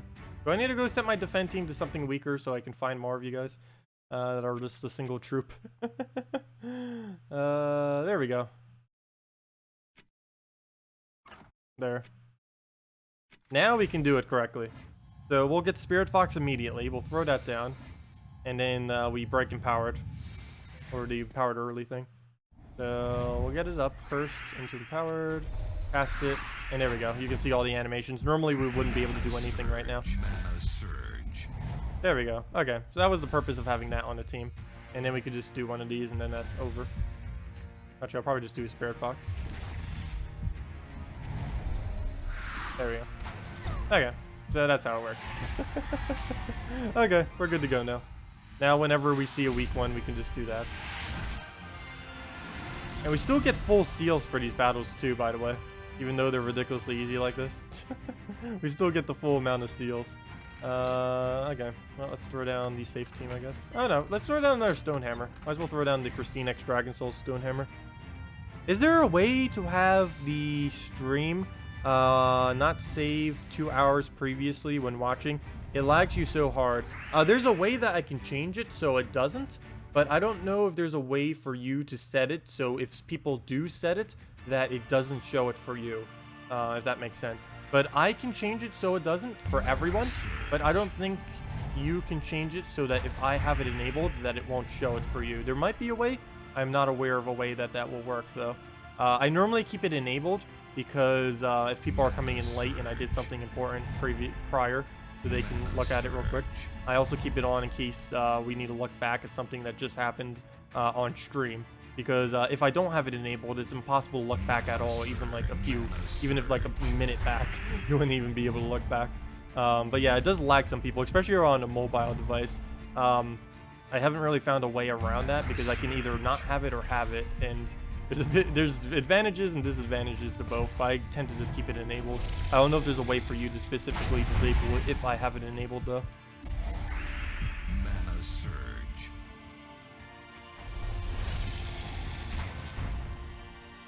Mana surge.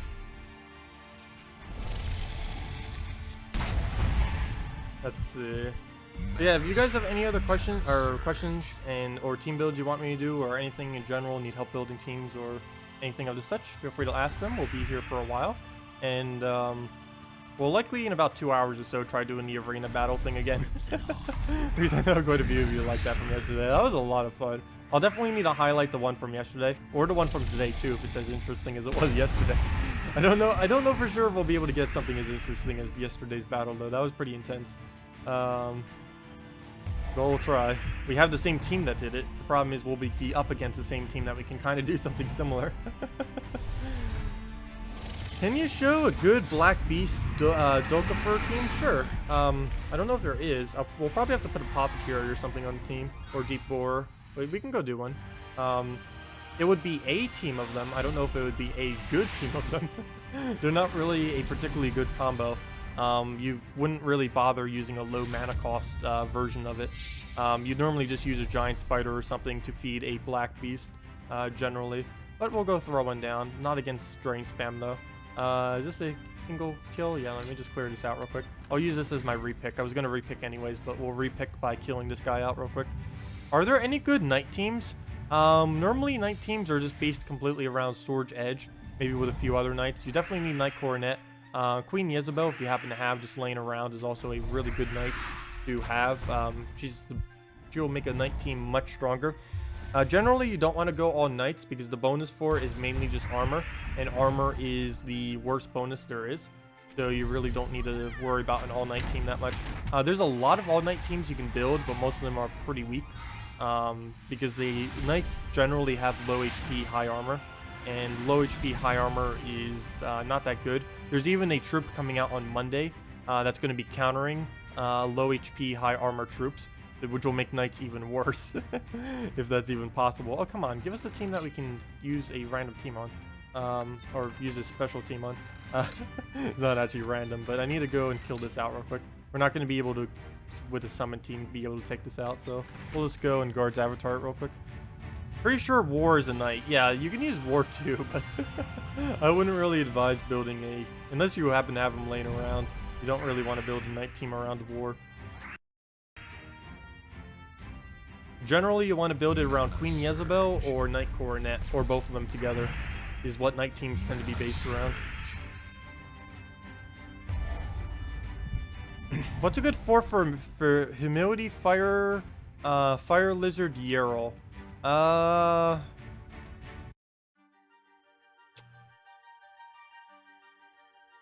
Probably a Kraken if you have it laying around. You could also use a Siren if you want to quickly do it on one of the reds and or yellow browns. One of those three colors on their team. Which is, if you have an empowered Siren, you could get some extra mana on there. Plus any of your green purple you randomly get will leak into it, so you'll still have something to use.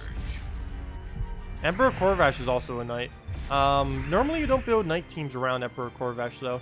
That might be good if Leonis Empire ever gets more knights. The problem is the knights that currently exist in Leonis Empire don't actually synergize with Knight Coronet, which is a little odd. Like when that kingdom was first coming out, I thought it was going to kind of be Sword's Edge 2.0, but it didn't end up going that way. They kind of made it into a weird... Oh, I should have gone for the green right there. Could have gone to 5 times instead of 4 times. But I thought it was going to be like a Sword's Edge 2.0, but they didn't put any more knights. Like when they had a second event where they could have added more knights, they didn't add a single knight to Leonis Empire. Leonis Empire really needs to add like 2 really solid knights, and then you could start doing like Corvash knight teams and stuff like that. I think the reason they didn't do it initially, because at the time Corvash wasn't nerfed at all, and maybe they were just scared that they would make him too strong. That's the only thing I could really think of. They really do need to add more knights to that kingdom though, because that would be a nice kingdom to have a all knights team out of. Is he really about to get a famine on us? Really? And we take the skull instead of him getting the skull. He's gonna kill whatever he touches.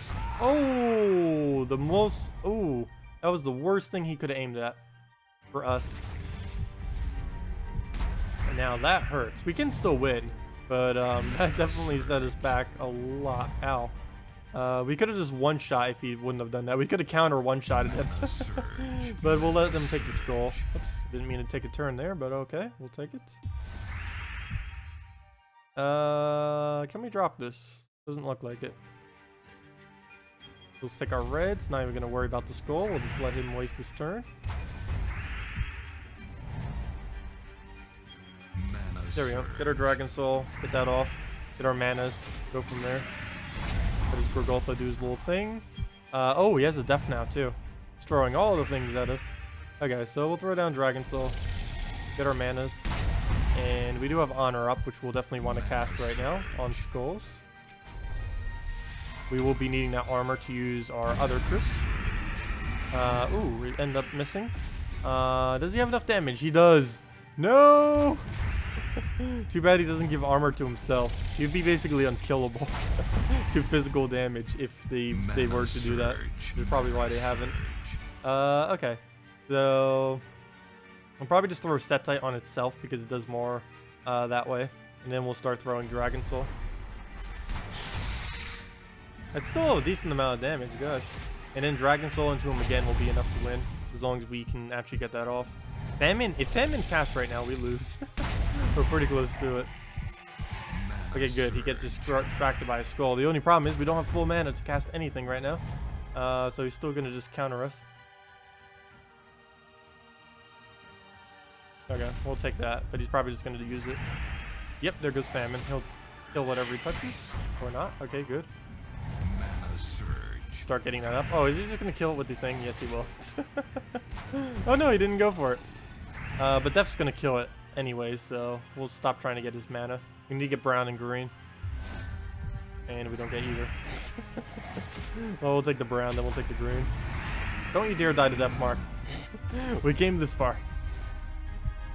Okay. Setite's not even going to be enough to get a kill. We'll take the skull. We need to take another skull before anything happens.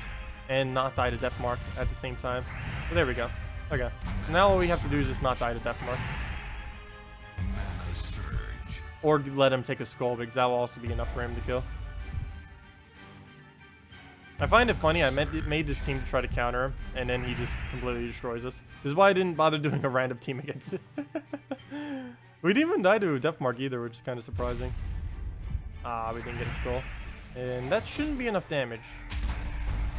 Nope. There's still Death Mark though, we could die any turn. And Setite Warrior will do 16 damage on his ability. That's nowhere near enough. A skull plus that's enough. If we can get a skull somehow. Never mind. It was only a matter of time that Death Mark would kill us. Oh, there we go. You're in a 7-10 win streak? Nice. Yeah, I haven't been using too many of the instant win teams.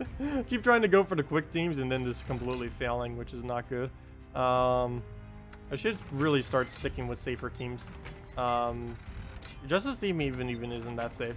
We have to do things with like first slot Gorgoltha, with a semi-tank next, with a mana generator, with another strong troop. Like every team needs to be in that format if I want to like never lose. Which one are you using for your 710 win streak? Because I could win streak with this one if I really wanted to, but this isn't the quickest of teams. It's not slow, but I think it normally has like a 2-minute win. Let me see. Let's say we started at 4:40 for our time. Let's see how far we get. Let's see. We'll take our purples. I believe it comes down to normally a 2 or 3 minute, which is definitely not the quickest. Oh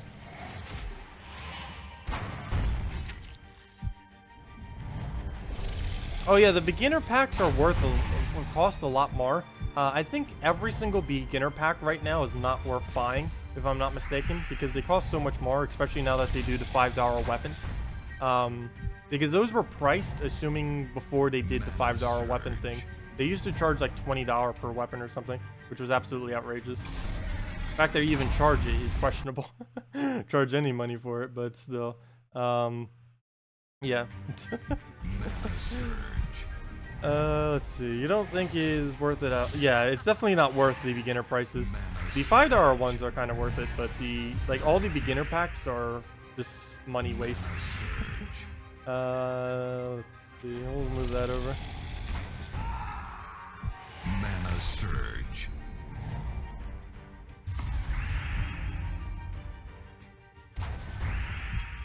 Alright, throw down our Dragon Soul, get the kills, and we're good to go. Way overkill.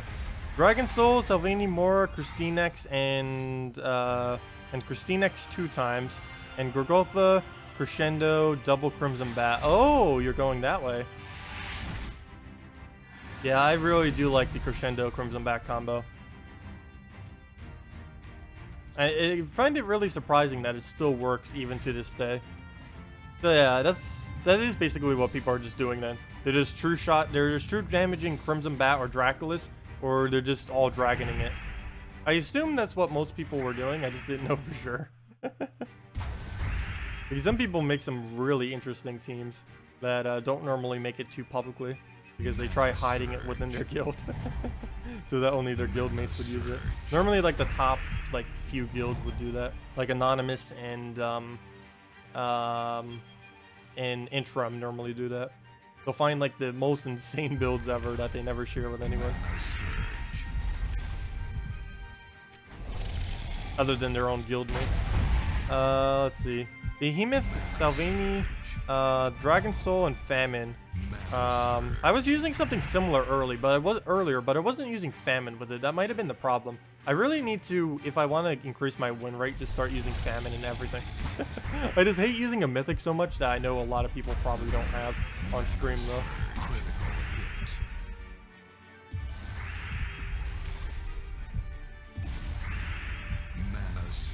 Also, someone else was asking something on the Steam forum, which I found kind of interesting because it's something I don't normally think about. But a lot of players actually haven't played every single troop. Like, there's someone asking, they asked basically something like, how can I train or like see how troops work before I actually go and like spend all the trait stones and everything on it. And Arena was technically, when it was first added, supposed to kind of be like that. The problem with it is it doesn't have any epic, legends, or mythics in it. So there's really no way to see ahead of time how troops really work. Which is kind of why I was hoping that you would eventually do a higher rarity arena so that people could actually like test troops. Because there's still no way for a good majority of players have never played every mythic. And some haven't even played every single legendary before. So it'd be cool. Hey, Celestial Crystal. It'd be cool if there was a way to be able to test them without having to actually level them. And there was a lot of discussion about this when the game initially started too. The main issue always has been with it that if they give too many ways to test stuff or kind of be able to use higher rarity troops, then no one would actually ever want to get the higher rarity troops. There's always been, I guess, their underlying concern with things like that. Because something along those lines basically came up when the game was first starting, when the topic did arise. Mana surge. Well, let's see. Move that over. Actually, probably should have done the other one. We would have had a purple chance. Even though if purple didn't drop, at least we would have had the chance for it. Christinex have any more? Dragonsoul, Christinex in that order, all legendary dragons. Let's see. Famine is just there for extra mana to go into and cast it against something like Famine. Yeah, normally you do kind of need a Famine, and if you want to be super safe, you kind of do need a Famine or just a mana drainer in general. Because currently there's no counter to mana drain. The only thing that's even remotely counter to it is Enchant, which gives, of course, 2 mana per turn. Because if you get completely mana drained or drained in any way, you still get to keep the 2 mana per turn. That's about the only instance where you can kind of slightly counter it. But even that doesn't really counter it. I really wish they would add a real counter to mana drain. They could even just add it on top of, on top of Enchant. Just make it so any enchanted troop cannot lose mana, and then you'd be fine. That's all they would have to do, is because there was discussion about a trait on it, and they ended up deciding not to do a trait that has immunity to it. But all they'd have to do if they really wanted to fix it is just make it so an enchanted troop can never lose mana, and it would still gain the 2 per turn. I don't know if that would be overpowered though, because then you could just keep enchanting every single one of your troops, and then they would never lose their mana until they cast. So if you had like a Famine on the enemy team, it'd kind of be useless then.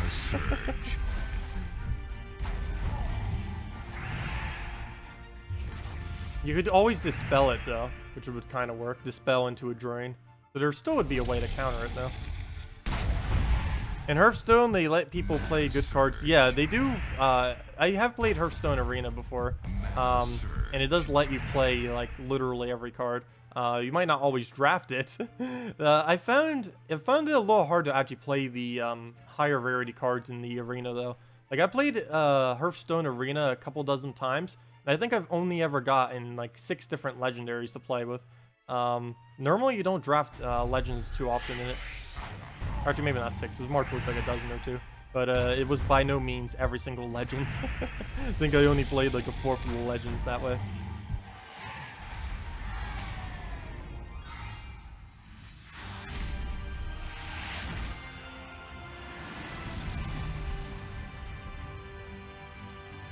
Christinex, hey! Almost our exact same team, except it's using double Christinex. I was trying it with double Christinex in the past. I don't care for it as much, mainly because I like having the Famine for backup. It's quicker doing it with double Christinex, but it's not as safe doing it with double Christinex. And it's not that much quicker either. But it is slightly quicker, which is always helpful. But for a defend team, that's a bit odd, because you don't need speed when you're doing defend. You just need, actually don't really, it doesn't even matter really what your defend team is. Defend has always been pretty pointless. The only time defend is going to be important is when Guild Wars starts off. The teams that you use to defend for Guild Wars. That is going to be the first instance in this game's history where defending will actually matter. Even right now, defending in PvP means basically nothing. But once they do Guild Wars, it'll matter, because if you win your segment of a Guild War, because, well, for one, the guild that you're up against will only be, of course, facing the teams that your guild has set as defend teams. So, for those specific days. So, it's only going to pull from those. And that means you'll actually have to set your defend teams to something good, because there's incentive every single day. I believe it's a little bit of seals and a 50% EXP bonus. If you win your day's Guild War, then you get that bonus, and it's a 50% EXP and some amount of seals, some small amount. So it's definitely worth winning for the day. And that will incentivize actually using good defend teams, which is nice.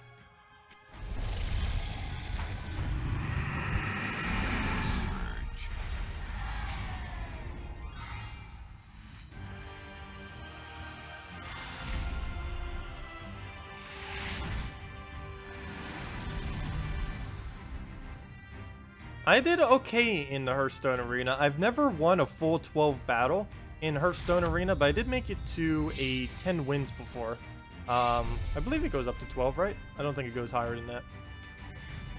But I did end up getting 10 wins in Hearthstone Arena. Normally, I only averaged around a 4 or 5, though. And sometimes I would get 0. There were many times I would get 0 wins in the Hearthstone Arena. I actually stopped playing Hearthstone as of, like, November. I played it for several months and then kind of just gave up on it. Started to become too pay to win. I played it up until basically the patch where the got all the gangster things, and then I just made like some kind of J team. I ended up making a rogue J team, which was actually worked out pretty good. Never made it to the top ranking for the PvP thing, but I think I made it to around like 6. Like the 6 bracket, whatever it is, which probably isn't that high. But I never really spent any money on the game. The only thing I think is, yeah, I did spend some. I spent like $5 for like that starter pack thing that they promoted one time, mainly because it gave a ridiculously high amount of packs and a free legend. But that was like the only thing. I was just playing casually for fun, and I kind of just gave up on it. It's not really a game you can casually play for fun by any means.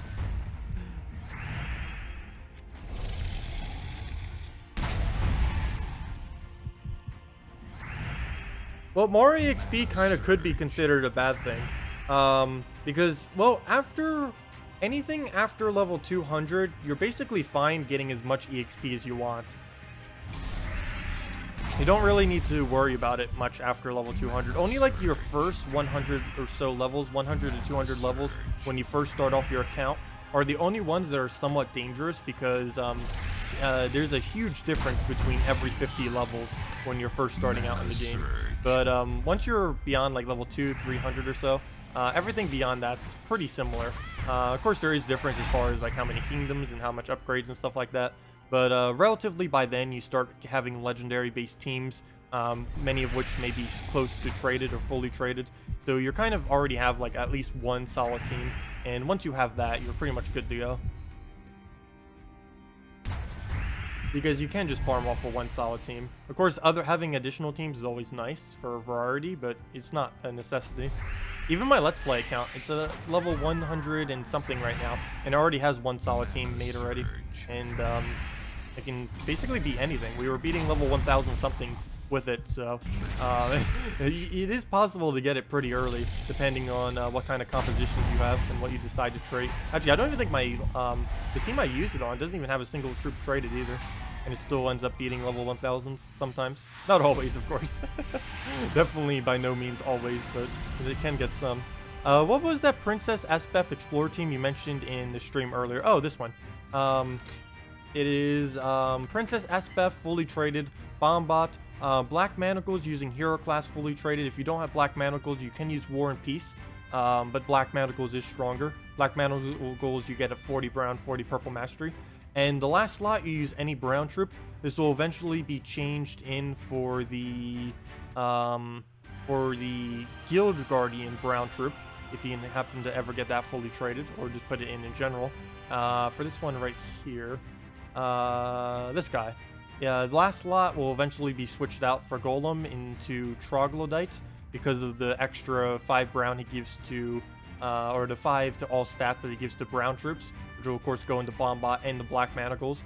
It gives 4 additional damage to Bombot and 5 additional damage to Black Manacles if this guy comes out within the near future, or whenever he comes out.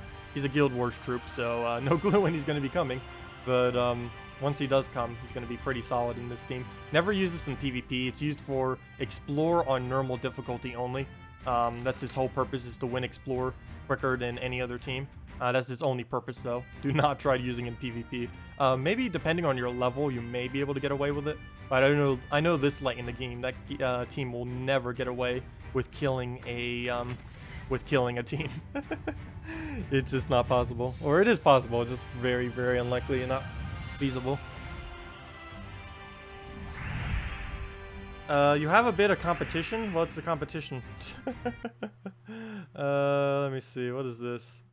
Oh, there's a whole line of people.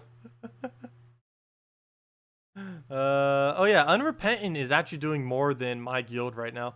I think they were doing like several thousand more than my guild every single week. They're actually going to pass me eventually. Well, we'll see what happens. He's probably already taken. I find it funny that everyone starts posting as soon as I start posting, though. It was up for 10 hours, and then someone posts like right after I do. Oh well. Because whenever you post on any post on the forum, it gets bumped up all the way to the top of the forum, or that's how most forums work. But it makes it so people can see it then, which is probably why that happens. Mana Surge.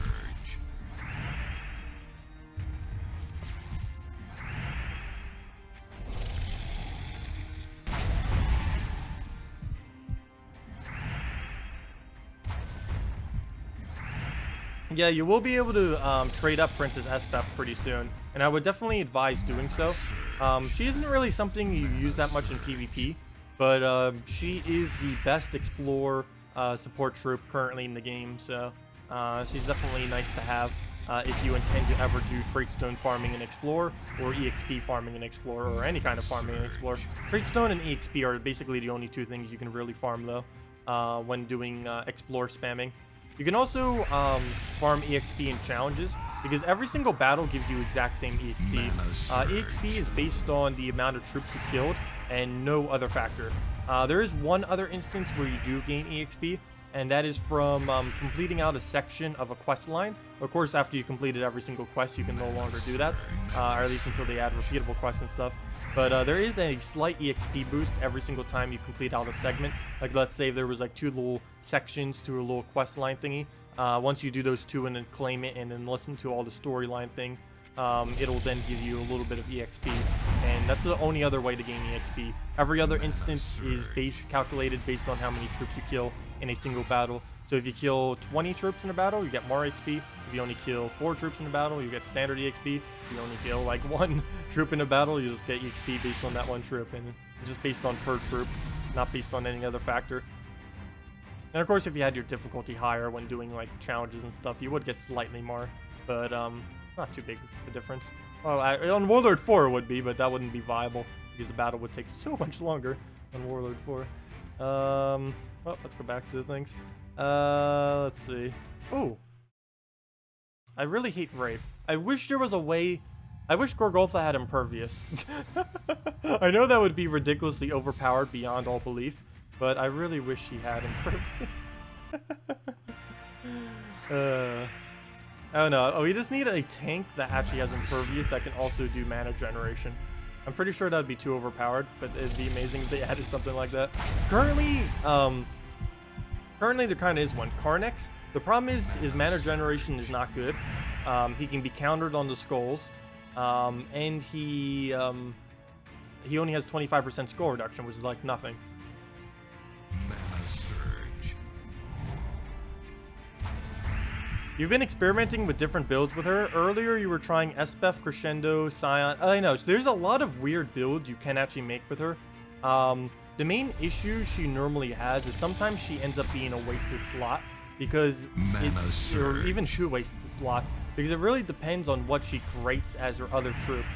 You basically have to build your team around 2 troops if you're going to use a team based around her, and it can be a little bit weird, the kind of teams that get developed, because if you can't get those 2 troops rolling, then you'll kind of the team will just fall apart.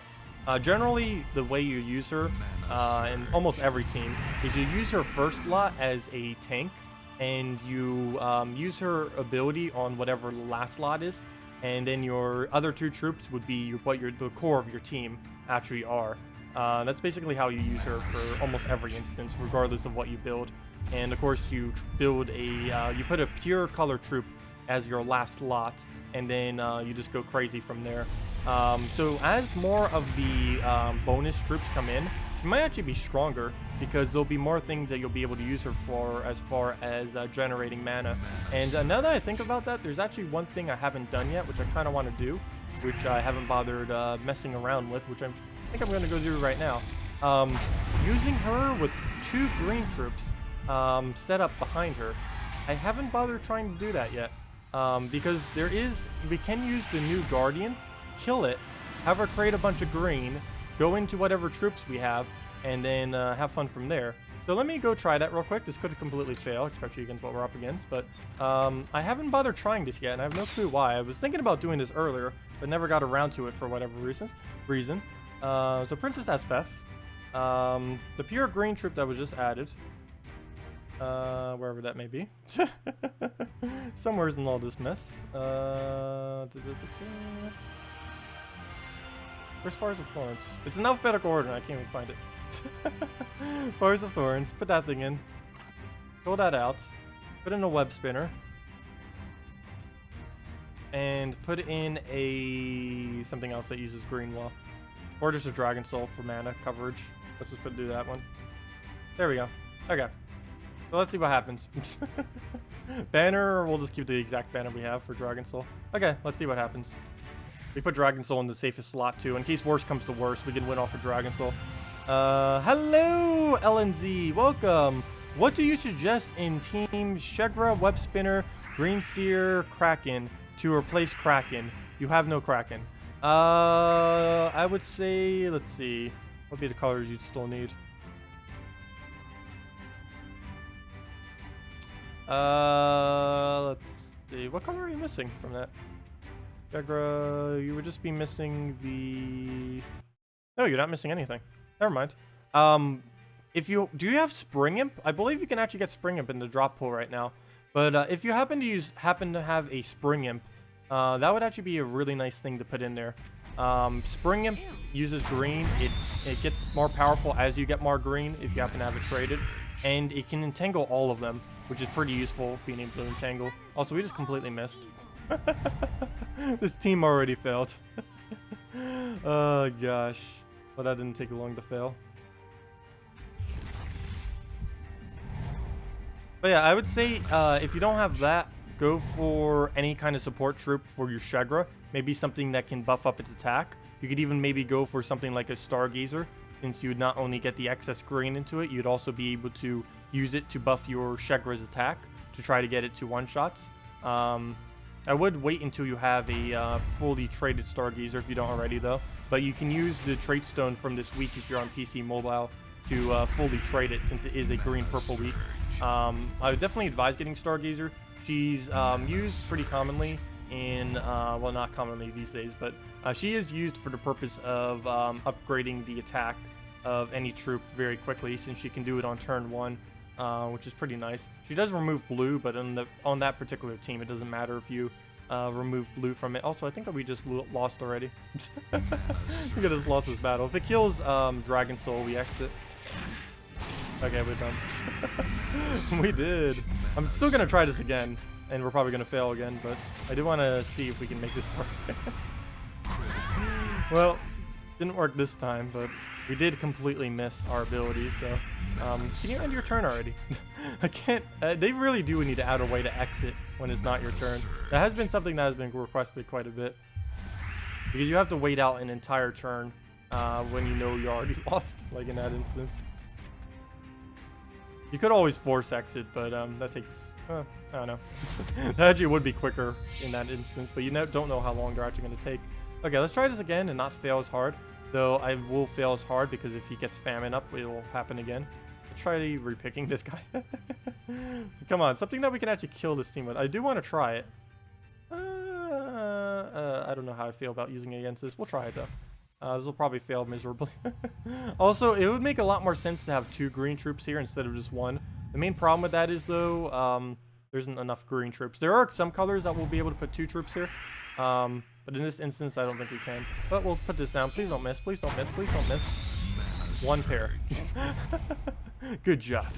Well, okay. That happened. Better than 0, I guess.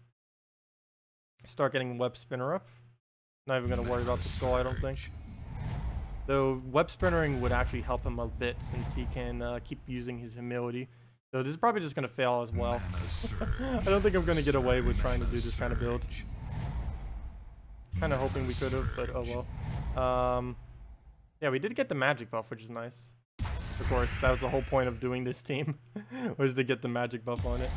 And then just kind of keep spamming it, though that didn't quite work out. Mana surge. But we got it kind of rolling now. We can Dragon Soul, start getting the web spinners, and hopefully it will work. Kind of. Okay, we have Princess Espef up again. Not much we can use him on at the moment, though, since we have nothing on green to kill. And that's the only color we really need on the board. And he keeps taking it away from us. Okay, let me... Oh, I can't even take a skull right now. Okay, we'll throw down the web spinner, hope it doesn't miss. And pure miss. And re-entangle. I don't even care if Princess Espef dies. This team would actually be better with her at this point if she does. Let's see.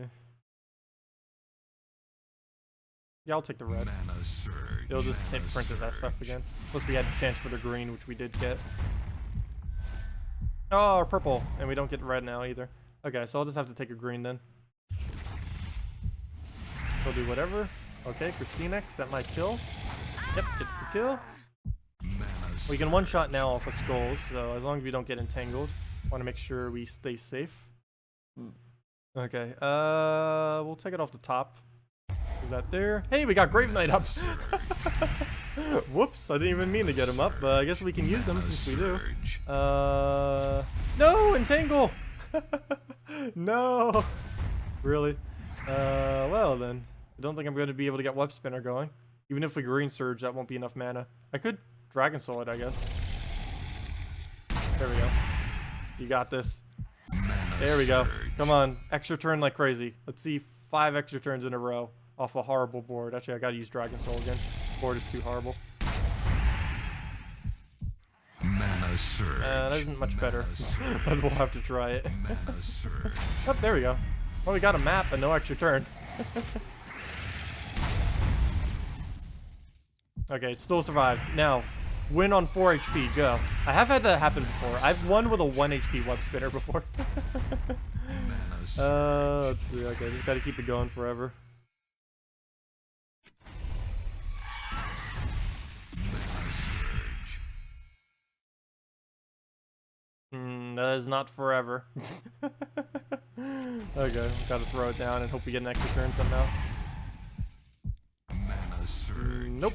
We gotta kill it with Dragon Soul. Literally just a Dragon Soul. But never mind. What? 36 damage?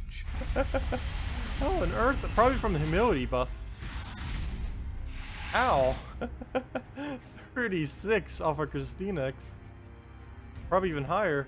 What is 4 for Nessa? On 50%? What is this madness? Actually, while we're here doing random teams, let me go get a Great Maul team so we can kill it out with this. Great Maul. Keeper of Souls. Apothecary. And what are we missing? Red and just red. What's a brown red that's not horrible? Shagra? But I guess we need something with more skulls would be cool. Ural we won't really be able to use because we don't use yellow. Oh, we could use a red yellow as well. Might be better. Yeah, let's use your Goblin Market. There we go. Some board control. Okay, we'll throw that down. Apothecary there. How much attack do you have? Oh, we'll put it up front then. Just in case. No, we'll put it safer. Okay. So, banner, we'll just go a double... Actually, no, we'll go Kraken banner. I think. Yeah, we'll go Kraken banner. Okay. Hello! Welcome! Purple, purple. Shagra. Yeah, I was thinking of going Shagra, but, I don't know. I ended up opting out because I have tried this with Shagra before and I didn't care for it that much. Okay, first things first, we'll want to get up our Apothecary. Yeah, we'll let it take a skull. We're going to gain so many stats just from casting. Oh, actually, maybe I should be a little careful not letting him get too much. Mana surge. Because we could lose it from it spamming it with its abilities. Oh! Oh no! We're raising its things and now it's gonna die. I forgot, it's actually gonna die from that now. Mana surge. Fail. Mana surge. Never mind. Don't you dare aim at it. Good. Mana surge. Now we need it to hit enough that we'll gain all of our mana here. I think green is enough. Yeah, should be.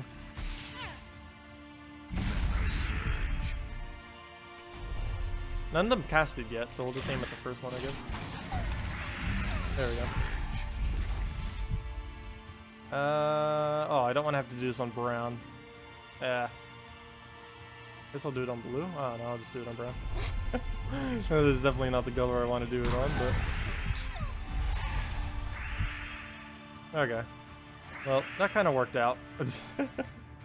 Not the best, but, 74, exactly. Oh, not gonna be enough. Ow, 76 damage. Still alive, though. Still alive and well. We'll get another skull. Not enough to kill. We have 1 brown on the entire board. And we have minus on our other color right now, too, on purple. I don't know if it's worth even taking. I guess I'll probably just try, let's take a color. He can't kill it right now, or she. We'll get close, but it won't be enough. Okay. So, let's get the last of our purple mana right here, then. Can we? No, I don't think we can. We'll get some of it. Oh. I meant to do that tile downward so it would get the purple.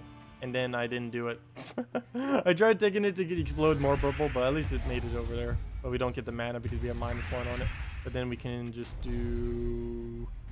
Where do we do this? Yeah, we'll do it down here. Oh. Yeah, never mind. That will work. I was going to do it on a different color, and then I keep moving it from the spot where I think I'm actually casting it. Fail, but that'll work out fine. So we'll just do it on yellow, and that should be matched right there. There we go. Oh, that was a weird battle. But that is one good thing about the Great Maul, and I mentioned this like right when the patch came out too, that the Great Maul, due to all these troops that are going to have 50% every single week, will probably be pretty good for this purpose. It's also one of the reasons why I still say to trait Great Maul, even though I don't tend to use him too often. He is really, really good against any troop that has a 50% bonus on a given week. As long as they don't have immunity to Devour, the Great Maul will be insane against it. So, he's still pretty strong. That's like the only thing I use him for these days, though, is for that specific purpose, to counter out. Wow, he has a lot of mythics. What level is this guy? 205 with 3 mythics. Look at this lucky guy. Oh, though he's using Warden class. He's so lucky, but not smart enough to not use Warden. Then maybe he's just getting the weapon, though. But he has it first trait, which makes me seem like he's not getting the weapon on it. But look at that. 3 mythics at level 200 something. That is insane. He doesn't have any of them fully traded, though. It's actually insane that he's getting up to 2nd slot on some of them. Amnesia has like a pointless 2nd slot. Actually, all of her traits are pretty pointless. It does make sense that he would get 2nd slot Wolf Garrick, though, for Impervious. Yeah. Interesting, though. A level 200 something. 202 with a with 3 mythics. Okay, we'll just throw down... Oh, he's still using the team from the Pirate Week last week. Gosh, it's a bit dated. Only a week dated, though. We'll just throw this at it for now. Yeah, if any of you guys want me to do any other teams or anything, feel free to leave them. Any other questions? We'll be around for a couple more hours. I will be in about 2 hours or so doing the arena battle thing again. Maybe even more towards 1 hour, I don't know. We could do that for the last end of the stream. We'll definitely at least be doing the Warlord 4 for a little bit of that time. Because we're going to be trying that challenge again, see how far we can really get with it. We've been working on this since December, but it's well underway. We'll likely be PC over first because it's easier than... let's see. They've been working on it, and let me find... Wait. Which one are you referring to? Why do you go with... Wait. Why do you go with Deep Borer instead of Apothecary in some of your builds? Oh, mainly because Deep Borer has a way, way lower mana cost than Apothecary. Apothecary costs a 12 mana cost. Deep Borer is only... is only a 9 mana cost. Also, whenever using it with a Mechanist class, it is only a 5 mana cost. And one other benefit of a Deep Borer is he has Water Link, which makes it even quicker to get his ability up, since he has +1 to one of his colors on the blue. So that's why I use deep boar sometimes instead of an apothecary. Apothecary is a lot safer to use, but it's nowhere near as quick. Apothecary generally you tend to use in more teams. Deep boar you tend to only use if you're using a mechanist class or if you are looking for a quicker cast off. You also tend to use deep boar with double or triple rockworm instead of an apothecary, just because rockworms do like to get up quick, and in case you end up missing, it'll help you repair from that miss a little bit better than what apothecary will. Mana surge. But generally you do use apothecary. If you're using an exploding troop, you'll always use apothecary instead, mainly because you'll gain so much mana and you'll have to cleanse, so it's just a lot more effective. It really just depends what you're building into. They're both very similar troops. Apothecary does more, but it costs more. How do you get Black Manacle's weapon? You get it at 40 brown, 40 purple hero mastery. It's also one of the stronger weapons in the game. You can get Creeping Death as... There's two alternatives to it if you don't have it. And you don't really need to have it because those are two alternatives. But War and Peace is one of the alternatives. You just need to complete out the Adana questline and then do the complete KZL questline. And at the end of the KZL questline, you'll get War and Peace. That does damage to all enemies, very similar to that of the Black Manacles, and is used in the quick explore teams, as I mentioned earlier, and as an alternative to Black Manacles. And you can also do it in, you can get Creeping Death. You get Creeping Death from the Necromancer class that you unlock from completing out the Kedar bonus questline at the end of it. And getting 250 wins on that class gets you the Creeping Death weapon, which is the strongest weapon in the game right now, or one of them. I consider it the strongest. Most people consider it the strongest. Did I already do the arena attempt? No. I'll be doing the arena attempt in about an hour, hour and a half or so. Doing it towards the end of the stream, just like we did yesterday at the end of the stream. I don't know how long that attempt will go. We'll probably try doing another draft after that attempt, because it depends on if this attempt wins or doesn't win. It really just depends. But yeah, we're still going to try the Warlord 4 arena attempt. Mana surge.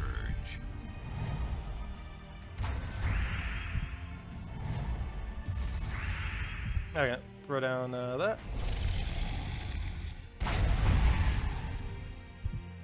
Wasn't there something else asked? About the Unity engine upgrade from Adobe Air. Yeah, they're doing that right now. They're doing PC and mobile first for the upgrade, and then they're going to go to the mobile versions and convert those over. I also mentioned earlier to stream, I believe one of the other reasons that they are doing this, there's actually a lot of reasons.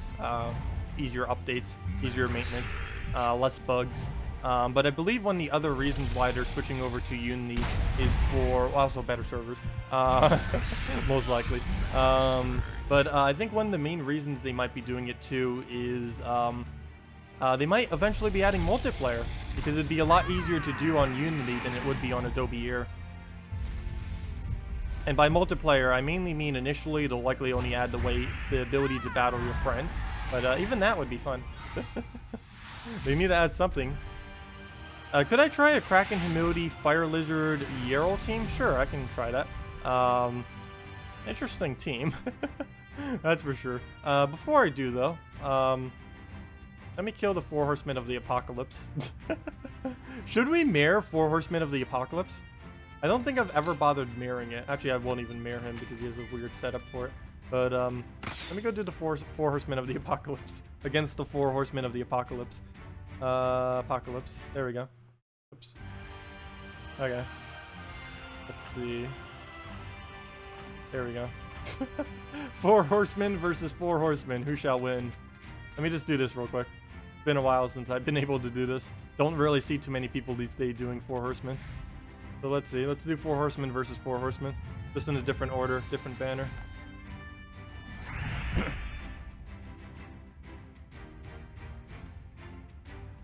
Okay. Well, we can take yellow. We actually have our banner completely set on yellow just for quicker famine, because that's the only color he's not being blocked on. Okay. Where to go? Where to go? We can get extra turns. We'll take that. Oh, speaking of extra turns. Nice. We almost got war up. Mana surge. Nice, Spike. Mana surge. Okay. Well, we could try blue. Be cool if we could get war up right now too, but we'll just go for yellow. Mana For surge. surge, nice. So one more surge would actually be enough mana to get him to max. Take our brown. Oh, if we would have gotten surge, the rest would have got into it. We'll probably throw this our war at his war. I might wait a little bit until we can one-shot. How much damage do we have? We have 69 damage right now, which is not enough, but next turn it will be enough, so we'll wait till next turn and then just kill him that way. I think it'll be enough. So, if he takes reduction again, actually, we'll skull poke him and then we'll kill him that way. Okay, well he just got war up, just in time for him to die to war. Okay. We'll take our yellows. But yeah, we'll try that team right after this, Steve. Take a skull. Too bad that doesn't do twice as much damage. It will once we cast Plague, it will. And whenever he gets mana on anything, which he just did, we'll go and throw down our troop. We'll throw this down. Actually on Def. Def's like the only thing that can really kill us at this point, so we'll throw it down on him. Hopefully we'll get a HP reduction on him, so that'll be a kill.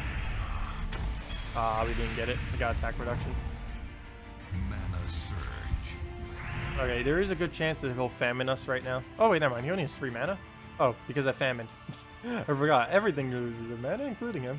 So yeah, he's out. And then we could just go for a war kill on extra turn. Mana surge. Soonish. What to do? Nothing good to take. I guess I'll just start getting war up as much as I can. We can do it on the reds or browns. Surge. Or just take skull and kill him. That works too. So we'll just do this, that. He may die to the burn poison. Oh wait, never mind. He can't die to poison. Oh yeah, again, never mind. He's gaining 2 HP every turn, but we're also reducing him 2 HP every turn. So he's technically just not moving on his feet. Oh, we got double magic reduction. Don't actually need it that much though. Oh, we didn't get a brown off the drop. Come on, burn. One more time, one more time. Okay, yeah, he's just gonna die now to poison. Or to the burn if it still stays on. And we'll probably go off next turn, but the burn. Oh, there we go. Never mind. There he goes. Get the kill off it. And now all we need is a war, and I think that's enough damage since we keep getting more attack on him. So we'll kill him out that way. Oh, there we go. 4 horsemen versus 4 horsemen. I don't even think we'll lose a single trip off it. Kind of nice. 4 horsemen isn't particularly overpowered, but I don't know. It's a fun team to use. The problem with it, of course, is it has such a ridiculously high mana cost. Is the main issue it has. What to do? Brown surge? Nope. And I was trying for the yellow. We don't get it. And if I take the red, we'll lose a group. Yeah, that's actually enough. Oh no! Every single one of these colors, we lose it. No! We gotta sacrifice them. It doesn't look like a single one of these is safe.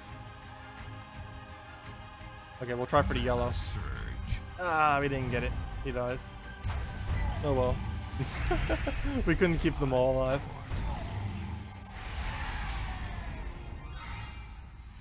But there we go. 4 horsemen versus 4 horsemen. I wanted to do it so we could be the only 4 horsemen. But we ended up losing one. Oh, real quick, I also need to go take out this revenge battle. And then we'll go do your team. I can't pass out a revenge rival on a single trip. Can't pass that up. Too many free resources real quick. We'll go do that. And we have a nice quick team for it too, so I won't waste any time doing this. Let's see. I'm actually counting it right now. We started at the 18 mark. And let's see how far we get. Oops, didn't do that right. I wasted some time. Let's see, 18 mark. This isn't the full cycle, but let's see. Looks like it's gonna come down to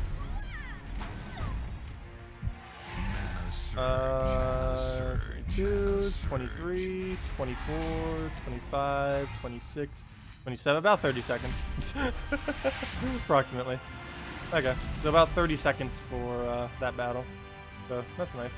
Free resources right there. So let me go do your team that you just mentioned. Oh, ew. on 50%, guys. Okay, we'll still throw it down. Let's see. Oops, that's my Explorer team. Let me clear over this. Where did it go? We just posted it, like, not too long ago. Where'd it go? Where'd it go? You were like just posted it. I don't know where that one team went.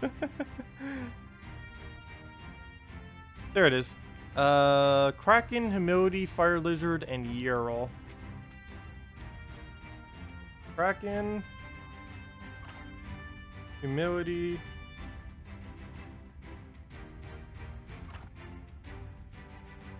Where did the rest of it go? Fire Lizard and the Yerl. Wonder if Liz would actually get it up. It would. I can just type in Liz. Oh, it even brings up Christinek somehow. This Liz is somewhere in its name. I'm kind of curious now. Where on earth is Liz used in this? Liz. Oh, Crystallize. Liz. Really, just because of Crystallize, it got under Liz. Anyways, and Euro. Okay, and yeah, actually we're on the right banner already. Double yellow, so we're good to go. Let's see, which one has minus blue? Oh, no, that would just be Kraken. No, that wouldn't be Kraken. Oh, never mind. No banner has minus blue. At least not until the new kingdom comes out. Then we get a minus blue banner. I actually forget what the next kingdom's banner is. I do remember it has -1 blue, though. I forget exactly what the bonuses are, though.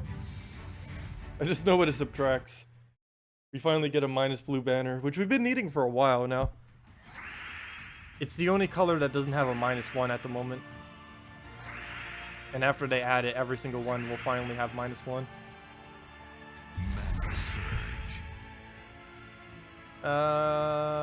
What to do? I guess we go on red and go looping. I don't care if it gets 1 skull poke. Multiple will be annoying though. Actually, maybe I shouldn't. I'll wait till it gets on yellow. We'll take a purple, let it skull poke. Take purple again off the other corner.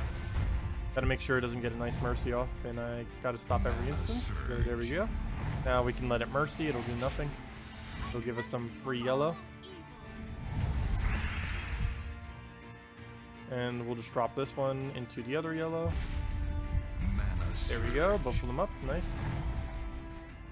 Oh, did I leave that green there? I think I cascaded it there. Okay, I'm actually gonna use this on red. Normally I would use it on skull, but given the team we're using, I think it'd be better off on red. And just kind of go for loopage instead of anything else. Let's do this on red again. Mana surge. Whoa, that damage. That damage. 65. Oh, we even got a magic buff on Yerl too, nice. We're getting magic buff on everything we needed on. Magic buffs are going good this time around. Normally I don't get lucky enough on them. But this time we're getting like almost every correct buff. We got double magic buff on him and magic attack on that one. Nice. So we'll throw this down, then we'll throw a Yerl.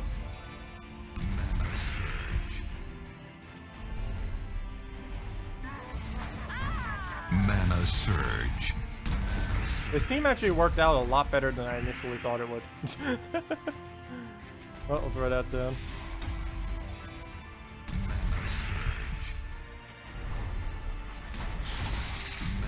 And Mana surge.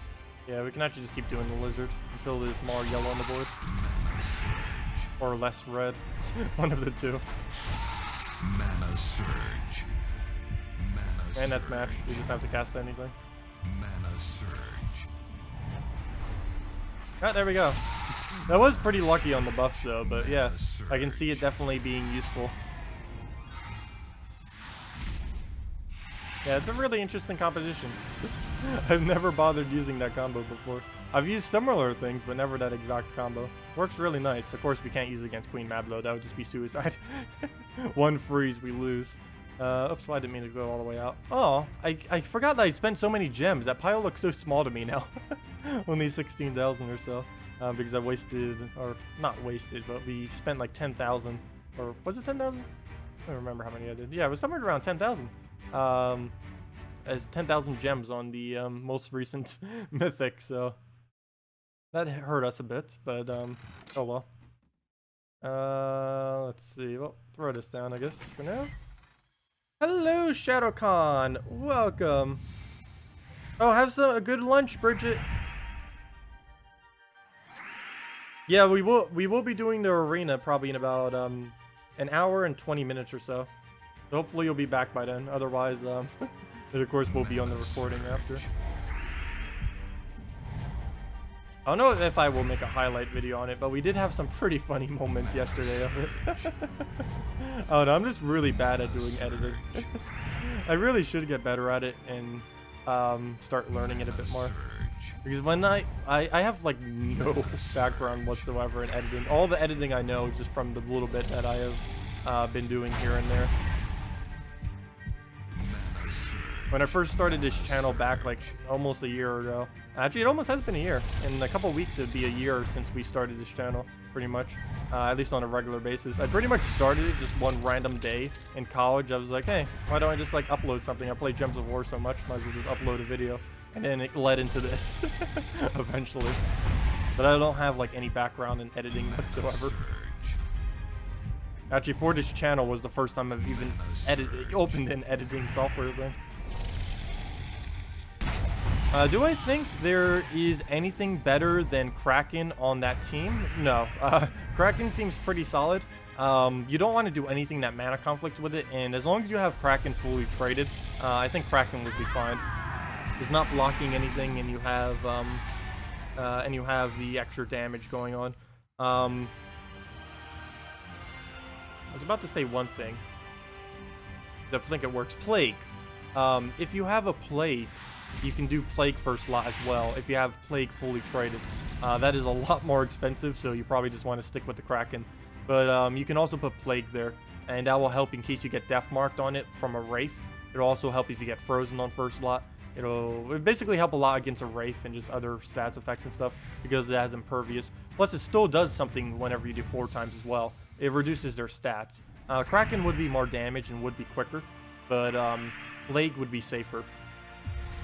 And also way more expensive. So just stick with Kraken if you already have it, unless you just happen to have a fully traded Plague just laying around.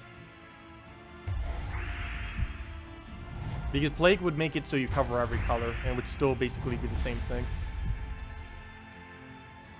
We'll move that over. It doesn't need to cover every color though. Mana Surge. Aw, extra turn. Oh, and Corvash, really? On her 2 mana generate. That's the only thing I hate about this team. Corvash. Gosh. We can get some really nice cast off on this. At least we get Dragon Soul though, so we'll be able to repair after we cast. Oh no, cast already. Oh good. Well, we get to use Christine X if nothing else. We'll get rid of Brown since he's going to kind of be getting rid of it for us. Mana Surge. Okay, so please. Oh gosh, he's not even gonna go use Corvash yet. Okay, now he will. Go. Use Corvash already. Nope, never mind. Skull's still in the way. Let's see. Well, this turn's basically useless then. I guess I'll take yellow. Yeah, I'll just take yellow. Mana Surge. Because we'll get some into Famine. Okay, please use Corvash already. So I can cast. Thank you. There we go. There we go, okay.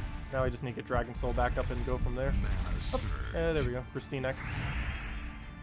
Do not get rid of purple, we get 1 red if we do. Probably a bad idea, but I'm gonna do it. Get rid of the purple. It'll ensure that we get Dragon Soul. Mana Surge. You're at level 79 now and you feel like you're making good progress over the last few weeks. Well, I'm glad I could help you, Spike. Yeah, if you ever have any other questions, feel free to just leave them anywhere, and we can definitely go over them all. Sometimes I miss some of the ones mentioned on videos, but we get to pretty much every one of them on streams. And I don't try to like miss any of them on videos. It's just YouTube did go into new format a couple months ago, and it's a little bit annoying compared to the previous format. And it's a little bit harder to see messages left on past videos. On more recent videos, it's pretty easy to still see messages, but on like past videos, it's a little bit harder with the new format they did. So normally just doing on any of the most recent ones I can normally see. Because it's another really hard thing on YouTube, which is really weird, where they put it is private messages. They don't alert you at all when you get a private message, and you have to go into like 3 very weird screens to actually reach your private messages. Really wish they would fix that too. That has been something YouTube has been like since I started over a year ago, and they haven't bothered changing it. No clue why. A lot of the changes they make are really weird. Though they did change the stream thing recently, which I kind of like. They made the interface for it a bit better than what it was before. Even before you start to stream, it's a bit nicer. So at least they're making some improvements with that. Other things are kind of like going backwards on though. We'll move that over. Mana surge. Move that over, and we'll just Dragon Soul it. Mana surge.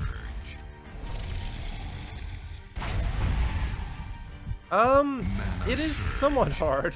I've kind of gotten used to it, but I still fail at it sometimes, keeping up with chat in the game, because you can only really fully focus on one at a time. Normally, my way around this is to play teams that don't need to focus on looking at the board as much, like this one. The only thing I really need to focus on the board for on this team is Christinax. Every other troop I can just cast without looking at the board at all, because it'll do the same regardless of if I'm looking or not. So it makes it a bit, using teams like this, it's not only stronger and easier to use, it's also easier to do when looking at chat, because there's like instances like this where I don't even, like for like 5 to 15 seconds, I don't even need to really look at the game, because the game will run itself, and I can just like look over at chat, and then I can do like something like this. And I've even like taken my eyes off at chat the entire time. So it works out kind of nice using a team like this, which is why I do try. It's another reason why I tend to use the Gurgulfa Christinax Giant Spider, Dragon Soul or the Christinax Dragon Soul combo a lot too. Other than the fact that it's so strong right now. It works well for streams. Let's see. I don't think I missed anything else.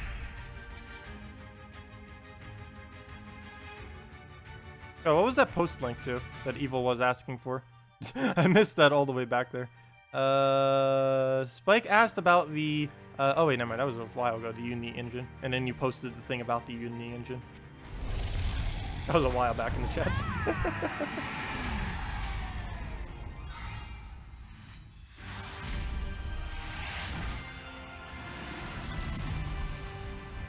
Yeah, getting into a decent guild is definitely something that helps out a lot when you first start out in the game. Normally just join a random one, but once you start getting a footing of the game, especially once you get every single kingdom maxed out and you don't need gold as much, it is definitely a good idea trying to find a better guild. Mana surge. Where to go? We'll just do that and hope for a yellow drop. Mana surge. Come on, purple surge. Yep, good, we get it. He'll remove all the reds. That's a weapon I have not seen used that much. It's actually not a bad weapon at all. It gains life, removes all green gems at a 1-to-1 ratio, and then gains barrier for only 10 mana. It's normally not used too often because it's extremely defensive, and it doesn't actually speed up the match at all unless you get a nice green remove. But it used to be used quite a bit against Web Spinner, back when Web Spinner was used a lot, because you could use it to remove all its green and then gain HP. So yeah, don't really see it much these days though, especially kind of odd using it with Archer class. But we'll throw it down, bring it on him, remove his greens before he removes the greens, so that he can't do as much with it.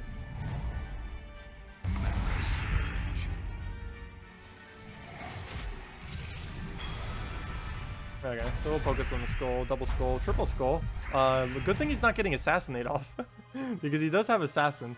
I'll poke him for 1 damage, just to get that off the board. I'd rather have mana get exploded than skulls get exploded. They're only going to be 1 damage each anyways. Okay, so we'll throw Christinax first. Do it on green again. I really don't want him getting any boost ratio off it. It'll make him harder to kill. You can already see he has the highest HP, and the more green on the board, the higher that will be. Okay, that's pretty much math. Mana surge. Mana surge.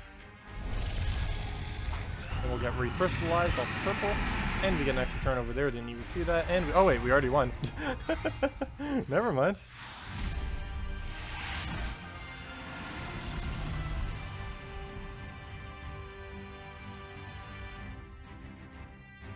Yeah, normally you want to try finding a 300,000 minimum guild, because anything that has a 300,000 minimum guild, even if people are slacking slightly in the guild, ends up completing all their tasks every single week. It is definitely a good idea to try finding guilds like that, because it is pretty important to complete out every single task every single week if you're playing this game for long term, because that is quite a bit of resources. I did a video on it in the past. It's 590 gems, and many other resources for completing out all of them every single week. I actually can't remember what all of them are off the top of my head, but it does give you a huge amount of free resources. So it's definitely highly advised to do so, being a guild that can do that kind of minimum. It may seem like a lot of gold at first, but once you already have all the kingdoms upgraded, it's pretty much nothing to do like 300,000 a week.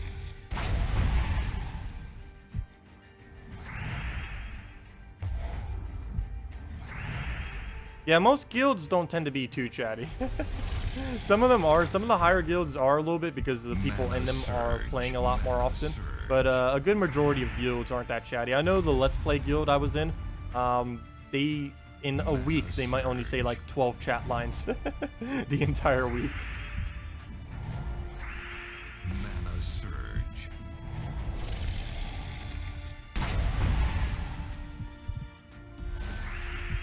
I'll throw down Gorgulfa.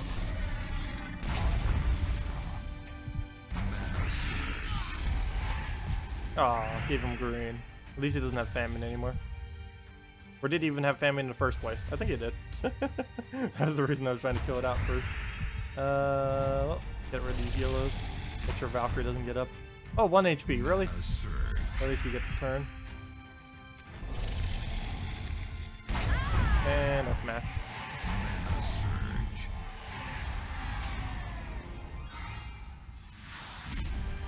Oh, your guild is ranked 2,999. I wonder what my Let's Play account is at these days. I should probably go check up on it. I don't know if that will ruin my fact that I'm on Warlord 4 difficulty now, though. So maybe I won't do it this stream. Because I'm pretty sure if I try checking my Let's Play account, it may ruin the fact that we're on Warlord 4. And I need to try to keep it that way so we can actually... Because if I change my difficulty at all, it will say that my... for some reason, they'll switch this right here to not Warlord 4 if I change it whatsoever. So unfortunately, I gotta keep it. Okay. So we'll go into this battle then. Probably try a few more with Stonehammer. Try this again, and then if there's any other suggestions. Otherwise, we'll probably head to Arena soonish. Might as well. I don't know if we'll end up failing at it or not. Because I know a lot of people were anticipating that from what we did yesterday. That was a lot of fun. I don't know if the other battle will be that much fun, but we're definitely going to try. Really depends a lot on what we're up against. Mana surge. Mana surge. Yeah, some people have Facebook groups. I did have a guild I used to be in that did have a Facebook group. Some of them do Discord. There's a lot of different groups that do different ways to communicate within their guild. Currently, my guild mainly just does it within the game. We also have a Discord that we use occasionally, but it's not like excessively used, and it's not mandatory either. And whenever you don't make it mandatory, it normally has barely anyone using it. So, oh no, I wasn't going to make it mandatory. I don't barely even use it. And I know quite a few other people in the guild don't as well. How do arena rewards scale with difficulty? What are the Warlord 4 rewards for arena perfect run? They don't scale that well from difficulty. The hardest you would ever want to do arena is hard difficulty. Anything higher than that is basically just for fun. Because as far as the extra time it would take relative to the amount of soul increase you would get, it's not worth doing it on anything higher than hard. You can try doing Warlord 1 if you are really good at arena and you get like a really solid draft. But that's like the absolute highest. Generally, you just do it on hard difficulty though, or even normal if that's too hard. But On hard difficulty, you get 25% extra souls, and every difficulty higher from that, you get additional 25% souls. The problem with that is every additional one further than hard starts to really increase their stats up by a bit. On hard, it's a 10% increase for 25% extra souls, or 10%, or sorry, a 10% stat increase on them for 25% extra souls. Warlord 1 is 25% extra stats on them for 50% extra souls, and everything beyond there is just 25% higher on each. So Warlord 2 would be 50% higher stats on them for 75% extra souls, and so on and so forth. So that means Warlord 4 difficulty gives you 125% extra souls. The only problem is they are 200% higher in stats, which makes it pretty impossible. It's not literally impossible though, because we did indeed get a win. So it's not impossible, but it's pretty close. Pretty close to impossible. Oh, not this Draculus team again. I'm actually curious though. Can we win against it? I think we can, because we can famine the Draculus. Normally, when the times I do lose against Triple Humility Draculus, it's because I don't have a target spell to kill out Draculus with. But this team does, so we should be fine. Okay. We can't drop mana anywhere, so I'm not even gonna bother. Actually, we can drop a skull, which may drop into mana. Got it. Oh, we didn't get the purple though. Oh well. Wasn't nice if we did gotten both.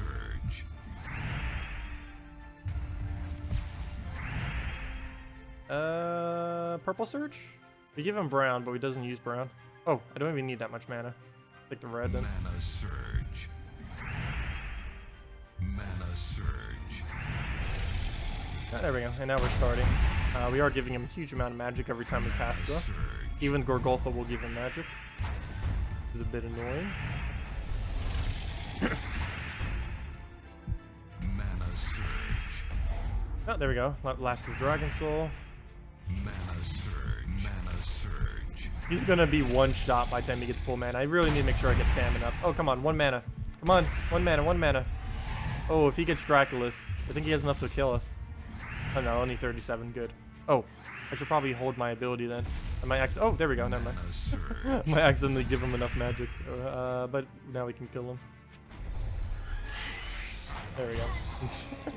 Normally what would happen if you do all AoE and you don't have something that has single target like Famine, what will happen is you'll just keep damaging them, and then the Draculus you don't have anything to counter out with, and then it'll have so much damage that it just one-shots your entire team, or 2-shots it, and it'll gain like excessive amount of HP. But of course with Famine or any single target troop, you can kind of counter that out.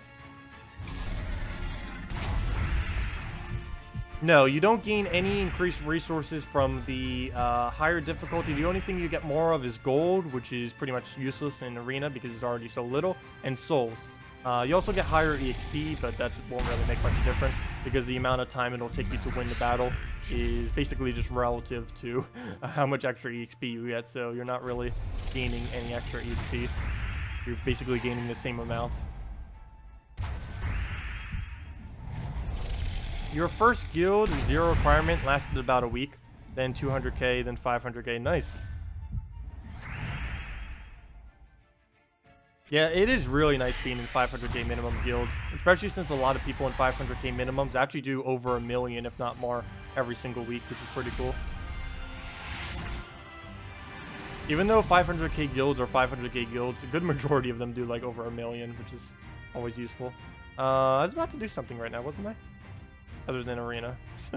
Other than Arena. No, I think it was this Arena. But let me go to the bathroom real quick. Then when I get back, I don't know, should we do Arena when I get back? Discuss that when I get back. Anyways, I'll be back in a second.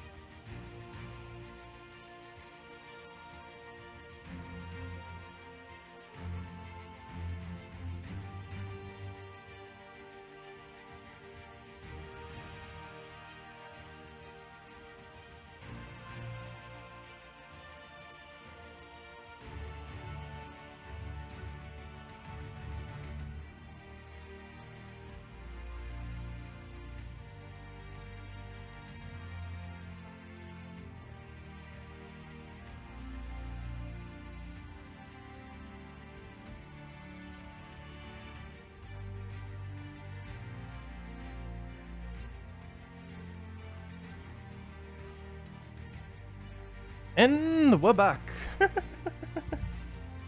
Anyways, where were we? Oh, the new troop on the load-up screen is coming out on Monday, Shadow Kahn.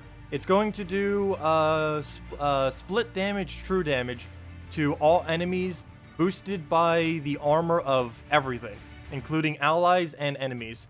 It's a pretty interesting troop. You can get it off of event keys on Monday after the event switchover. It'll definitely be a pretty good week to do event keys. Though, one bad thing about this event is there's going to be, for the first time ever, not one, not two, but 3 legends in the event key drop pool. And while for a newer player, this may be kind of interesting, but for someone who kind of has already been playing, which is probably a good majority of people, that will mean there's 3 different things that can drop off the legendary from this key.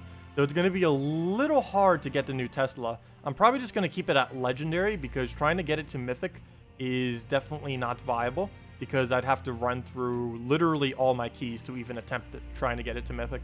And I don't know, I may not. I'm leaning towards not, though later in the week I may decide not, or to do so. Also, Deadman Gaming, thank you for the subscribe, much appreciated. Locust ate Tacet. I just went to the bathroom for a moment. Well, one person said go Warlord for Arena. I don't know. Do you guys want me to do Arena now? We can. I can start it. I said I was going to do it a little bit later, but we can always just start going back into it with a different draft too. You were just wanting to make sure, do we have to do any requirements? Wait, for what? Oh, you're talking to the other one? Sorry. Let's see. Plus, there's a new kingdom coming next week as well, and then the following week you'll probably want your event keys for the new kingdom. So yeah, I definitely don't overspend your event keys next week, that's for sure. Because the following week, I forgot about that. We're getting the new kingdom next Friday, and then the Monday after next Monday will be the new hero classes as well as the new kingdom event. So we'll want to spend all of our event keys for that too. So yeah, I'll probably just spend my event keys until I get 1 of the new troop. Maybe 2, just so I can mess with teams with 2. Though I'm pretty sure I'll use Crimson Bat with it instead if I don't end up getting 2. But yeah, let's go into Arena. For any of you that don't know, we have been messing around with trying to do Arena on Warlord 4 difficulty. From my understanding, no one has ever won 8 battles on Warlord 4 difficulty. We won 1 earlier, and it was probably the most epic, longest battle we've ever done. Well, it's definitely the longest. Epic is relative, but it was definitely pretty fun. We ended up losing the second battle within, like, no time flat, but I guess we could try doing it again. It will be interesting how that pans out. But hopefully we can win at least 1 more. That would be fun. Fingers crossed, but it really depends where they place their hero and what their team actually is. So let's see. We're going to be at a ridiculously gigantic disadvantage trying to do this, since he does have 200%, not 100%, 200% extra stats.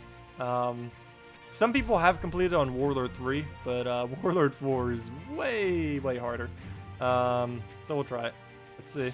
Second battle. Can we get it? Can we get our second win on Warlord 4?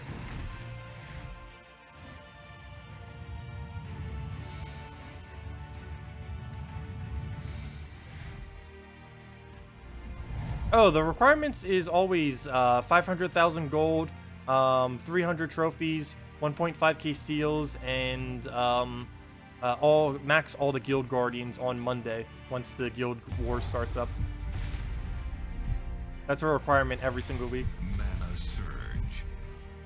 Though I have no way of really tracking it this week due to the reset, so that's changing slightly, but at least for this week, because I have no way of really tracking it since it got reset twice. Okay, so we need to try getting a Devour here. Hey, you came back just in time, Bridget. We literally just started this. Let's see. Okay, so we need an extra turn here off of Brown Surge. Perfect. Now we need a Devour. I will probably have to take the Skulls first because I do not want our hero to die. We'll take the Brown Surge and hopefully get our barriers up. Okay, we have black manacles. We did not get the surge though. Mana surge. I'm tempted to just take brown right here so we can get our barriers going.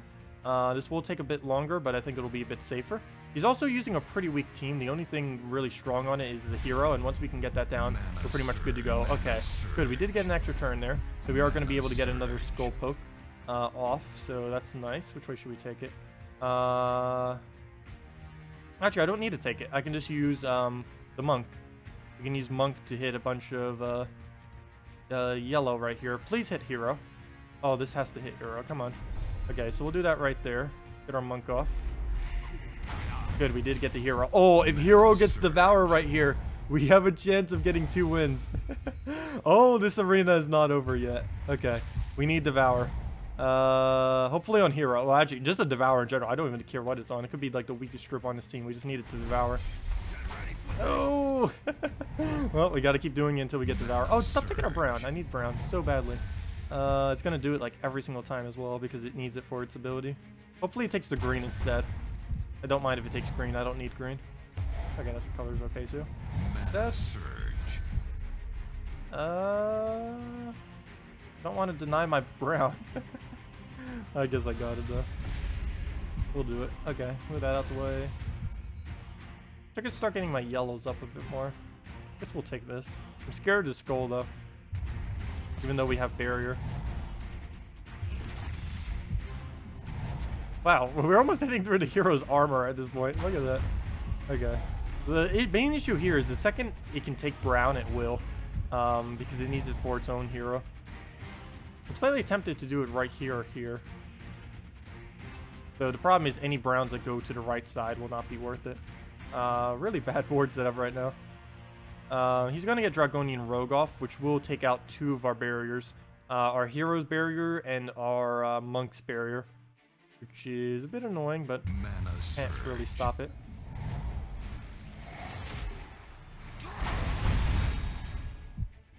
Okay. Well, there goes that. And I think we'll throw this now. We'll throw it to the left and hope it lands in this general area. It should overwrite that skull, so we won't get hit. Ooh, no extra turn, no nothing. Oh, we lose. Well, that was quick. Mana surge. Okay, so he's just going to skull into War and Peace and then win. And we already lost. Well, that didn't work out then. Unless we brown surge and then get Devour and it does for some reason not use its ability. That's our only chance. Sometimes it doesn't like using its ability for whatever reason. Brown surge, go. Oh, we didn't even get brown surge, it's over. War and Peace. Well, we still have one last chance.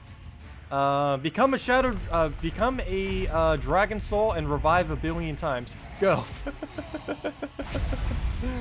Let's see. Well, there's a skull, but we can extra turn it. Mana surge. Not looking good this battle. I know, it's hitting. It hits really hard. You can deplete it with barriers, or you can entangle it as well. I think next time we're going to repick this and try going for an entangle drain team. I need to try getting Cockatrice as one of my picks, or just entangle in general from like a nymph or something because he gets it so quick. Because skulls are way too annoying. Problem is their mana is annoying too, so I need mana drain and skull reduction. Problem is I also need damage, or else it's going to take like an hour or 2 to win a battle, each battle. Like we had the problem earlier with this team. Oh, why did I go for yellow instead of red? I actually should have gone for red right there. For our baby dragon. And we didn't even get it off the cascade. Come on, red. Not like it makes much of a difference. We're probably going to lose regardless here. But we at least need to try on the baby dragon. See if we can get him up. Problem is every single time I have to take skulls because we don't have barrier anymore. We'll take this red if it still stays intact. I think it will. Oh, there's War and Peace. We lose. No way to stop that at this point. I can survive on deep bore if I really wanted to, but yeah, it's over. I think it's skull. Maybe he won't cast for a couple turns. Nope, every single time it does it immediately. And that's match. Aw. Deep bore, go, you got this. You got this. No, it's impossible at this point. Well, we got 1 win. We got our 1 win, but let's redraft and see what we can get to try to do this with. It's not over yet. Well, for this team it is, but it's not over as far as our attempts. Mana We'll try it again. Do you know why our trophies, seals, and tasks got reset yesterday? No. It happened to several guilds, and I actually don't know why it happened, but it did happen to several guilds. But there we go. We did lose, but we did get a win. We did indeed get a win on our very first battle. We ended up winning on this difficulty, but then we got completely crushed. But at least we got one win. And of course, it's definitely not worth it. We only get 200 souls, 2 trophies, 875 gold for about 2 to 3 hours of playing. So that's basically nothing. But it was a lot of fun. Let's see what we get for our defend here. The defend would almost be more than that. But yeah, let's go try this again for again. Let's see if we can get a good draft. We'll have to repick this so many times, but let's see if we can do this on Warlord 4 again. Okay, so right off the bat, it looks like a repick. If Rafe had fully traded, this would be like the best pick ever, but it's not fully traded, so all of these are basically useless. And that's way too random to actually use. This will use him for high damage. Oh, Siren. This might actually be a team. No, probably not. Depends what last pick is. No, it's not a team. Let's pick whatever. Okay. Come on, give us the picks. Give us all the picks. It might take... we need to spend a little bit more time probably on the drafting part. Oh, for anyone who wants to learn how to draft, and that would be a good time too to explain how to draft.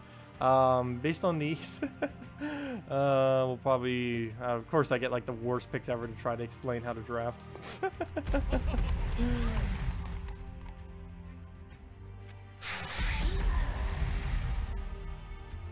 Yeah, useless. Arena, draft. Come on.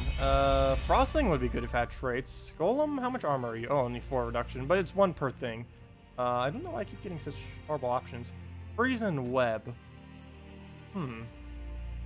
Its mana cost is way too high, though, is the only problem. And the useless picks. Do that, unless we get something amazing. Green, purple, brown, red. We can actually cover every color, but they don't do... they're not that useful for this high of a difficulty. So, retire. That would have been good for a normal arena run. Oops. But for trying to do this on Warlord 4, that's not going to work. We need at least 1 summoning troop. 1 really good disable. And... or go. Destroy a row, knock an enemy to the back. That actually wouldn't be horrible. The problem is that's literally all he does. Well, other than destroy the row. Maybe. Oh no, not with these picks. Dwarf Lord, no. All these. A monk, really? Really? Well, we covered every color. But for this difficulty, that's not gonna work. If we had to do a normal arena run, that would have been okay. Useless, come on. I'm not even gonna bother drafting these. Oh! I lied! I lied! Oh. Oh. Now we need a nymph. We really need a nymph. If we can do a nymph into a cockatrice, I believe cockatrice is ultra rare, isn't it? I don't even remember. It's so underused these days. But if we could nymph into cockatrice, we could actually win. So I am going to do this pick. Ooh. Ooh. This is actually interesting. Black Beast.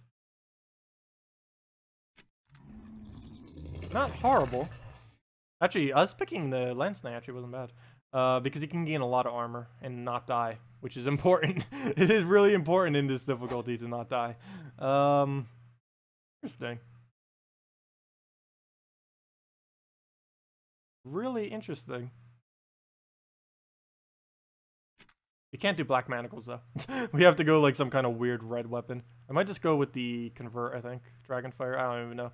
Actually, I might go... Oh, the shield weapon I mentioned earlier. Oh, the shield weapon I mentioned earlier would actually be perfect right here. Because we need the barrier, we need the HP, we need the devour. Oh, okay, I think this might be competent enough to win with, or at least try. There it is, guards wall. Come on, why is it frozen? Don't freeze on me. Here, there we go, a team. I think we could make this work. Oh, Cockatrice is a rare. Okay, well, Nymph will be fine then. Nymph will do it a lot quicker. So yeah, we got this. I think we can run with this. It's actually not that bad. Definitely could be a little bit better. Main issue we'll have is we have 0 summoning. It is really important to have summoning on this difficulty. But quite a few troops are pretty tanky, and we might be able to get around it. So yeah, let's try it. We'll probably lose instantly, but it is. We do have the Entangle going for us this time, so we don't have to worry about the skulls as much. We also cover every color, which is something we didn't do in the previous one. We were actually missing 1 color even after our hero class in the previous battle. Okay, so right off the bat, we'll probably want to go for either the Nymph or the hero. Oh, hey, he didn't use hero first slot. Thank you. That makes this a lot easier. Doesn't mean instant win, but it does make it a bit easier because the hero weapons are always the most dangerous thing normally. Then again, he does do 13 damage to all. That's not going to be enough to kill initially. He has more magic than us, so he's never going to get any blue spawn. And Dryad will be annoying, but it's not really much better with higher magic, so it's mainly the skulls that are annoying. So we'll take the red downwards, hope for a green, don't get it. Okay, he takes our red. Okay, he knows we need those reds.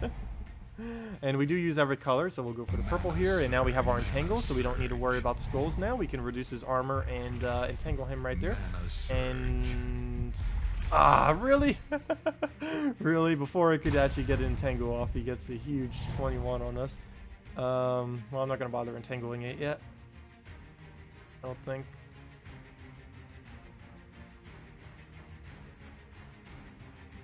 Okay, yeah, no, because it's not going to get his skull next turn. There we go. So now we'll entangle it. And we get some skull or armor reduction. Okay, so we'll take our green here so we can try getting a Devour off. That will, of course, go on our hero. Actually, let me take this brown. Nothing in the way. Won't give him a skull or anything, even though he is entangled. I still want to be taking those skulls, not him. So before that cast, just so it hits less enemies, I am probably just going to devour our hero here. 13 to all, so that won't kill our last slot, so I'll leave that alive. Actually, probably keep my hero alive instead. We'll kill out the Lance Knight instead. We'll get that off. He's still entangled, so he's not going to do anything off that skull, so that's good. Wish there would have been a red there, would have been more helpful, but we'll throw down a skull on him. Would be good if we can keep our hero alive. Don't know how long this is going to last, though. He is about to create a bunch of green, so we might want to start taking greens off the board. We'll take it by the green into the yellow. Didn't get Nymph up, and he is unentangled, so we are going to have to worry about that now as well. Brown Surge? Brown Surge. Come on, brown. I'm purple. Don't get it. Mana Surge. Okay, he is about to get his thing up, so we are going to want to get in the way of that. Hopefully he'll miss the greens and we can take it for an extra turn. Okay, he just randomly swipes one for no reason. Nice. We'll take the skull. And then we'll entangle him next turn. Right. Ooh, we're going to lose our hero. And nothing I can do about it. So we'll entangle him. Oh, there goes hero. And... okay. We'll go on yellow here. That'll trigger the Dryad, or he won't do it. Okay. He's still entangled, so hopefully... yeah, he won't use anything from this brown, so we will take the skull. Hopefully he'll stay entangled good. So he'll take the brown and just skull on the 0. I like the Nymph idea. I don't know if it's going to work out, though, because we have to keep wasting turns to entangle. And there's no way to get a green seer in here. I don't think there's anything that cannot waste its turn and entangle simultaneously. At least between the common to ultra rare variety. And there's no hero weapon that does it without losing a turn. There are hero weapons that do it, but they all lose their turn. And we skull poked him, but he got he's right back up because he got that barrier. And he doesn't have any armor left to hit, so we don't actually do anything off that. Only entangle. And I don't want to devour it until it's about to die. So basically we're just left only taking skulls at this point. And I'm pretty sure we're just going to lose. Might just redraft. Yeah. Because we either just... Yeah, I kind of have to kill it now. And we don't have anything to summon. I don't think this is going to be even remotely possible if we don't do a summon like we did the first battle. Oh, Bogue Strider, yeah. Forgot about that. Bogue Strider gets the Entangle and has some board clear. Oh, that would actually be a pretty nice pick, Bogue Strider. That would mean we can't go eggs, though. But that would be a pretty nice pick to have just laying around. Okay, he's going to get... Yeah, this is over. I might as well just X out. This is going to be a waste of time at this point. Maybe not. If we can get Dryad dead, we could actually win this battle. Only if we can kill Dryad. If the Dryad stays alive, like if it gets that cast off and heals itself, I might as well just forfeit because it's going to take a ridiculously large amount of time. Of course, most of these battles will be that long, but it's going to be to the point where it's going to be impossible because it's going to heal quicker than we can damage it, unless we can get that Dryad killed like right now. Can we drop it? I need something to drop for a chance of that skull. Or any skull. But that's the only one I can really see, and it doesn't look like we get it in any way. I can't drop it into anything. We'll just take that, I guess. There we go. I really wish this would actually spawn skulls. It says it spawns skulls and then devours something, but if you use it on itself, or just kind of try using it for the skull, it doesn't do it, which is annoying. Oh, it shielded itself. Ah. Oh, well, we might be able to break through it. What does the hero do? Hero. Destroy an enemy armor, which is like 3, and then poison them. Or deal 23 damage. Oh, both of those are ridiculously annoying. Even the poison, even though it doesn't seem like much, is mainly because we're going to take so many turns to win that the poison would actually kill us. Okay. Well, I guess that's less damage initially, at least. If he keeps poisoning it, that wouldn't be bad. If he just keeps triggering poison every time he casts. Just move this, I guess. Need to try force him into giving us skulls. Okay, Dryad killed. Wow, we might be able to get a kill again. A win again, I mean. If we can kill that Drake, he has nothing to... Oh, actually, he has his hero still. But if his hero keeps triggering poison, he actually can't do any damage to us. Which is amazing. He has a 50% chance to do 0 damage to us, which is... for 14 mana is insane that can actually happen, but it does. So he's going to help us quite a bit with that. He actually had a ridiculously bad draft. It's just this on Warlord 4, even the worst teams are ridiculously hard to kill. I'm going to leave that green there and hope he moves in a way that we can take it. So I'll try this because we have a chance for a purple that has a chance to go into his skull. And that doesn't happen, of course. Very unlikely that it would have, but there was a chance. Got to take any of them since the only damage we have is skulls. So we got to try to take skulls. Even if the chance is slim. Okay, he is going to damage us there. Only 13, but does that freeze? No, it doesn't freeze. Oh yeah, it does freeze. Never mind. So that is a bit annoying, and I have no way to really negate that. This is arena, so we don't have immunity. Oh, he didn't go for it. Oh, he can actually kill us with that. Yeah, or pretty close. If he uses both of them and he gets damage on his hero, we'll die to that. As long as he keeps poisoning on his hero, we actually have a chance of winning this battle. Getting pretty close. Please do poison. Ooh, if he keeps hitting poison, we actually got a kill here. Okay, we'll take this upwards for a chance of skull. We don't get it, nor does he though, so that's fine. Can I bait him out in any way?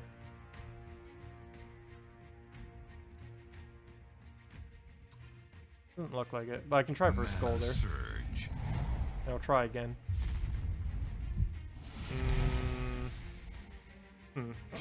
I don't want to move too much over here because it might give him something. He's just... Wait, what's his magic? Oh, we have 0 magic. He's not going to create any. Okay. That's not an issue.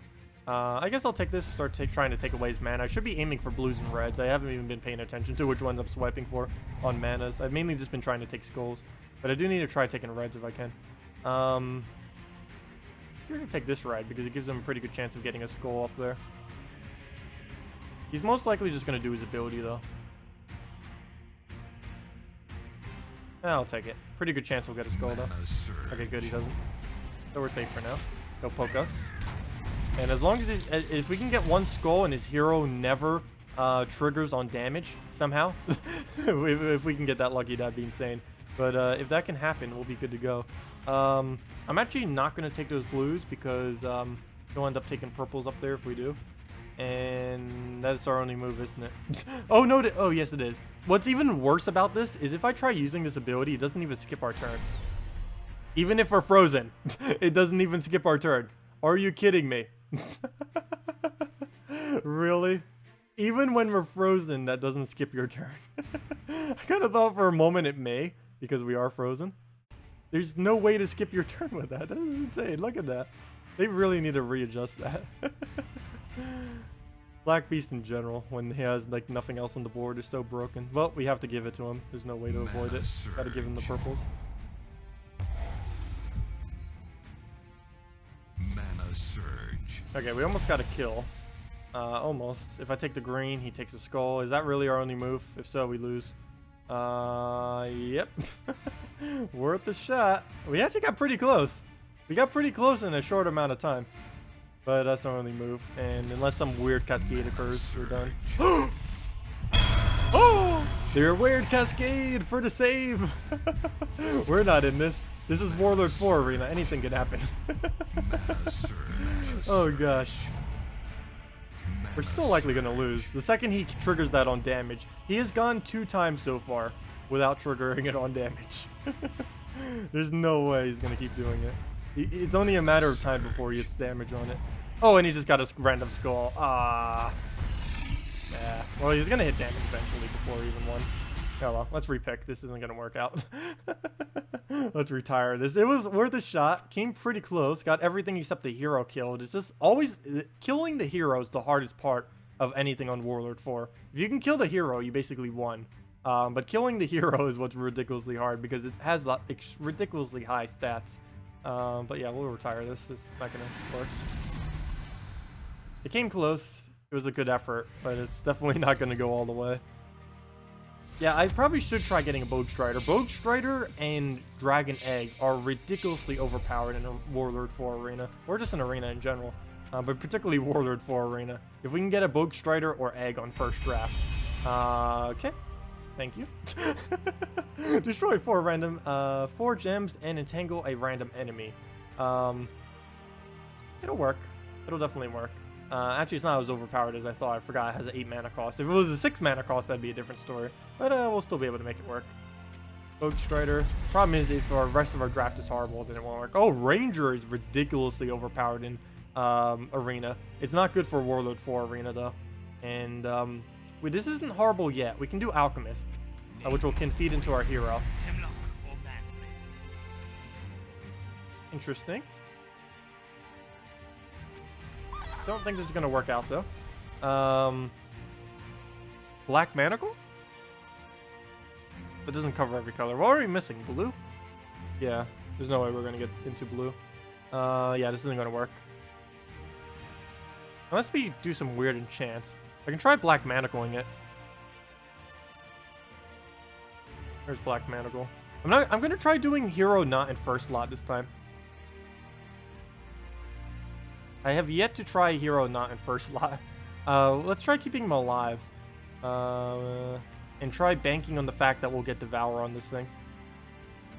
Okay, so Black Manacle. Order.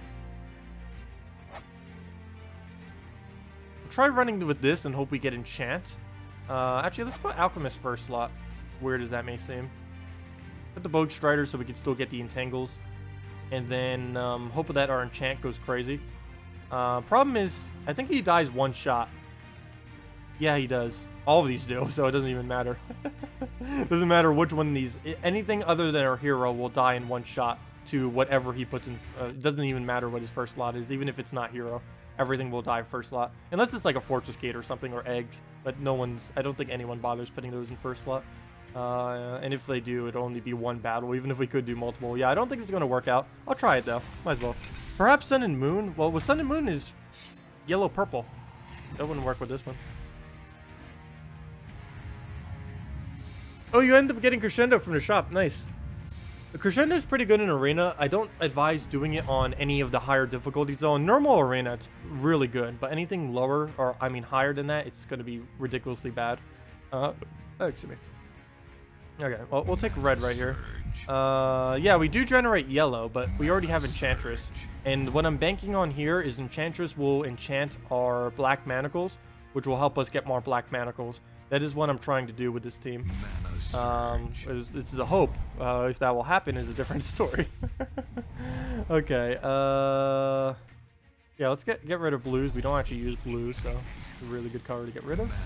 There's our enchant. Here's some of our purple. There's some of our green. There's some of our red. There's some more of our yellow. And I'm almost tempted just to take this purple right here.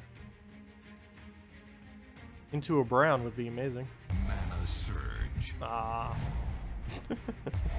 Okay, skull, I gotta take it. We have a chance for a brown as well, so it's not like we're wasting our turn for a skull. One off. Give us a red instead.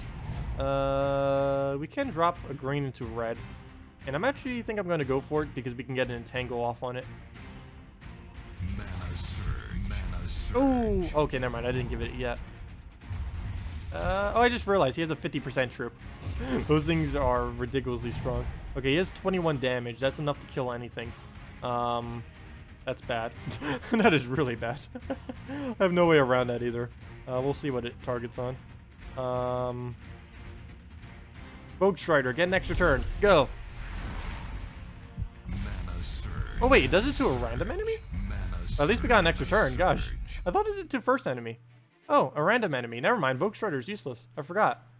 It does it to a random, not to a target. I gotta give it blue. Unless I can alchemist it away somehow. Doesn't look like it.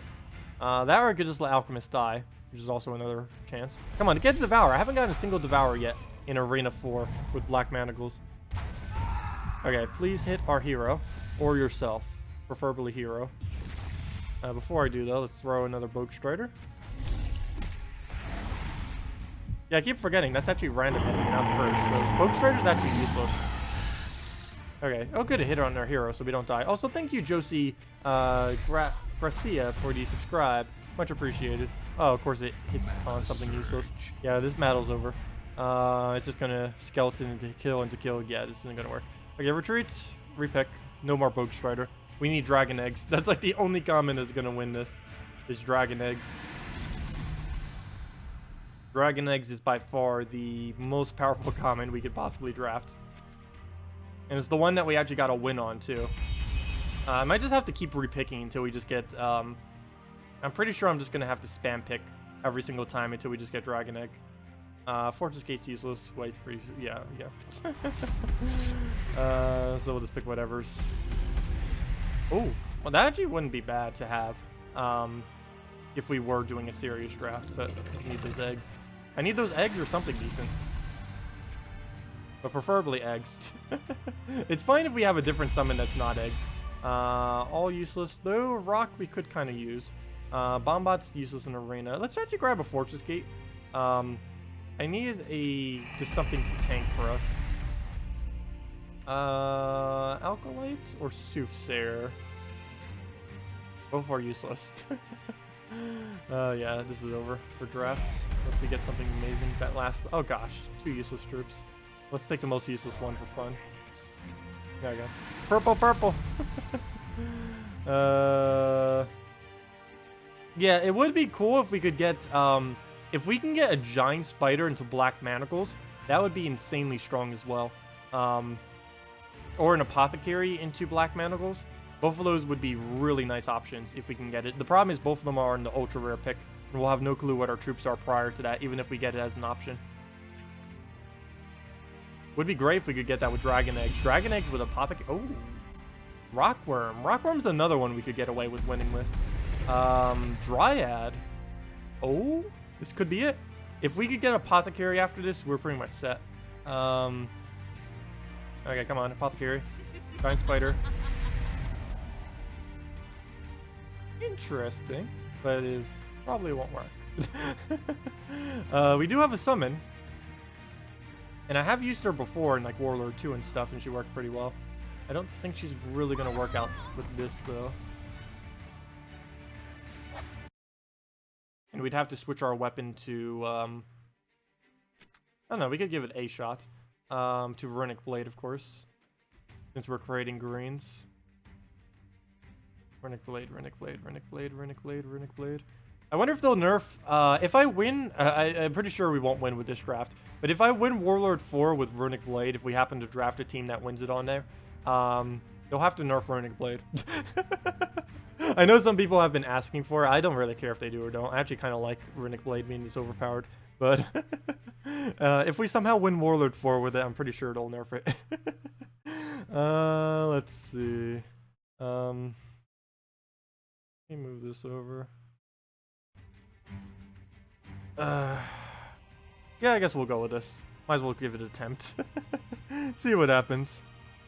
Worth a shot, at least.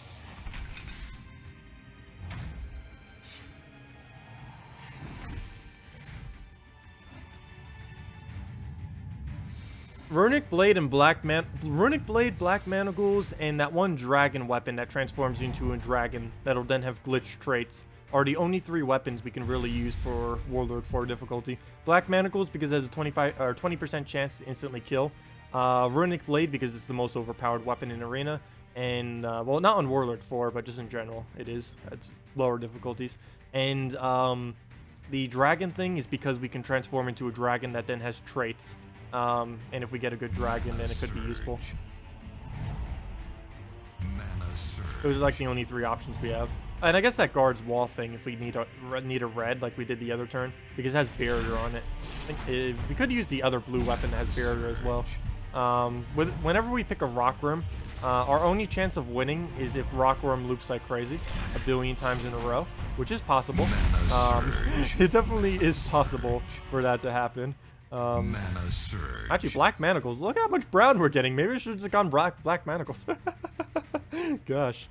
Well, we'll do that. Don't take the brown. Oh gosh, we missed. Problem is, when we miss, we instantly lose. Because if he uses brown at all, he's gonna get everything up. So that's gonna one-shot. Almost one-shot. Somebody around there. Yep. So we'll do a summon. Oh, he has Runic Blade too. Oh, facing Runic Blade is a suicide in this. 30 damage plus it gains 10 to all stats if it gets a kill. I forgot about that too. This is actually the first Runic Blade we've been up against on Warlord 4. Look at it. Instant kill. Yeah, we already lost. Impossible. Okay, I think Warlord 4 might just need to give up on. We got 1 win, but that's about as far as we're going. We need to pull Dragon Eggs again. That battle the draft we did earlier when I did get Dragon Egg was the first time I've ever even gotten Dragon Eggs in Arena. And it worked out pretty nice. Okay, this draft's useless. Pick whatever. Retire. We'll try it a couple more times, or well, we'll try a couple more drafts right here. I think I'm only going to try it about 1 more time until I might just give up on it for now. We need to find Dragon Egg again. Alright, we'll just retire that. Come on, give us the Dragon Egg. Arena, repicks. All the gold. Poor gold stash. Nothing good. Just let me see this. I don't know why I keep going for him. He's actually pretty weak. Even in Arena. He does have 9 attack, but there's quite a few things that have 9 attack in Arena these days. I did the sound twice. Okay, we got a chance. Dragon Eggs. Now's the serious time. Dragon Eggs. Dun dun dun. Summoner. Huh. Interesting.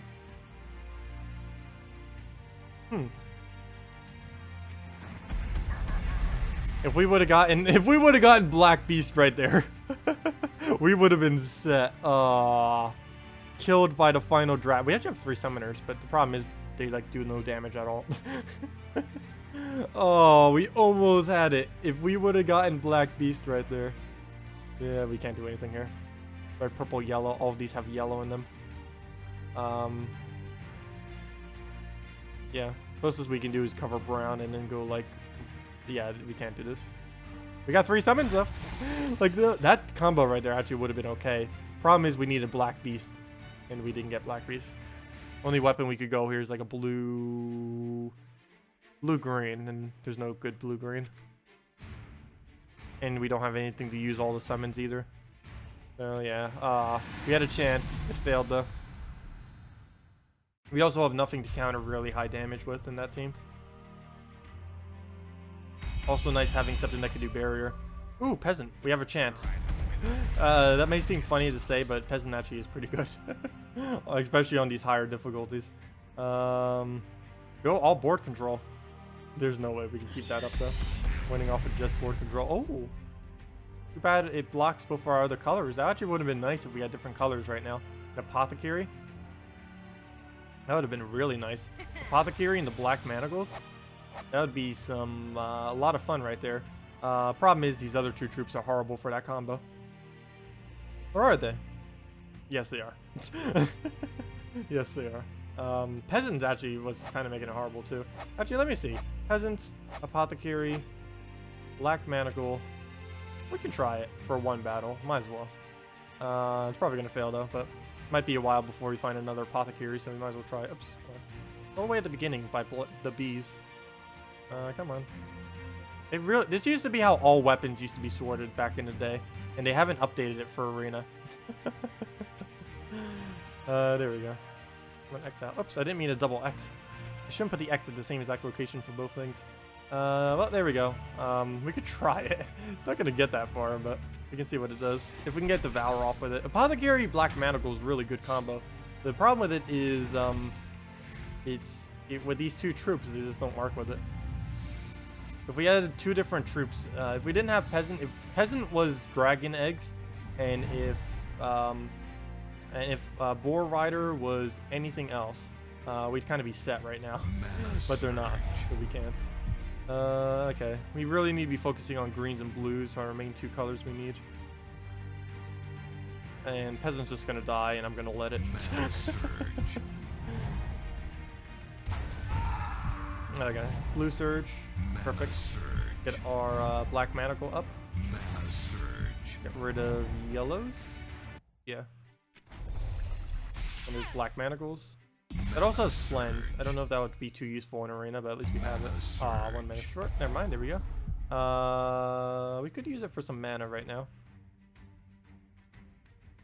I don't know if I should do Black Manacle first or not. I don't know where it might move next turn. Because we can take free, well, there's plenty of things we can take for free next turn, so we'll throw Black Manacles now. We still have yet to get a single Devour off of Black Manacle. Let alone get it on Hero. We haven't even managed to get it off. Mana Surge.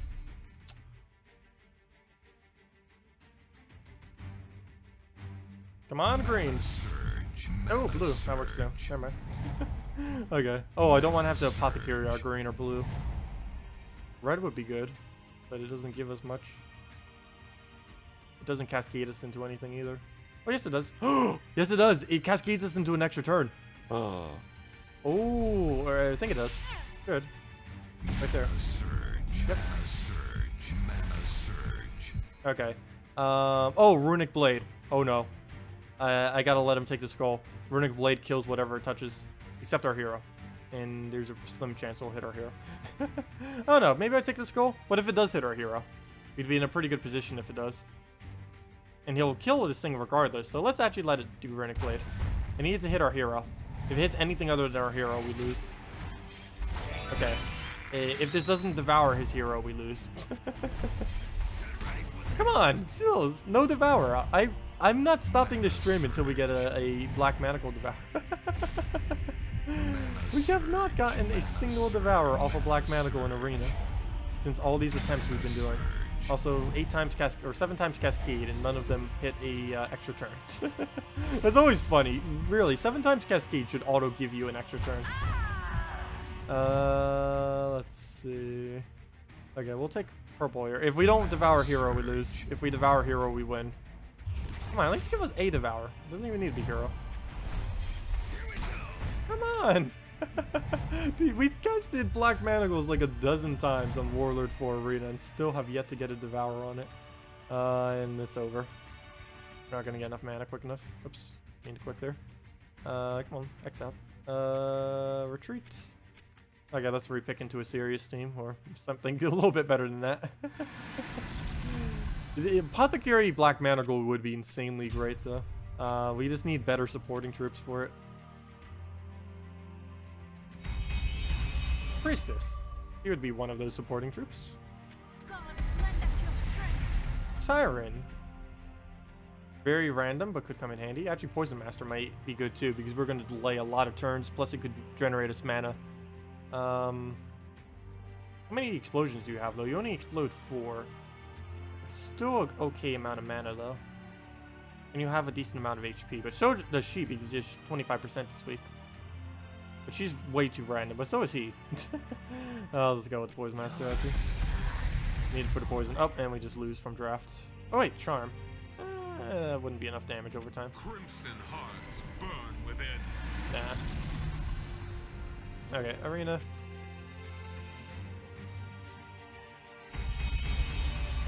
Oh, see ya, H82. Have a good day. And wow, 3 useless purples. Watch a skeleton wouldn't be bad if this was a normal draft.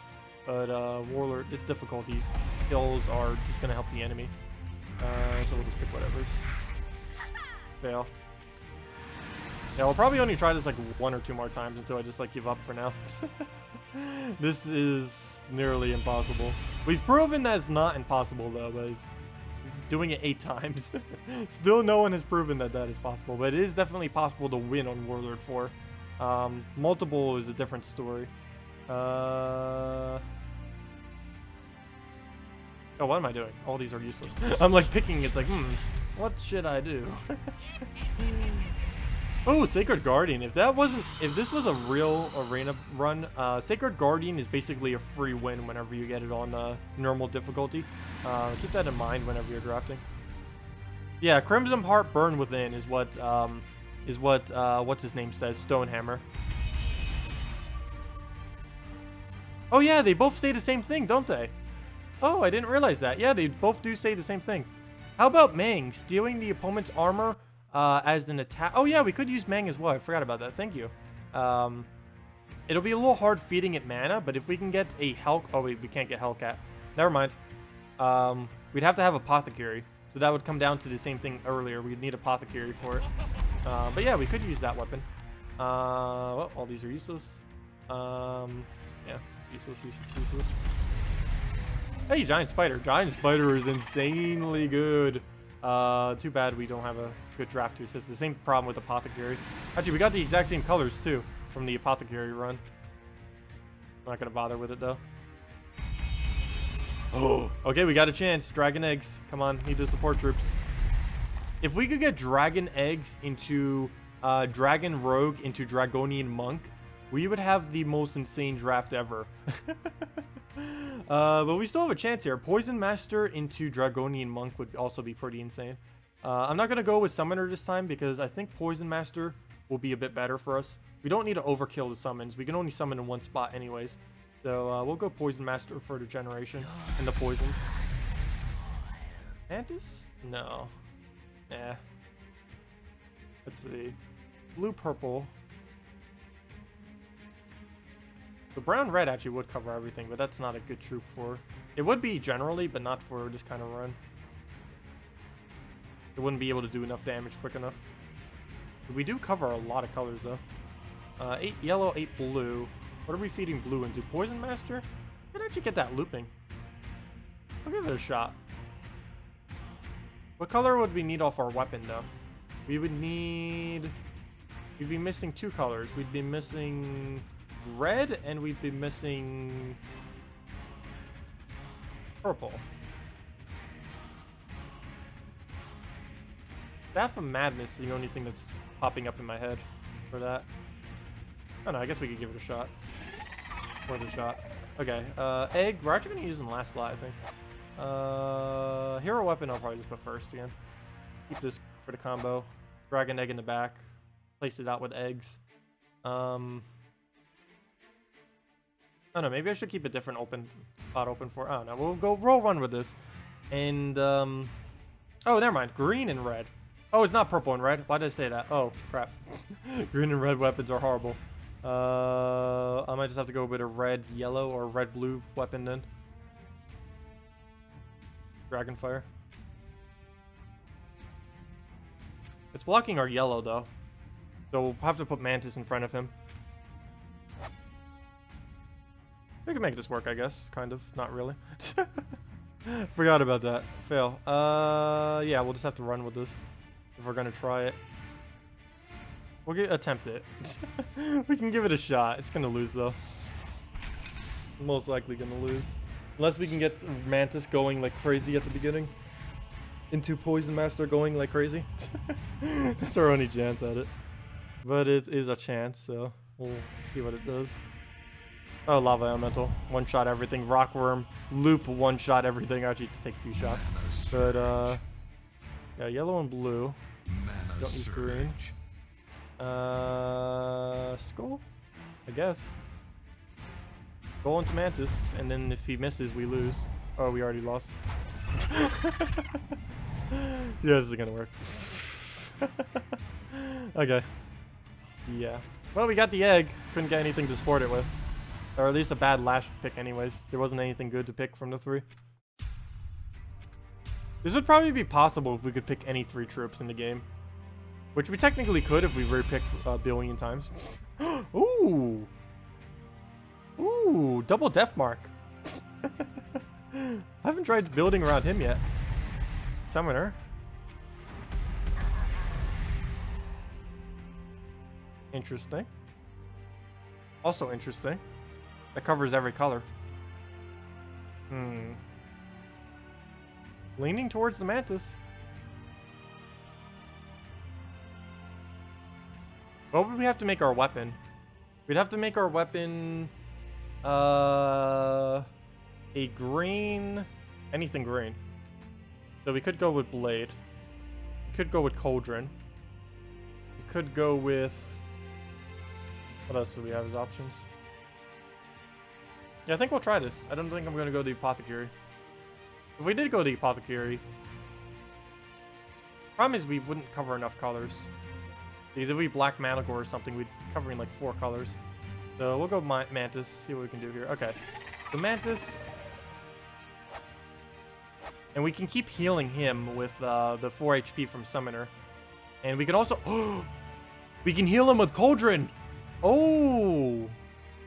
Oh! Oh!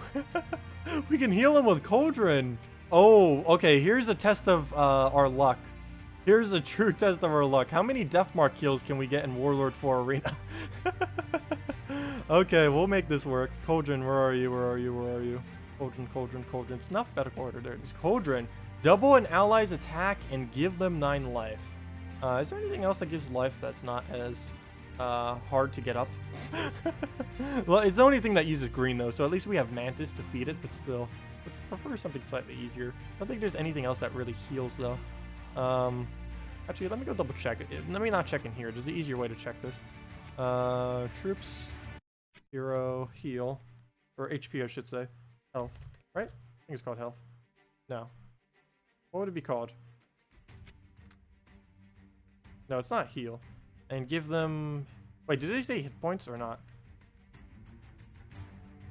No. What do they call it? They don't call it HP. No. Maybe it's 2 word.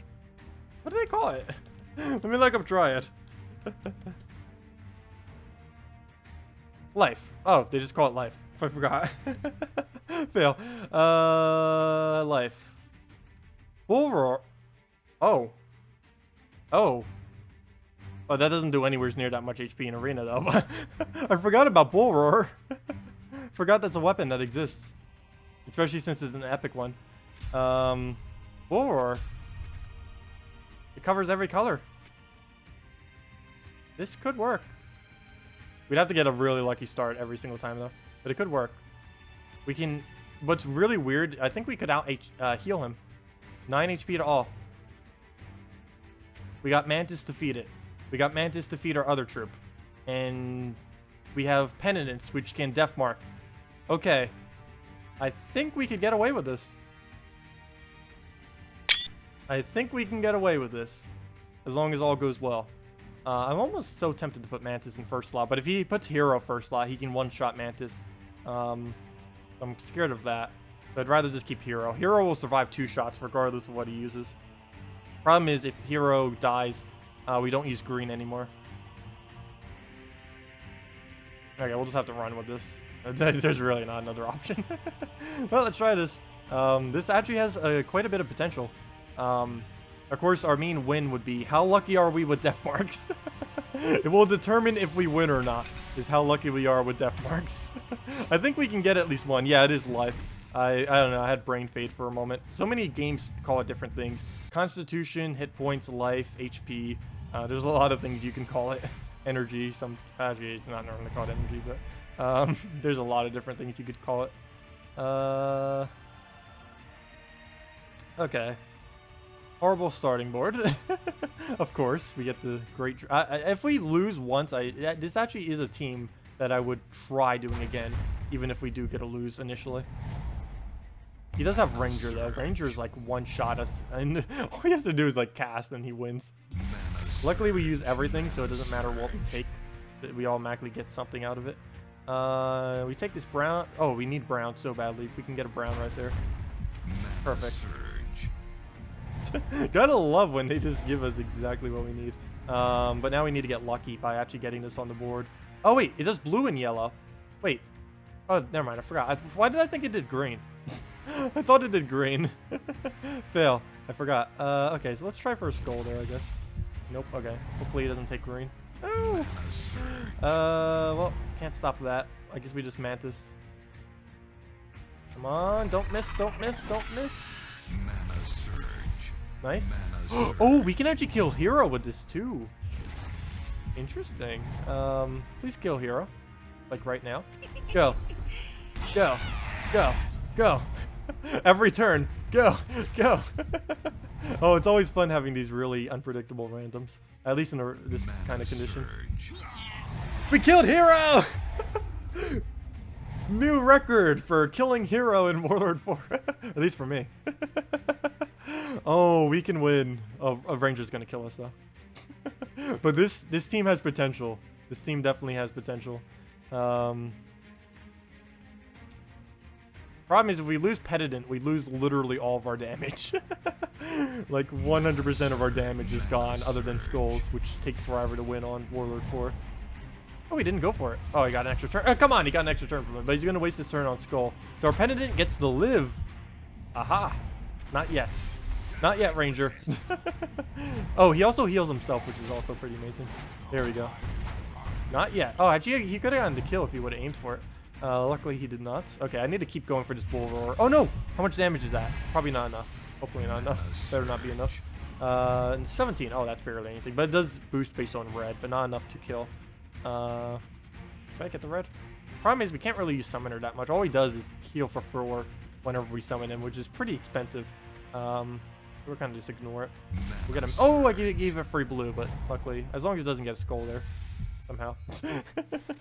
Okay, so he'll do that on Hero because he can't target it. It always hits Hero. Oh, he removed some blue unintentionally. We'll take the skull. Oh, never mind. We'll throw it, I guess. Oh, no extra turn. We gave him yellow, and we lose. Well, we got Hero dead. I think if he didn't have Ranger, we would have had a chance. Problem is, there's always going to be those slight troops here and there that's always going to have that high chance of killing us, yeah. Ranger alone could just soloed our entire team there. And he kind of did. I'm still trying this again. This is a really interesting draft to have. I really wish we could get one win on this. Team's actually pretty solid for Warlord 4. It really just depends how lucky we get on Penitent and what our starting board is. Because, of course, the general premise is we just get the HP up so ridiculously high on it, and then we just spam out death marks, get all the kills, and then we win. Because he's never going to run out of HP, even though he does 7 damage to himself. We heal by 9s and we heal by 4s. But yeah, a little bit hard to get a good enough starting board to win that quickly, though. Because we need to get Penitent off in, like, turn 2, if not quicker.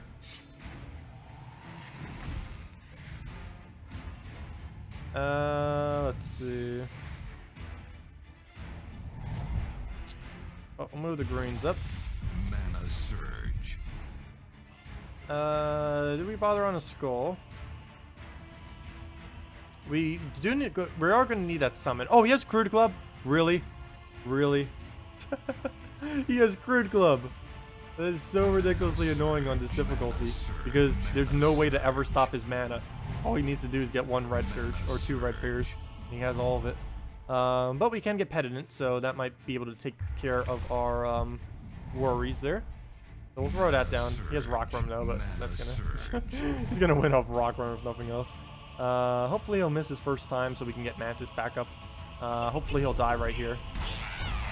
On every turn, 10% chance. Let's see it. Please miss. Sweet. Okay.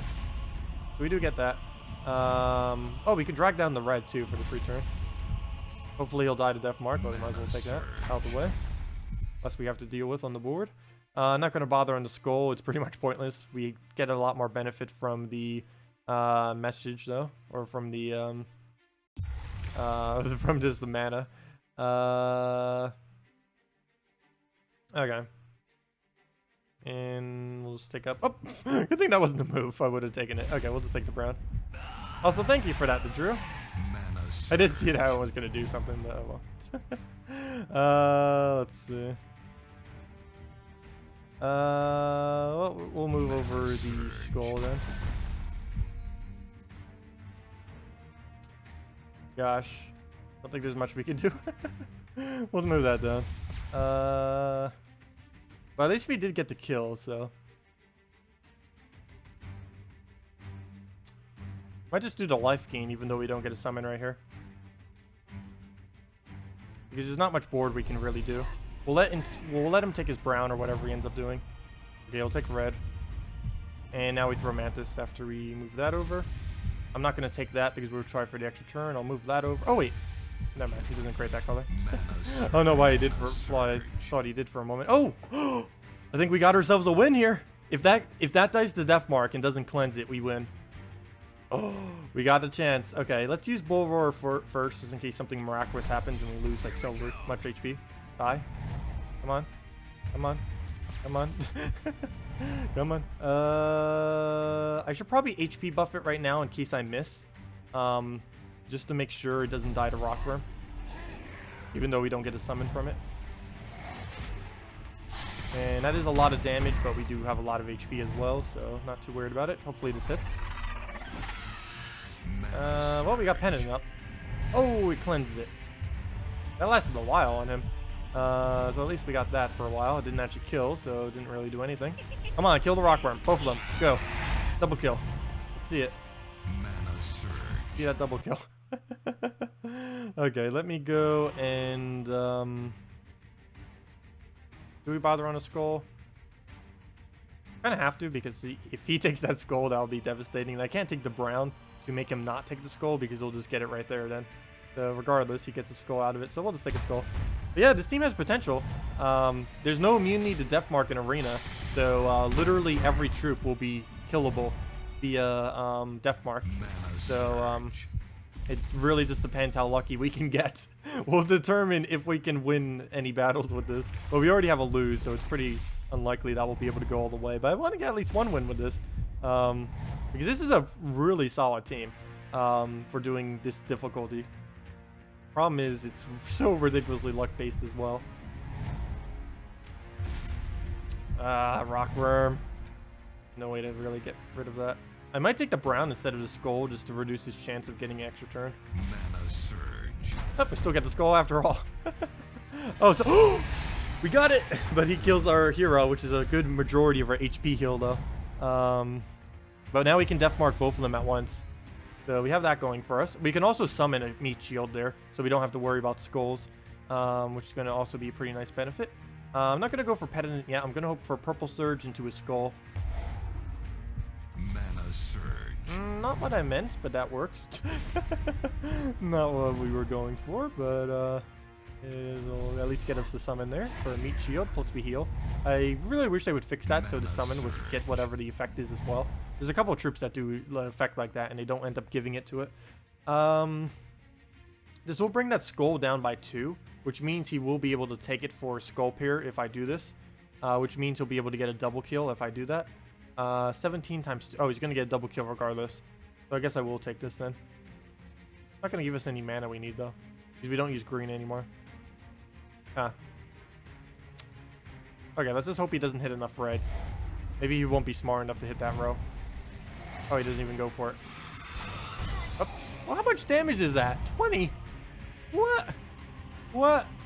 What? Okay, Penitent, you're our only hope. I need to make sure he doesn't hit a bunch of reds right here. So we'll take some reds. Penitent, you need to get your death marks off and then kill with your 2 death marks. You're our last hope. Until we don't get to do this team anymore. Because if we lose one more time, it's over. Okay. We'll take it upwards because there's a lower chance of giving him skulls. Okay, our last hope. Penitent. Double kill off of a death mark. Could you imagine if we win off a double kill death mark right here? Come on. Okay, a 10% chance every turn. If one of them cleanse, we lose. A single cleanse and we lose this battle.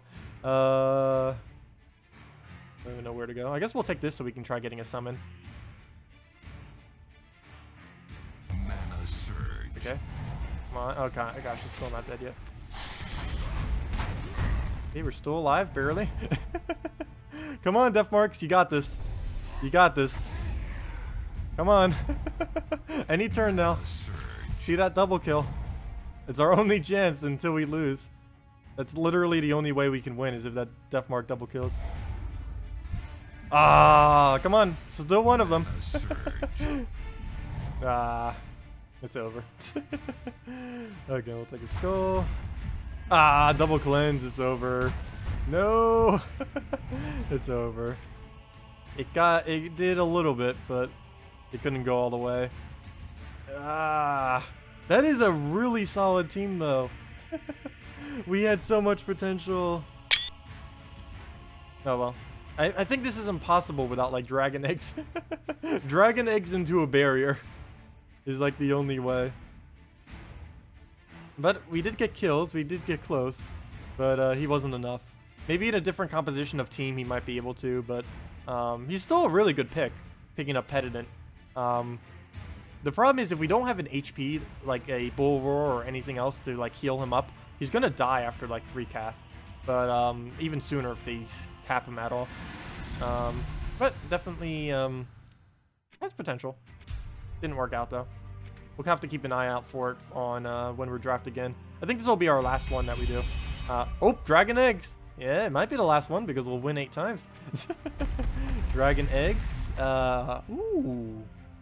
Winter Knight. He has barrier on his ability, board control, and he gains armor. Or actually, Revenant isn't that bad either. Death Mark. It's only 1 Death Mark, but he doesn't kill himself like the other one. The main thing keeping me away from this is, other than 12 mana cost for a rare, which is pretty high, it has 5 HP. And there's a lot of things that can instantly kill it. Then again, anything is pretty much going to instantly kill it. But I don't know. I feel like going on the safer side of Winter Knight because he can get pretty tanky. He gets 2 extra armor for every blue. Basically, every cast will allow him to survive 2 hits. So, or at least 1 hit, of course, because of barrier. And I think we'll need it because what if we don't get a barrier? Plus the purple we may need for black manacles, depending on what our last pick is. Though if we pick... Oh, if we get a giant spider or apothecary for the last choice, that's awful. Though any of these 3 picks would be awful with it, unfortunately. But we'll have to go with them. Okay, green, blue. Yeah, none of these are really useful. Let's see, green, blue. I guess we would have to go Snow Guard. I don't know. None of them are useful. I guess we could go Black Beast. That's like our only chance and do it off the egg. Gotta go Super Black Beast off the egg. That's about it. That's like all we can do with it. So we'll do it. Black Beast. Hero weapon though. We'd have to go a red, purple. There is a weapon for that. It's not particularly useful though in this game mode, but it is a weapon. Let's check every option though. Red, purple. There's Burning Scythe. That used to be insanely overpowered in Arena until they nerfed it. There's Death Kneel, which is useless in this game mode. Or not useless in this game mode, useless on this difficulty. And there is one other one, which I believe is an event weapon that you normally can't obtain. Oh, there's also Sands of Time. Which... What's a heal? I don't know. I might actually go Sands of Time. Because the other weapon isn't going to do too much damage to them. I think it's only going to do 7 damage to all of them. Where'd it go? Red, purple. There it is. Staff of Madness. 9 damage, steal 1 skill from each of the enemies. For 16 mana. I might just go with the heal. Sands of Time. I think I'm going for it. Sands of Time. Go for the heal instead. Though we don't have HP gain on anything other than our... oh, wait. Yeah, we do. Our eggs. Okay, we'll run this. We'll go super tanky and make sure that our thing wins. Okay, so hero first slot. Followed by that. And... Actually, should I put that in front? I'm scared that we won't be able to get eggs off quick enough if I put that up front. Oh no, I kind of want Winter Knight backing him up and then just devouring whatever we summon. And then we eventually get him so big that we just kill out. But then we can't use the Hourglass. One of these have to die. I just don't know which one I want to have dead. I guess we got to get rid of the Winter Knight. Because we have to keep the Black Beast regardless. Because we obviously we need the eggs. But we need the Black Beast to devour the baby dragons. Poor baby dragons. We're killing them in so many different ways. And we just have this guy who's just going to barrier for us. Which will give us enough time that we can do our hero. To make sure we can keep healing. Too bad he doesn't gain HP. If he gained HP instead of armor, this would be an insanely good team. Problem is he does armor. I think we'll run with it though. Okay, we'll see what happens. We have barrier, we have heal, we have a way to win, and we have baby dragon, or dragon eggs I should say, which make baby dragons, which then make glitch dragons with all traits. So, though I might devour them before they become glitch dragons with all traits. We'll have to see. Okay. Skull? I guess we kind of have to take every skull. That or move it in a way that it can't. But if I keep moving skulls, then that'll just make more chances for him to take skulls. Oh, there we go. So, we do get our extra turn there. And, yeah, we'll just go in blue. Start getting our first barrier off in case he gets a skull somewhere. He's also give us some board control. Which is always nice, having board control. There thinks he... I know, I think there is a safe side. There is no safe side in this difficulty. Everything dies instantly. I wonder how much damage his Steam Turn is doing right now. If it's like above 30, that is extremely devastating. Oh gosh, 33. That isn't enough to one-shot kill at least initially. Okay, we'll move this over and hope for browns or reds. We had 3 chances there, 4, because we had the red there too. God, and all of them miss. But we have 2 chances for reds and a blue and a red. Gosh, we have so many chances again, and a double blue. We'll take this. Oh wait. Oh, we can take this in so many ways right now. Yellow, yellow, double red into the other things. Oh, I'm fine with that. Ah, but we didn't get anything from the cascade off the top. But at least we got it from everything else. Okay, so there's Runic Blade. Whatever it touches dies unless it doesn't on hero. We don't have barrier up yet, so we can't even barrier. Hopefully he doesn't aim at that. Please don't. Okay, our way to win just died. Though, technically, it didn't, because we can still win with whatever baby dragon transforms into. So it's not over yet. Yeah, baby dragon, we need your reds. Give us your reds. Or dragon egg, make a baby dragon, and now baby dragon, go get all the reds from the board. Okay, anyway, we can take this for extra turn. Doesn't look like it. We can drop it for a red, which may go into a purple or something. Or we could just simply move it over.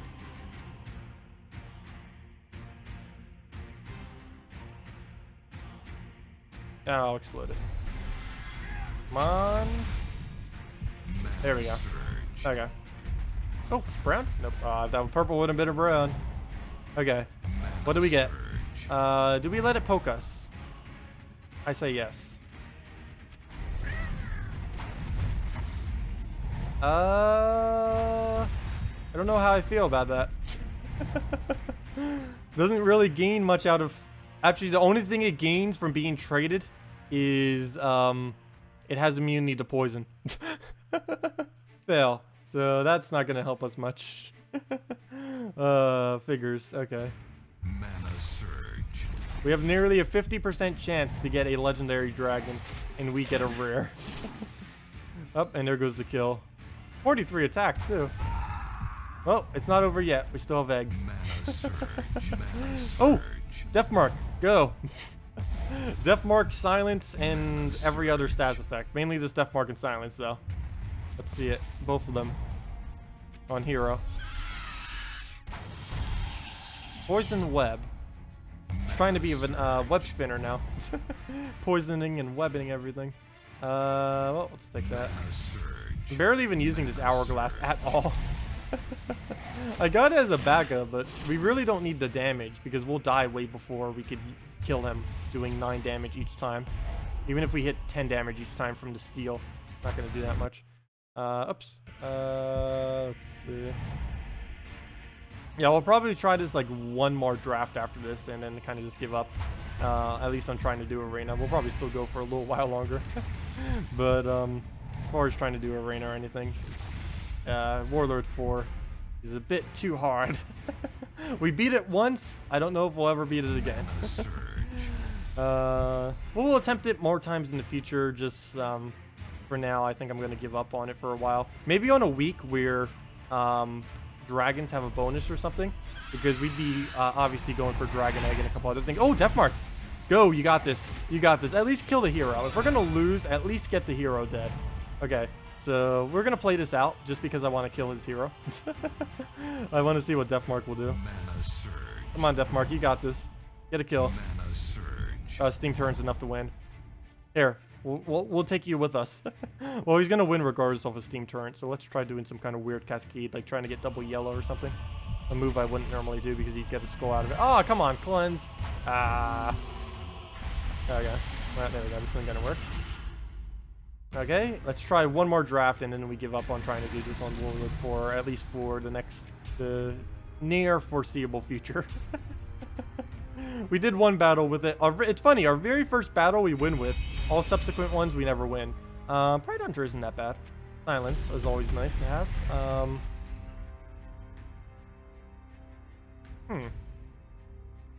If we could get Dragonian Monk, we could actually make this work. Because we can transform our hero into a dragon.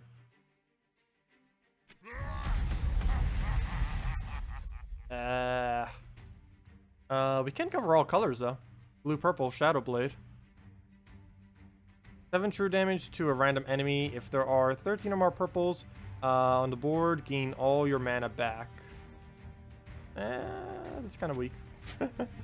Especially for arena. We could cover every color, but this isn't really going to work out. Retreat. Retreat! Hello, Donovan. Welcome.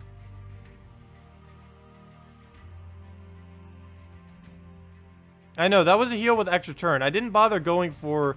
I was trying to do it for the heal because I figured we would not be able to win quick enough to be able to Staff of Madness him down without another damage source. It would take us 4 to 6 Staff of Madnesses to be able to do it. And that was way, way too many casts. There's no way we would be able to get that many off in time. It's not defensive enough. Even if we stole magic every single time, it wouldn't be enough damage. Spider Knight, you're only web, you're not entangle. Sword Knight would be okay, but these things are horrible. Horrible. That's actually not too bad, but still can't do it. Trent would be horrible in this kind of game mode. Fire. Arena, go into it. I was trying to go and get the Black Beast to max, but that was... Oh, we got a chance. Dragon eggs. Dragon eggs. Oh! Draining Deathmark. Succubus. We got this. Hello, or thank you, Donovan, for the subscribe. Much appreciated. So we'll throw the Succubus at it. Yeah, right now we're trying to win Arena on Warlord 4 difficulty, which is about the hardest thing you can possibly do. No one's really done it. I ended up winning a battle on it. But winning the entire thing is like nearly impossible. Figures, we get a horrible final draft. We have to get 2 really nice, solid first picks. Then we get a horrible final one. Green, I'm sorry, we're on yellow, red, purple. So we need blue and green. I guess I could go Night Coronet into Runic Blade or something. What's another green weapon that's not horrible? We could go Bull Roar and just heal up and try to make sure we don't die and make the Succubus win for us and focus the whole team around Succubus. How much damage does Dwarven Slayer do? 45. He's really low durability though. But that wouldn't be horrible, even though he doesn't cover any additional colors. We'd most likely just be using Bull Roar or those, so I might just want to go with Night Coronet or Lamia. Lamia could hit pretty hard on them. I might just go with Lamia. I don't need to cover more yellow, and Night Coronet I'm actually scared of because he's going to deny some of our color. So I'm going to go with Lamia here. A little bit of a weird pick, but put it more up front, even though it's blocking our red-purple. Actually, I really don't want to block our red-purple. Oh, maybe I should have gone Night Coronet. Because now, okay, well, first things first, weapon. We need to cover brown, and we need to cover green. We can do Cauldron, but it might just be better covering one or the other. Like with an HP gain. Let's see. Options. Oh, Spider Totem. What's the green weapon that entangles? I know there's one. It's a legendary weapon that can entangle here. How much mana does that cost? If it's 12 mana, we could actually get away with that pretty well. I think it's 14 mana though. The only problem. Come on, I know it exists. You're somewhere in here. I have no clue where it's alphabetized to. And it is in alphabetical order, I just don't know what it's called. Whoa. Well, at least we're at the beginning. Come on, move over. They really need to change this as well, the screen. This is still from when the game started, the screen, actually. It's at Ancient. There's Cauldron. That'll be our backup plan, if nothing else. Where's this weapon? I know there's a green weapon that can entangle. Okay, let's fix this by going into our options menu right here. Let's go into Troops and go under Entangle. And go under Hero. Oh, there's one that entangles last slot, too. Oh, never mind. It just did boost based on Entangle. Wait, there's no weapon that entangles? Yeah, there it is. Entangle first enemy. Oh, it's purple. Why did I think it was green? Oh. I forgot. It's purple. That would explain why I can't find it. Well, that doesn't work. We don't need purple. Figures. Okay, I guess I just gotta go Cauldron, so we use every color. It does a good HP buff, plus it doubles our attack if we can live that long.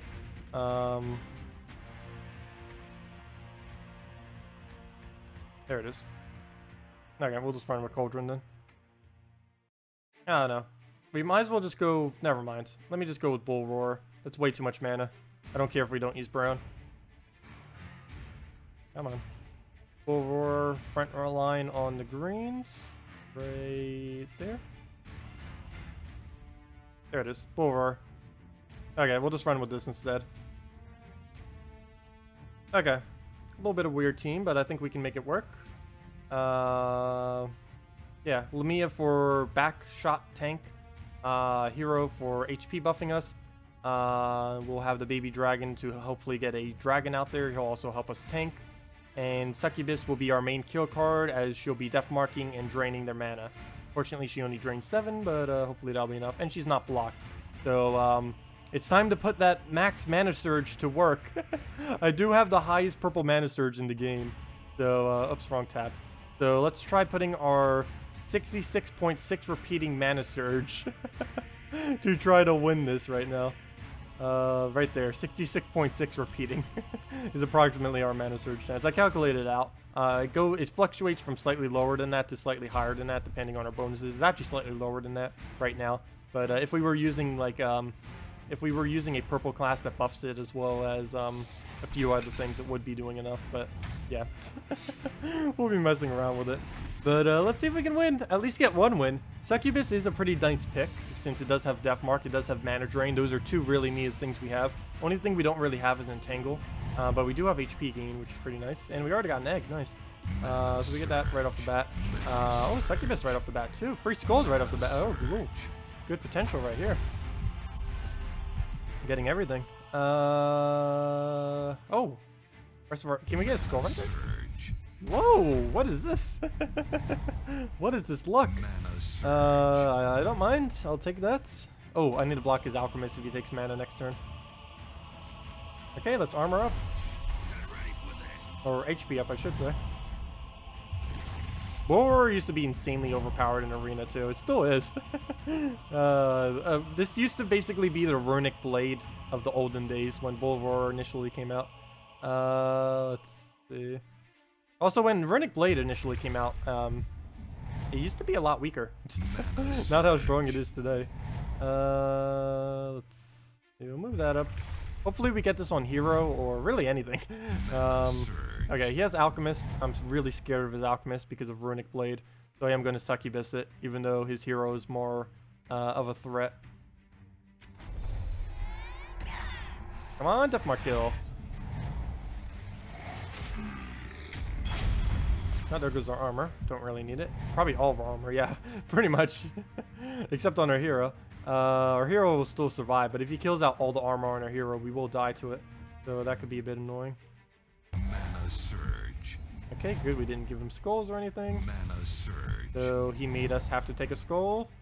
No, he didn't. They can just take a purple instead on Surge. No, 66% chance, and we miss. No. Mana surge. And he has Runic Blade. And that should be enough to kill, regardless of what he hits, except hero. Oh, there goes Lumia. Out of everything we had on this team, that's actually the thing we needed the least, so... I guess that's not the worst thing that could happen. I hope he denies us on those purples. We get brown out of it. Actually, we don't need the brown. Okay, so we'll take those purples.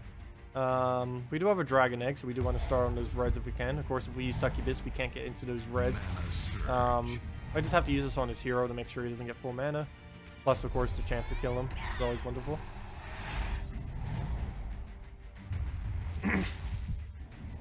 Well, nothing to really do here.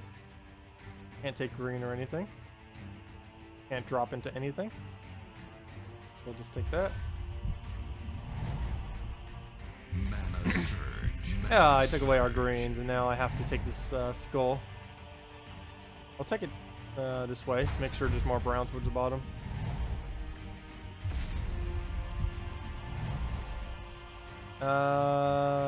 Do we bother sculling again? I think I just... Yeah, I have to. Never mind. I forgot because he takes it. But we do get the red into it, so that's nice. I was just going to take the red, but I don't want to lose our hero. Oh, there's Runic Blade. If he doesn't die to Deathmark, we lose right there. If he does die to Deathmark, we have a chance. Okay, cleanse. Kill the baby dragon.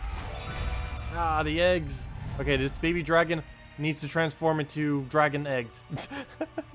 That's our only chance. Or into a really good dragon of some kind. Oh, Christinex. Christinex could make it win. If we could get a Christinex out of it, would also be good. And a Dragon Soul if it revives endlessly. Well, nothing we could do here. We could try for a red, though. We don't get it. And even if we do, we need it to Surge. And I gotta take the skull unless we want our hero to die. I might just have to let the hero die. Let's see. Yeah, we'll probably just have to let the hero die and hope for a double green here off of Miraculous Luck. I'll take it to the left, though, because we have the chance of triple purple as well. Or triple brown. But we got one brown. Okay. Well, we got Baby Dragon up. Now it just needs to be something good. Was it worth it? Going out of our way. We lost our hero for you. What do we get? Come on, Christinex, Dragon Soul, something good. Ah, Van Barrack, no! No, we lose. Okay, we'll throw this at his hero, even though Alchemist will probably get the rest of the mana. Come on, kill it, kill it. Nope. These Death Marks aren't doing anything.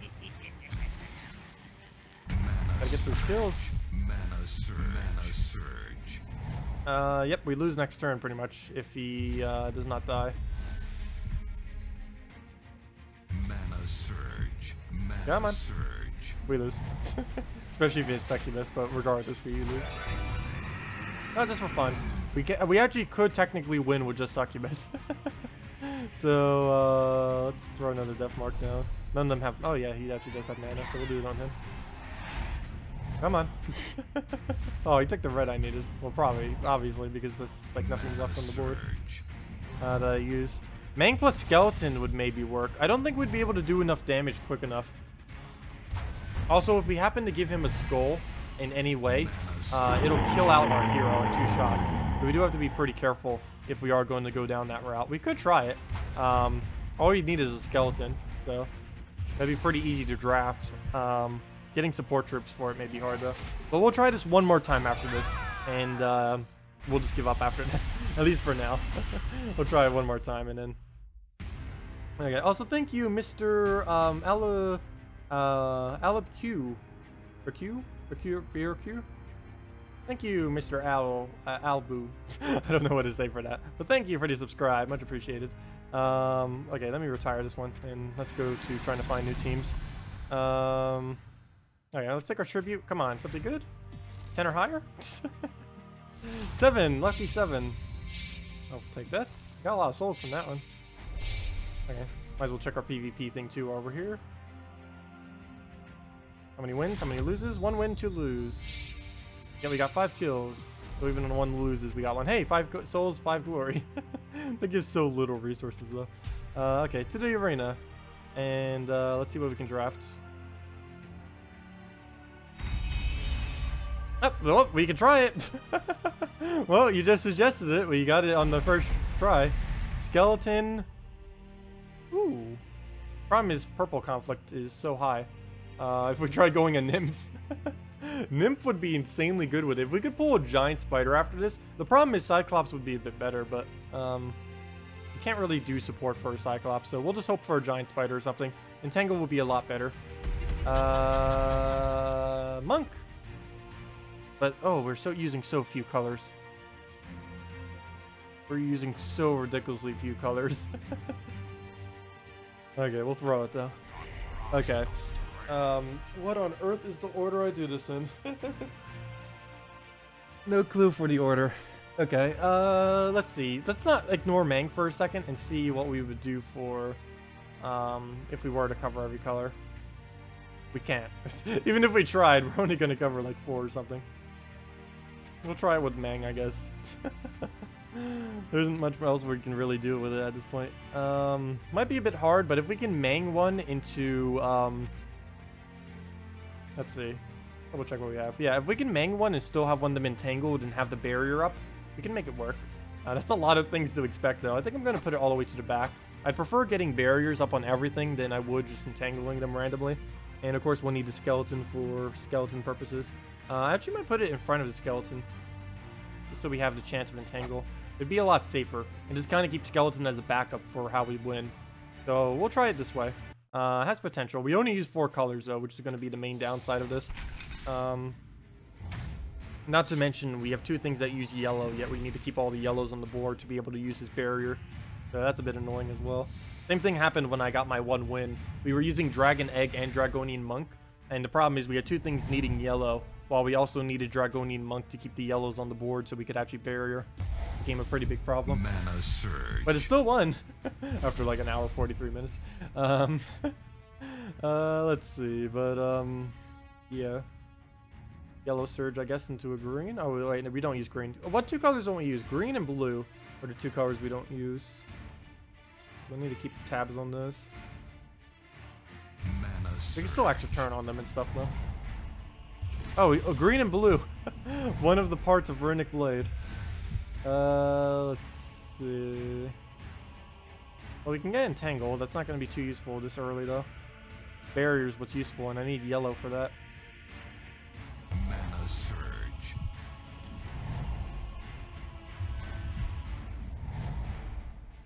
No way we can take yellow here. Can't even drop for it. Probably just throw a nymph on it just in case. He'll probably take the green, which will allow us to take the yellow. Might even be able to take it for extra turn, depending on which way he takes it. Not that way. Not that way. Okay, we'll just take the yellow, maybe get another yellow. Didn't surge, and he just takes the yellow and countering us and getting himself up. Okay. Not going good then. Could try for a red surge on a brown surge. Mana surge. Nope. Green surge, brown into a blue extra turn. And we get neither. At least we get Mang off the red drop there, and a yellow there. Okay, so could have gone better, but could have gone worse. So let's tier the hero armor. Mana surge. Oh, we can barrier right now. Make sure he doesn't even get a runic blade kill. Can we get all of them? No. Doesn't look like it. Let's see. 1, 2, 1, 2, 3. Oh wait, that's not 1, 2, 3. 1, 2. There we go. Right there. Let's barrier everything. So we'll take it. I don't think that'll have any downside. Yeah, that's all of them. There we go. And he doesn't get... Oh, he does get a skull out of it. That's unfortunate. Well, we have to take the skull. Oh no, my attack potential. Maybe I don't take the skull actually. Oh no, my attack potential. Oh, I gotta aim it at not hero now. Well, there goes all of our attack potential. Oh wait, why'd I do that? I can just entangle him. Fail. Never mind. We can still do it. Forgot. I can make him waste turns. We'll just let him take the skull. What am I doing? We'll do that. Take the brown here. Take him to yellow. Get more shield. Get a skull. Attack potential. Oh, we still have something else to aim at. So yeah, there we go. Here's our damage now. 36. We can get that on hero in a really quick battle when he's not using hero first slot. That'd be pretty insane. Okay, we'll take that down. We have another entangle in case we need it for purposes. We have skeleton up, which is really nice. Actually, I might not even use that entangle since we can now get all of the purple we need to kill him out. Hero dead. Yeah, you're right. Skeleton Mang might actually work for enough wins. Do we let him take the skull? I'm scared what he might do off of the oh wait, never mind. He's not entangled anymore. Yeah, he's gonna get it regardless. Forgot. Because we're gonna kill him there, and then yeah. Let's see. You got your second Stonehammer from a guild chest. Nice. Very lucky. I don't even have my second. I'm not gonna bother getting more. It's not worth it. There's no need to use more than one of him in a team. There's barely even a need to use one of him in a team. I'm tempted to take this purple because we need it so badly. I'm also tempted to take the reds. I want the skeleton. There we go. Ah, 1 mana short. Mana surge. And we get a surge on the blue we don't even use. Surge. Well, 5 HP. Dude, can we hit 5 skulls somehow? If we can somehow hit 5 skulls, we can kill him with Dragonian Monk. That'd be great. It's not possible though. I don't think it is. No, there's no way. The max we can do is like 3.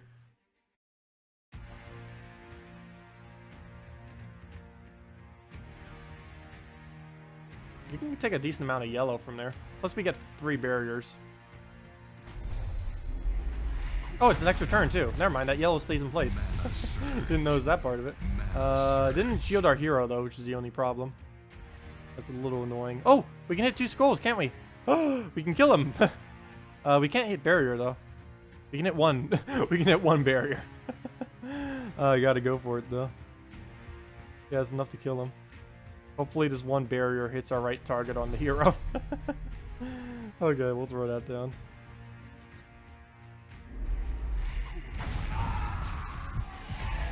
Skeleton again. Mang the other one into skeleton into win. Mana surge. Wow. Yeah, Mang. Mang might actually be enough to win. The problem is we'll have to keep our hero alive like crazy. Mana surge. Do we bother throwing it down now? No. I'm not going to throw it down now. I'm going to entangle it first, I think. Because the problem is if we lose our hero, we lose. If we lose our hero, we just straight out lose. Or at least, maybe, well, we may not lose, but we lose like 90% of our damage. A good majority of our damage is lost if we lose our hero. But there we go. Number 1 of 8. 0, wait, are we 0 loses? I think we're 0 loses. 1 of 8, 0 loses. Here's the run. Okay, this is the rest of our stream. We will win with Mang in this team. Number 1. Warlord 4 still. obviously. But yeah, we got this. Okay. No, it's really easy to lose this. If we lose hero, we lose. If we lose hero in any of these battles, we lose. But Dragonian Monk seems really top tier right now for, especially for higher difficulty. Barrier entire team is just insane. I'm really surprised they gave it to him. He's better than the Mythic. He's better than the Mythic that does it. He's not like excessively overpowered though, but because all he really does is Barrier. But in this game mode, he definitely is Warlord 4 difficulty. But we'll oh gosh, this is basically the same team as earlier. Okay, so the other problem we have to deal with is getting Monk up quick enough because we need to deal with their damage. We need to make sure we get barriers up so they don't just instantly kill us. It's not just rushing the Mang. Though, I might be able to kill him off of Mang into Skull. Might be enough damage for a kill. Please surge, please surge. Oh, that's gonna waste so much time to the point where we'll probably lose the battle. Oh, okay, I need manas. I can take red. We don't need the green, but I can take red from doing this. We have a chance for blue too. Mana surge. Oh, he's gonna skull poke us. And we skull poke him. No, I don't want to skull poke him. That just took away some of our damage. Oh good, he took that in a way that he didn't get red afterwards. Oh wait, never mind. I can go take the other guy out. We'll still two-shot him, I think. I don't know, do we do hero or not? How much damage would that be? 45, 45, 12, so 57. 57 would not be enough damage, so I do have to do this on hero then. To make sure it is indeed enough damage. Before I do though, let me take more brown, because I need to make sure we get Monk up so we don't die. Mana surge. Ah, that would have been our brown. We could have been set. That would have been a brown. Come on, set us up for browns. His hero's getting dangerously close. And I can't just try swiping in a way that might put us into browns. I guess we can try re-entangling. But any of these moves right there will just... Okay, we've got to use Mang. Let's just Mang his hero then. And then we can two-shot him. Okay, he does that. Oh, we can't take brown because we got to go for skull. Okay, we can just take one more skull. We'd be good right about now. He'll take that. No skull for us. He will get a runic blade kill. Nothing I can do to get around that. Oh, if he hits hero, we die. Actually, if he deals damage to hero in any way, shape, or form, we lose. Unless we can get Dragonian Monk up somehow. Yeah, we lose. Oh, there's the yellow we need. Don't hit hero. We lose. Actually, it's not over. We can still Dragonian Monk win this. We can just keep entangling and skull poking them. It just is going to be longer until we win.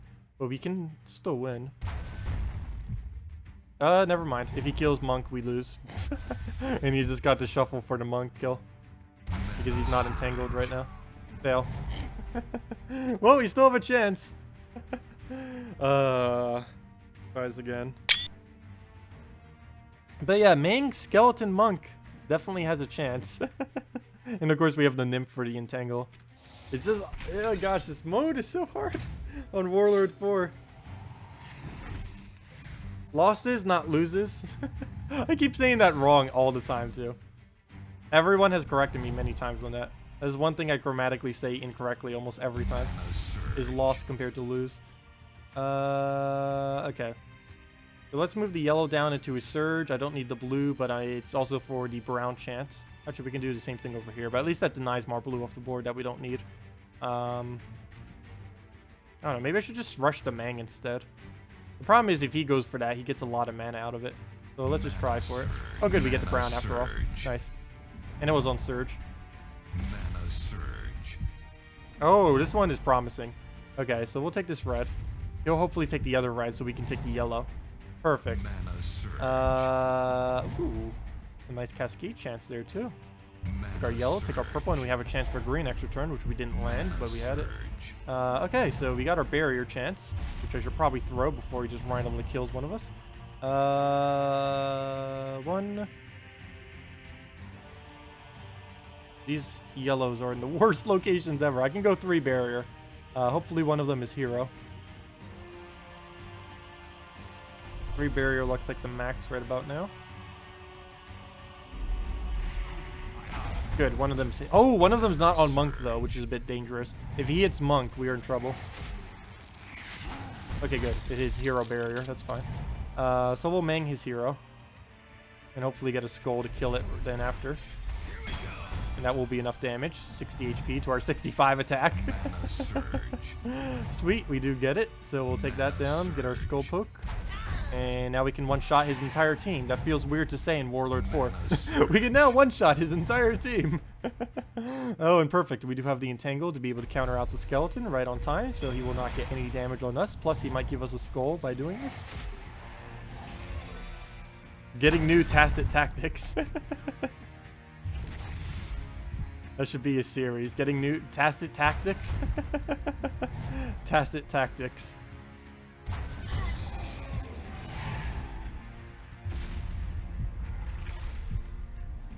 Well, we can't drop anything there, so we'll kind of just leave it as is.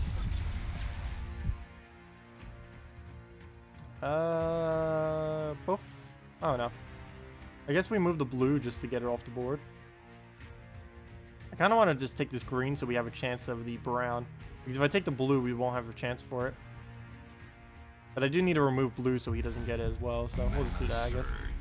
Plus we can entangle. Oh, man, we get a skull out of it. Good thing I did that. Oh, and an extra turn. And another skull. Okay, good thing I did that. Good thing I did that. Yeah. That is exactly what I intended to have happen. The Tacet factor. Well, we're 2-1. 2-1 Warlord 4. We got this chance. Okay. We got our chance. We got our chance. Now we just gotta go all the way to 8 wins. Tacet Tactic Tuesday.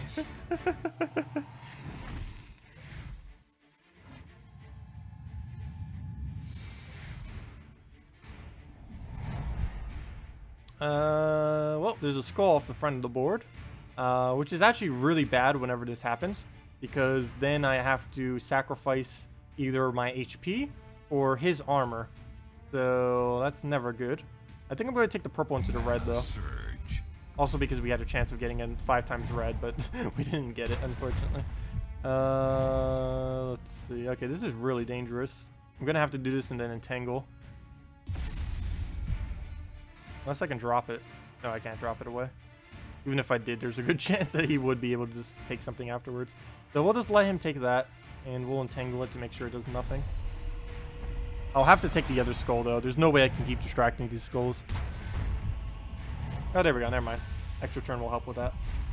So maybe I can keep distracting. Brown extra... Oh, come on! Stop giving skull alignments! This board. This doesn't want to stop. Okay, this time I have to take skulls. There's no way I can not take skulls. Can't even get any good cascades off it either. Oh wait, he's entangled. I guess we can bank on the fact that it will stay entangled. If it unentangles, we lose though. So we're banking everything on it not untangling. Not to mention, even after this, we need to make sure we get his mana all the way up to Dragonian Monk. So we can start it now on some brown. Okay, good. It did stay entangled, so we don't instantly lose now. I can take this yellow. Let's see. We can remove this green to make sure it can't do that next turn, or we can hope for a double yellow drop. I mean, a double green drop, or a triple yellow. So we'll do this. Should be safe for now, I hope. And there should be enough yellow on the board that we can Dragonian Monk. Ooh, unentangled. But it can't do anything yet. So we can barrier everything now, which I definitely want to do. I want to do this in a way that we can... okay, we can't barrier everything, because I need to make sure I hit this skull. So he doesn't actually get all that over there. Is there anywhere we can do that? 1, 2, 3... That doesn't... Oh wait, 1, 2, 3, but that only destroys the one skull. But it would work. It would make sure he doesn't take skulls. But it would still only be 3. It wouldn't be 4. Actually, that one's only 3 too. Isn't it? Do we have a 4 anywhere here? I don't think we have a 4. We can take red off that, but that won't really matter. If we do or do not. Oh, we can take... How did I not see that earlier? Oh, because it would give it a skull. That's why I didn't see it. I want to do this in a way that does not give him a skull. Even if it means we only get 3 barriers. Because we can just do it right there, but he's going to get a... Oh, wait, no, he won't. Wait. Where will this go? It'll destroy 1 right here, but it'll drop the other 2 by 2. So that skull will be over there. Oh, never mind. This will work. So that skull will be there. That one will be there. And then that one will be... Oh, never mind. He'll still get it. Never mind. It'll be there, there, and there. So he will still get the skull then.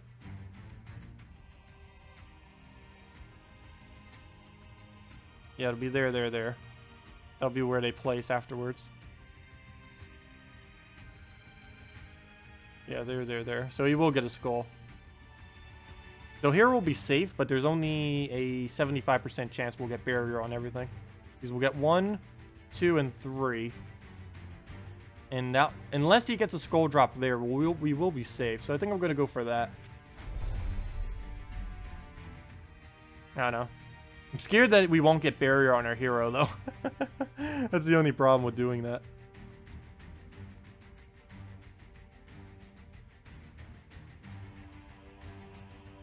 Kind of have to, though. Hello, Gorman! Welcome! I think I'm going for it. Oh, wait! Doesn't this still give him a skull? I didn't see that there. Oh, wait, never mind. We could destroy that one. Never mind, it doesn't give him a skull. It puts a lot of skulls on the board, though. Maybe I should just let him take one. Ah, I'm doing it. I'll probably regret that. Oh, yes, I will. It didn't go in hero. It didn't go in hero. Oh, that is bad. We did not get it on hero. At least we got an extra turn out of it. Or that would have been super bad. Okay. Well, then. That failed. It didn't go on hero. Yep, we die now. The rest of our team is pretty safe. Problem is, our main troop that needs to live is not. Okay. So we'll take the purple into red. Get that entangle on. Actually, might not even survive long enough for it to work. Let's see.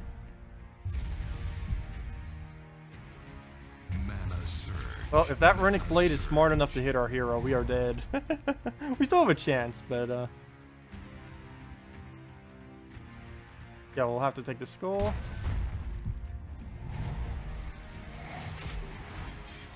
Oh! Well, let's hope that one is also dumb enough. We still got this chance. I'm going to take the red here in case it does kill our hero, so we can take the brown next turn for additional barriers. Oh, we can also just take the purple. That's a better choice. Oh, except it gives it a skull. Never mind. That's not a better choice. These will take a skull right there. I'll take the red. As I just said. Oh, good. We do get yellow out of it. Please don't hit hero. Please don't hit hero. Please don't hit hero. Oh! We got this! Except we killed our skeleton, but we still have hero. Somehow. Okay. We have a chance. It's not over. We got Mang up again. Let's hit the barrier on our hero this time. Let's play it safe. Let's not do that again and not get our hero barriered. That would be awful.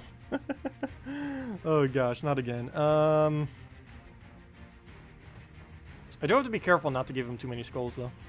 Or any skulls for that matter. So we do get 3 barrier out of this, so I'll probably just have to do this. This seems like our only option, even if it does give him a skull somehow. Nope, nope, doesn't. Sweet. We even get all of our mana back. So we'll do this down the line just to make sure we can keep one-shotting. Kind of like a bone dragon would. So we'll throw this down.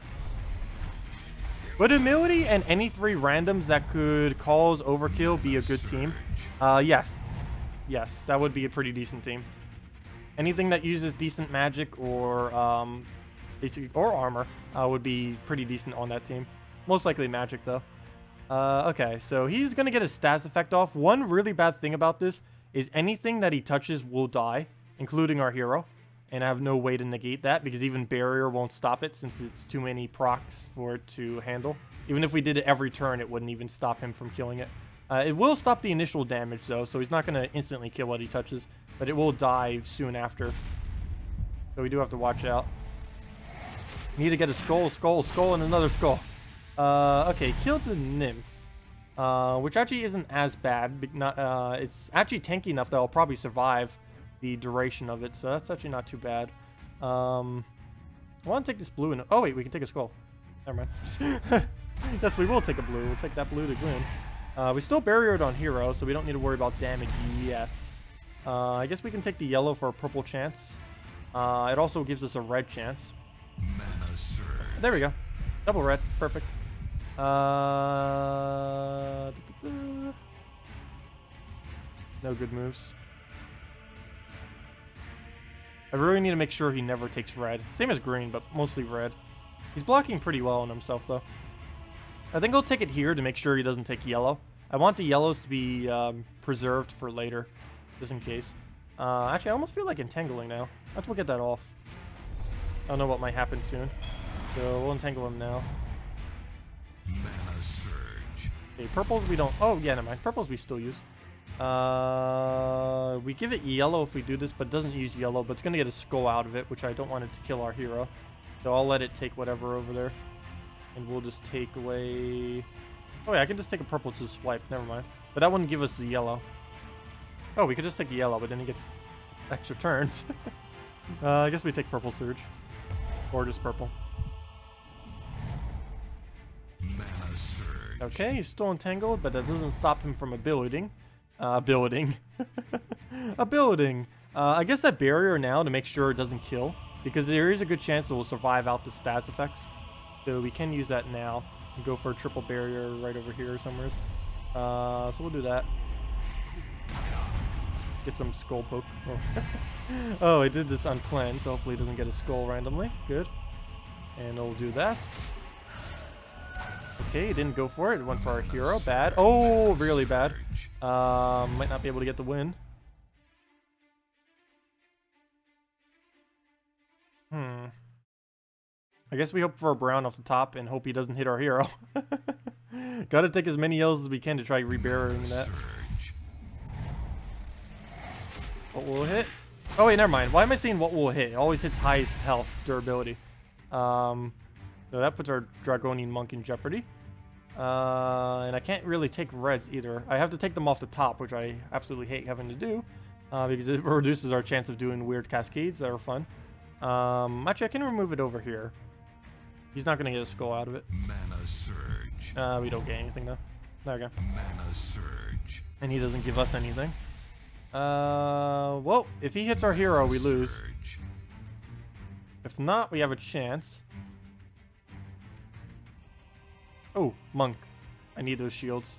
You might kill it though, but at least it gives both. Oh no, it didn't give both. I'll give one. Please, kill. Thank you! Wow, the one thing I needed it to hit. We still got this. Okay. So, we only need 2 barriers, so I guess I can try taking this down and go for the skull, because we're not going to die next turn. Perfect, exactly what we needed. And now we can barrier next turn to make sure our hero doesn't die. And then we need that thing to die so we don't lose.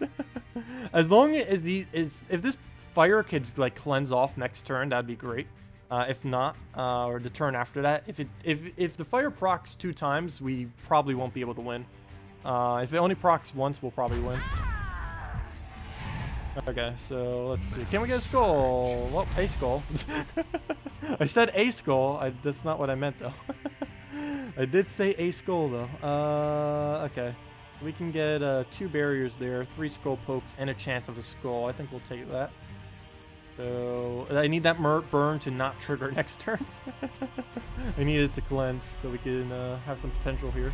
We'll do that. Hope for a skull. Nope. Well, we still got Mang. We can clear out the other one. Worst comes to worst, we could always kill him with Dragonian Monk. Oh, there we go. Perfect. So shield hit the 1 HP thing. He's still going to die, but he's going to die slower to the point where we can cast him one more time. But all we need now is a skull. We need to make sure anytime there's reds or green, we need to take it. I'm not too worried about his brown, but because we can survive a shot. But whenever he does red or green, we will need to go and make sure we take it off the board. We have 90 attack.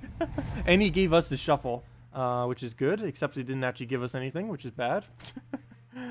Well, I guess I go for yellow. Only choice we really have. Which way do we take it?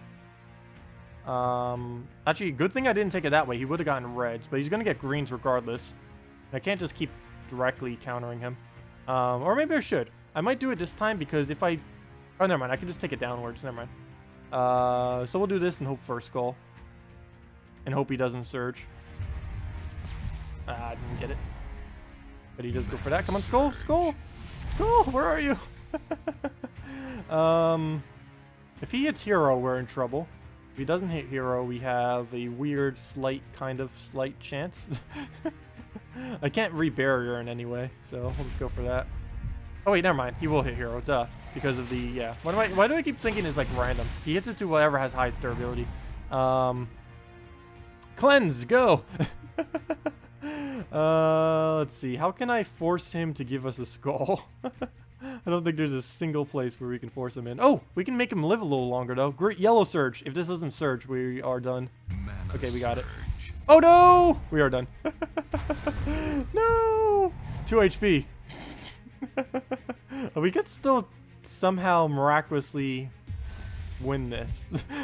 We are poisoned, though, so worst comes to worst. We're just going to die to poison. But, yeah, we're just going to die to poison. That's basically what's going to happen here. We'd have to hit him way too many times. Even if he doesn't cast a single ability, and we just got to play the board however we wanted, we'd eventually lose just to the poison.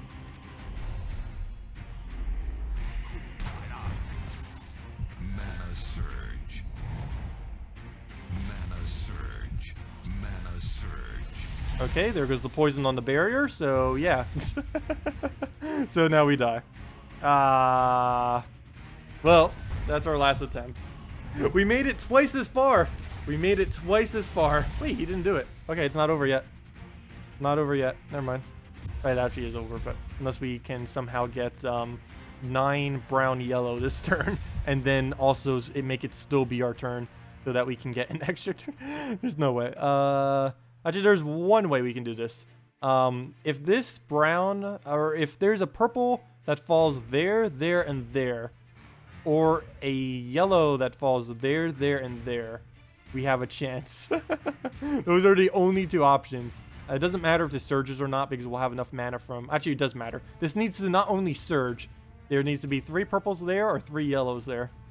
Mana surge. There's 1 yellow. Please don't cast. Please don't cast. Please don't cast. We would have died to poison eventually anyways.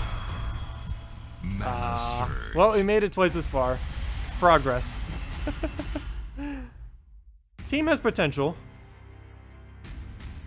You'll definitely... I think it's... Every single time we've gotten more than 1 win, it was because of Dragonian Monk. I think it's required to pull, or to... you need to get Dragonian Monk to have any chance on Warlord 4 difficulty. One interesting thing about this, though, is we did 2 wins glitchless because we didn't have the random traits on our dragon coming up. So, we made it twice as far, and we did it without glitches as well, which is pretty cool. Yeah, I think Dragonian Monk is basically required if you want to try doing Warlord 4 difficulty. You just need to keep your his barriers are just too good. But it was a good attempt. Actually, I don't even think we needed a Nymph. If I would have known Dragonian Monk would have been our last pick, we didn't even need the Nymph. I forget what our other 2 choices were. I could probably look back in the video. But, if I had foresight in knowing that Dragonian Monk would have been our last pick, we didn't need the Nymph at all. Of course, it helped some, but it's mainly Dragonian Monk that you need. If we can get Skeleton Dragonian Monk with anything that's an actual support or damaging troop, we'd pretty much be good to go. Cockroaches would be amazing, but it's the same mana, unfortunately. There's a lot of good things that actually have those manas. But I think I'm going to end out the stream now. That was pretty intense, but we did end up doing again quite a little bit further than last time too. Meng is pretty powerful since it can take so much armor. But I think I'm going to wrap up for now. It is around that time anyways, so... Actually, it's 4:04. I guess we started a little bit later today. But thank you all so... Actually, before I end it, do you guys have any other questions that you guys have before I end out the stream? Also, thank you, Bugger, for the subscribe, and I can answer all of them. Other than that, don't forget next stream is next Monday at 8 p.m. to 10 p.m. Eastern Standard Time, as well as on Tuesday. We'll be going over the what's Monday? Monday's nothing interesting. The Adana troops, the 3 new Adana troops. It is good to use event keys on it, so definitely use some. It's definitely going to be fun. The one that keeps happening on this screen right here that you see, she's the one being added on Monday, as well as 2 other mechs. Other than that, don't forget New Kingdom is coming out next Friday, so definitely save all of your keys for the New Kingdom. As far as keys, I mean all of them except event keys. Event keys you'll use for the next Monday. As far as, I don't know, what else do I need to mention? Guild Wars starts on the 24th. We get new hero classes on the 17th. And I think that's everything. And if you guys have any questions, feel free to leave them. I don't know if I missed any while I was doing the battle there. I don't think I missed any. You know how there's troops that can potentially one-shot with OP magic? Would Humility and 3 random troops that should cause overkill be a good team? Oh, I answered half that question earlier. But yes, Gorman, those would be good teams. Humility is really strong, especially if you can get it fully traded with that kind of stuff. Scion, Desdemona, Humility, Amira. Is that what you end up using? That could be somewhat decent.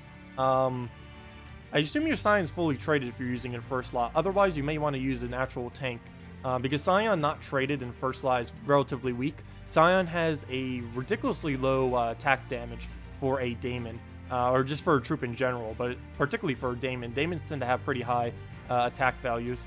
But yeah, anyways, if that's everything then, I will be wrapping up. I'll see you all later. Have a wonderful, wonderful weekend. Oh, and one other thing. We will be streaming Easter weekends as well as on Easter Day as well, which I normally don't stream on that day. But in the morning, I'll probably be streaming for a little bit. And hopefully we'll have redeem codes back by then.